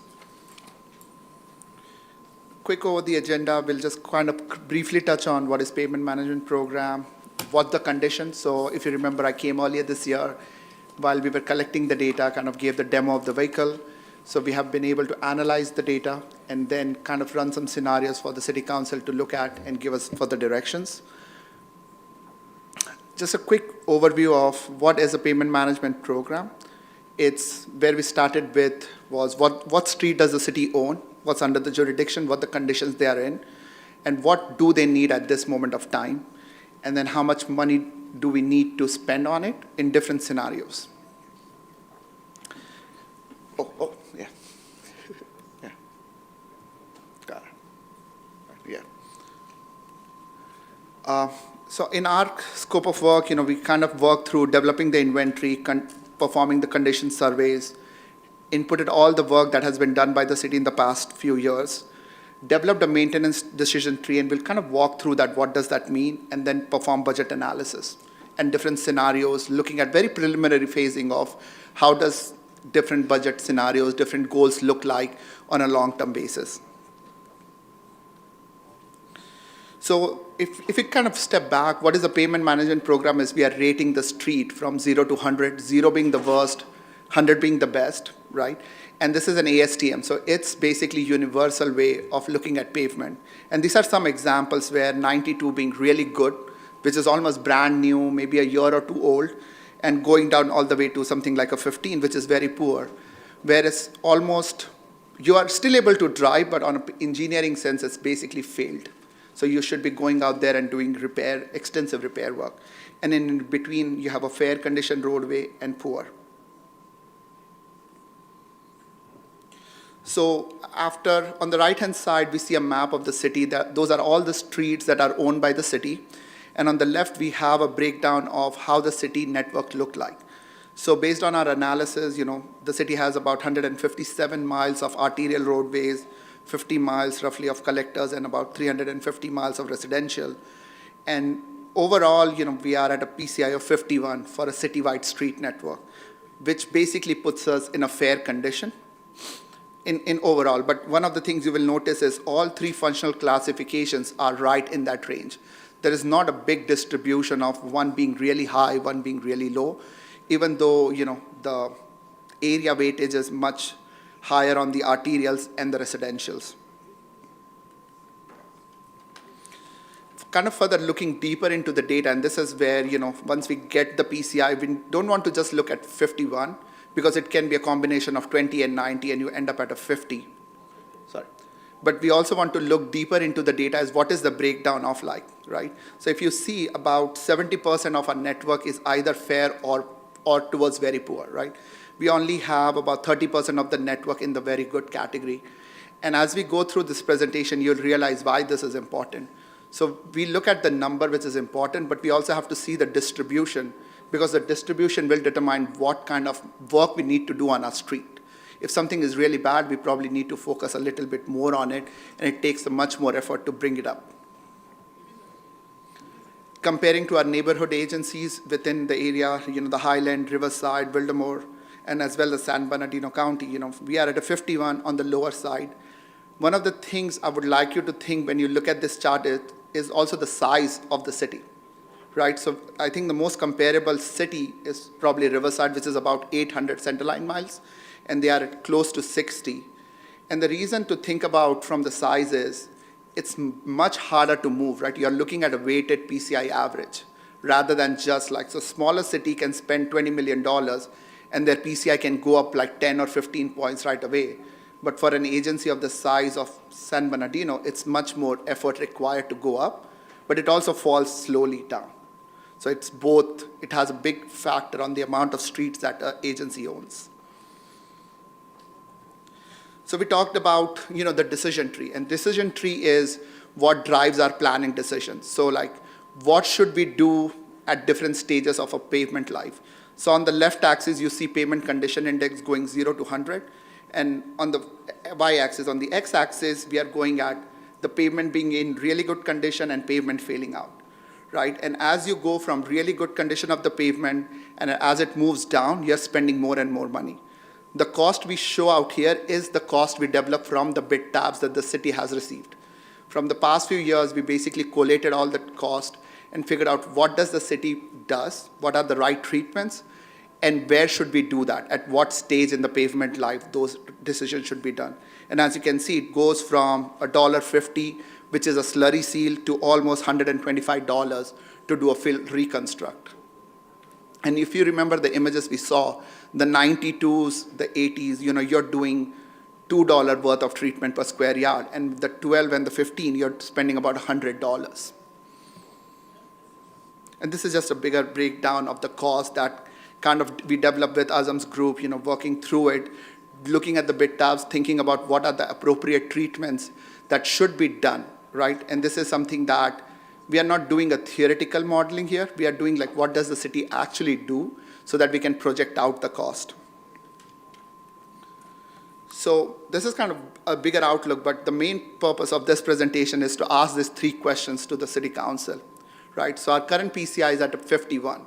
So one thing to think about as we go through the budget scenarios that we have ran for you to look at is what is the goal, PCI goal we should be aiming at the end of our 10-year analysis period, right? So where does the city council see us at the end of the decade? How should the work be done, right? Should it be done across the city throughout, or should we focus on localized area and move throughout? And when we look at the zones and the wards, so I'll present, we developed a balanced zone approach, kind of figuring out the area and the condition and the needs and comparing it to the wards. So those are the 3 questions we would like some input as we go further in our analysis. So as part of our preliminary analysis, we looked at an inflation rate of 4.5%, starting the analysis from next fiscal year, and we ran this big 5 scenarios, right? What does the next decade looks like on our current funding cycle? So we know what the funding looks like based on our past, and what does that look like at the end of the 10-year?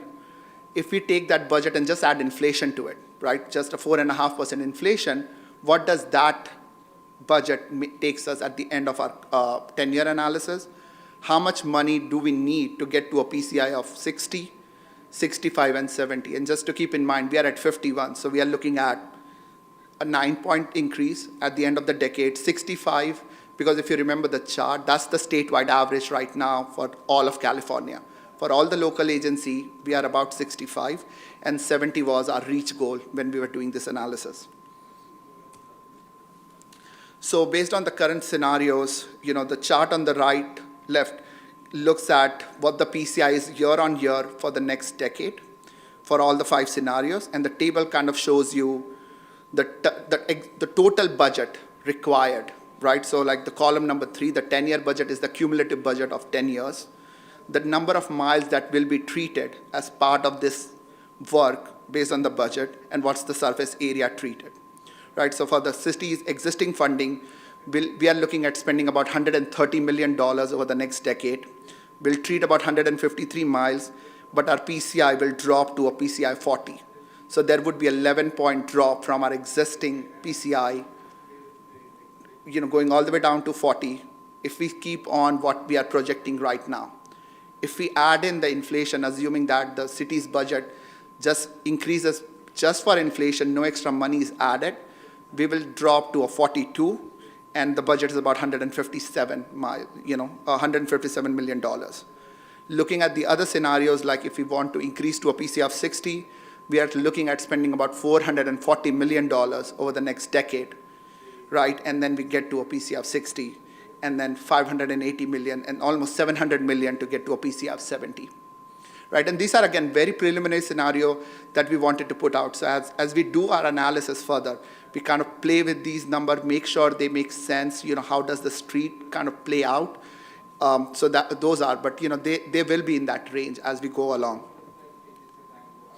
So one of the things I mentioned was currently, we have a ward, throughout the city, right? 7 wards.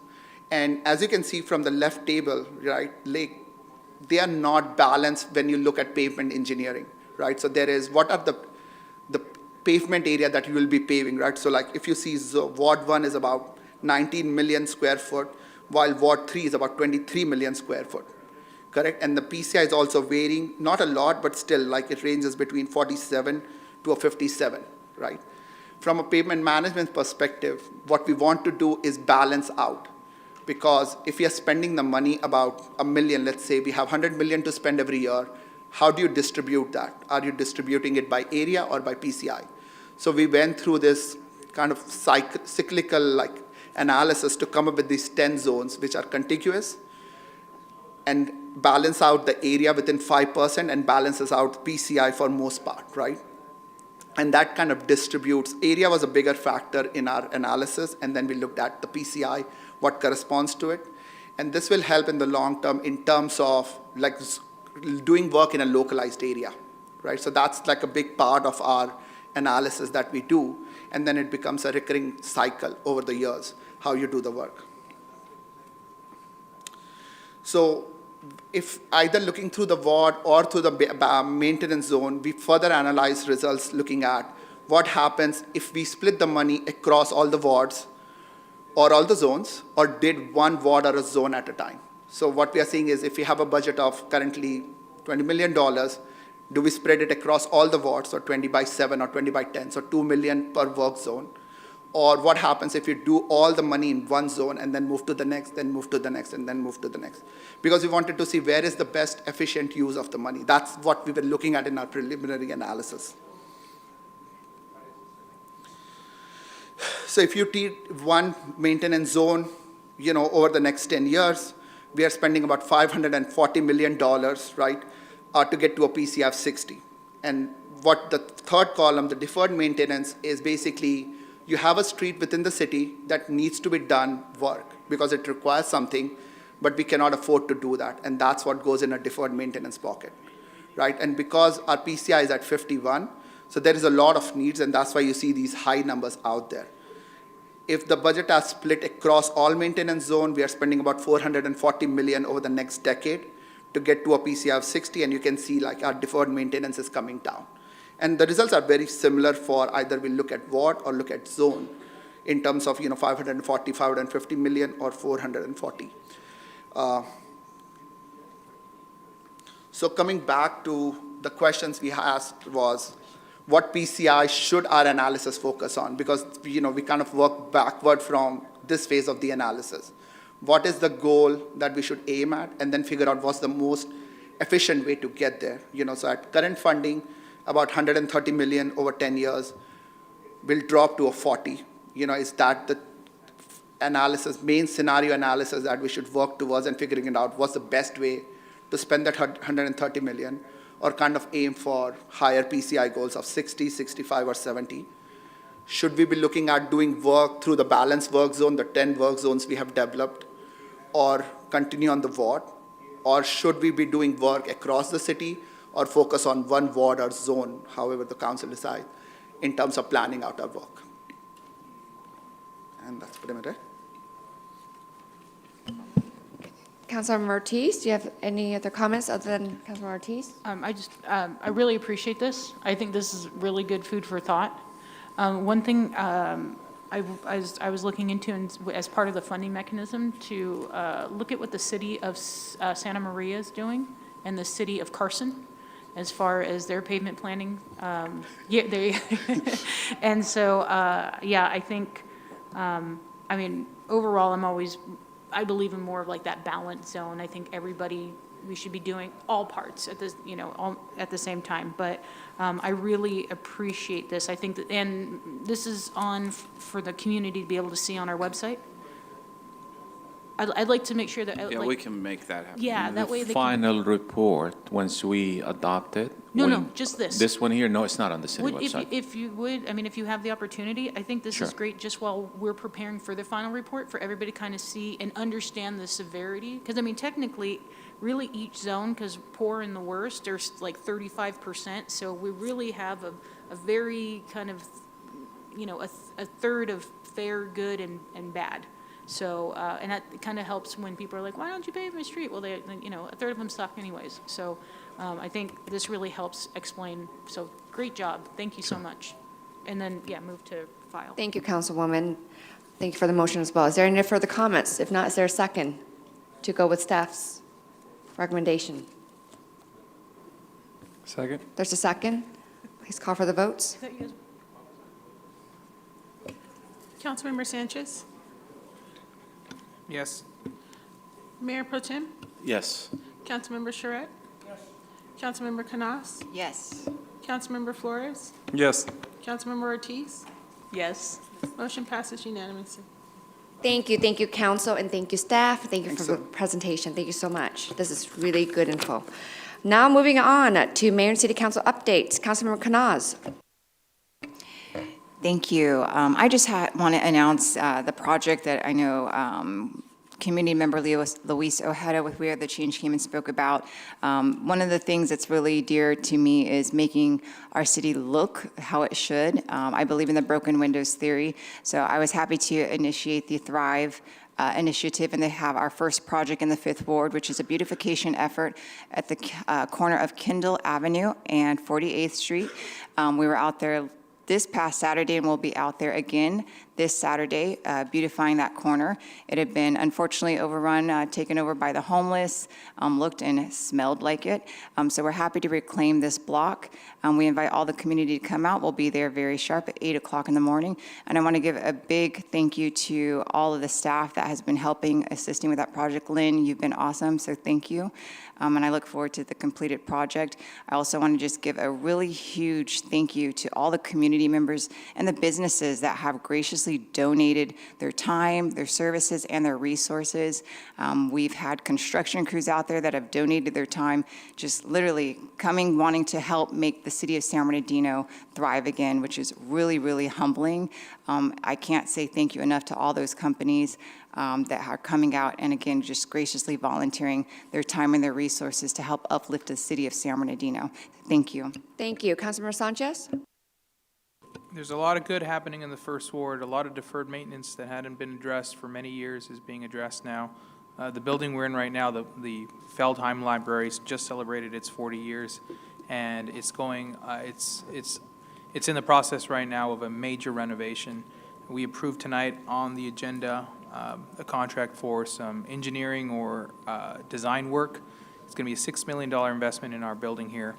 Also, there's a couple contracts that are coming before us in the near future, that we're on here tonight and will be in the near future, to move forward with the work of revitalizing Second Lake Park. That right there is a nearly $14 million project. When I first came onto the council back in 2018, that park was in such bad shape that there were discussions being had about closing down that park. And now, less than 7 years later, there's $14 million of improvements happening in that park, and that park is going to be a gem in our city in the near future. So I want to tout the good work of staff, the dedication of this council to make sure that we're directing resources where they need to be spent. So just wanted to bring those projects up and highlight them for the public's knowledge. Thank you. Thank you, Councilmember. Councilmember Ortiz?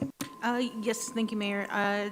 Wanted to thank community for wonderful Thanksgiving. It was so great to be able to catch up with some of you and your families over the holiday. And thank you to the animal shelter and to staff for giving to our furries. I think it was just wonderful. We have some great stuff coming up. Tomorrow, we will be having our city tree lighting at 5 p.m. You can come to Court Street Square, and then that's going to kick off our Miracle on Court Street, which will run from December 10th through the 20th, and then our breakfast with Santa on December 20th, so you better start being good, because apparently he knows, and he has a list. So with that, the Ho-Ho Parade is kicking off, and there is the YMCA Christmas Parade on December 13th in the morning.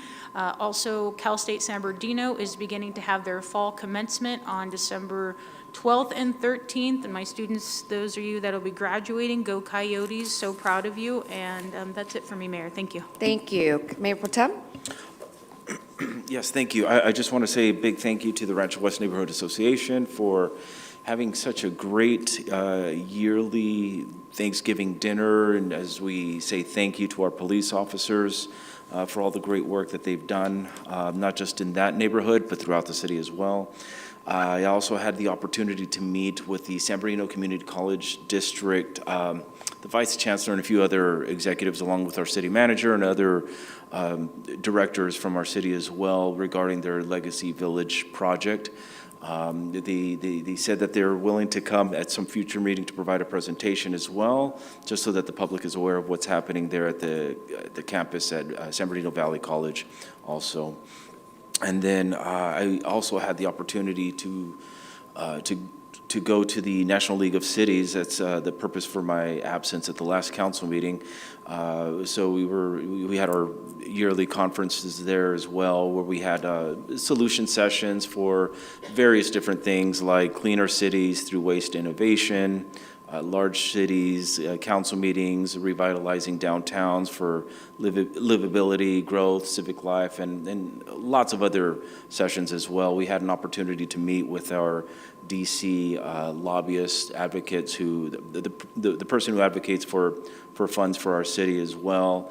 I know that the last time we met, Mario, I think you were, Councilmember Flores, you were with us, where we were able to find some funds for generators and a few other things as well. This time, we had the opportunity, Councilmember Ibarra and I had the opportunity to meet with them, along with Luis, who is our local person who handles that stuff as well.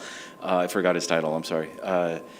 And so we were able to identify a few things that are very important to our city, but of course what we emphasize is for us to wait until our December 17th meeting, where we will have our goal setting and just to set the priorities of the council, so that we can provide a list of things that are important for our DC lobbyists to advocate for, so that we can get additional funds. Of course, we spoke about a few things, especially our downtown. But I told him, please, hold off. We will be providing you a list of things that we think are going to be very important, so that they can advocate for additional funds for us in DC. And so that was, yes, definitely, it's already been mentioned as far as the community Ho-Ho Parade starting next week, Monday through Friday. Please check out their Facebook page for specifics as far as locations and times and all of the above. That's the community ho-ho parade, and then the city, the tree lighting ceremony is tomorrow. I hope to see many people there, and lots of other great events happening at on Court Street Square as well. So please check out the page, the website, the Facebook page, the Instagram. It's all there, all the information. I look forward to seeing everybody there as well. Thank you. Thank you, Mayor Pro Tem. Councilmember Flores? Thank you, Mayor. Last week I was able to give out a lot of turkeys. I lost count, but thankful for the opportunity to give back to the community.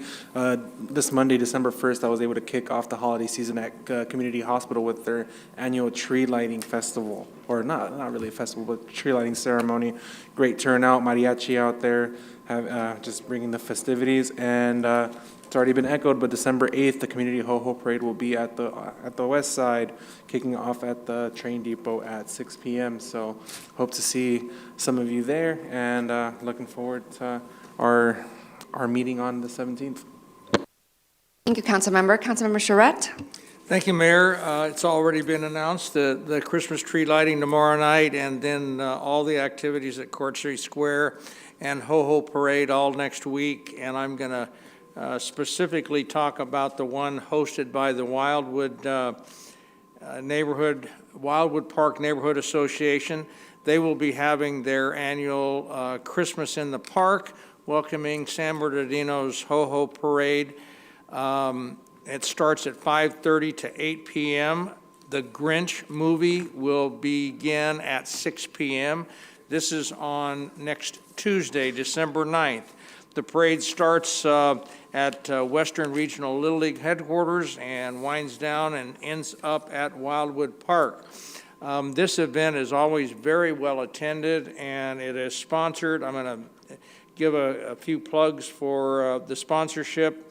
It's sponsored by the North Park Neighborhood Association, Spirit of Our Savior Lutheran Church, Grace Church, UC Fence, AR Electric, McCullough Family, Negretti Family, Community Dignity Health, San Bernardino Animal Services, San Bernardino Municipal Water Department, Wildwood Dentistry, Linked Arms Boxing, Oak Tree Learning Center, Stater Brothers, the Stater Brothers on 40th Street, and I'm told that there's many more that participate. So it's always a great event. Hopefully the weather holds for all these parades next week, and wishing everyone an early Merry Christmas. We'll be back on, I guess, the 17th, and can say that one more time before the big day. So thank you very much. Thank you, Councilmember. Okay, I have some events to share that I attended, or meetings. On November 20th, I attended the One Water, One Watershed Steering Committee meeting. On November 21st, I participated in the Benjamin's Turkey Drive-Thru at the Paris Hill Senior Center, and also attended the Inland Empire Division Luncheon. November 22nd, I participated in the CAPS SB and Young Visionaries Annual Turkey Drive, Airhead United Way Thanksgiving Turkey Giveaway, and Angel Baby's 21st Annual Turkey Giveaway. Lots of giveaways that day. On November 23rd, I attended the Dew Seasons Harvest Celebration, where more than 100 families were blessed with turkeys. On November 24th, I attended the SCAG District 65 tour in the high desert, and so I want to give a shout out to the Apple Valley and Victorville. You guys were a great host, so thank you. Later that evening, I joined the community hospital to serve over 700 meals to community members with Councilmember Flores. On November 25th, I joined St. Bernardine's Hospital, where another 800 warm meals were served to the community members. On November 26th, I helped prepare and serve meals to our adorable fur babies at the San Bernardino City Animal Shelter and pardoned a turkey with Councilmember Flores. That was pretty cool and unique. November 29th, I joined the Downtown Neighborhood Association for their second citywide cleanup. Their next cleanup is scheduled for December 27th. I hope to see you all there. We are committed to make sure our city is clean, so let's all show up and clean our city. This morning, I attended the Omnitrans board meeting and San Bernardino Transportation Authority board directors meeting. I know City Manager announced Officer Dave Rosa's 44 years of service for the city. I also want to mention Sergeant Jeff Harvey gave 30 years to the city, and I just want to commend to the police men and women of our department. That is a really tough department to work for a tough city, and just want to commend all of you for the police department and all departments who work for the city of San Bernardino. Thank you for all your service. As we conclude tonight's meeting, I want to take a moment to honor the victims of the December 2nd, 2015 terrorist attack. Yesterday marked the 10-year anniversary of that tragic day, and I remember it like it was just yesterday. We remember the 14 lives lost, the survivors who continue to carry its impact, and the families, friends, and colleagues who remain in our thoughts. We also recognize the first responders and all those who support our community in the aftermath. Their dedication continues to guide us. In their memory, let us remain committed to building a safer, stronger, and more united San Bernardino. Please join me in a brief moment of silence.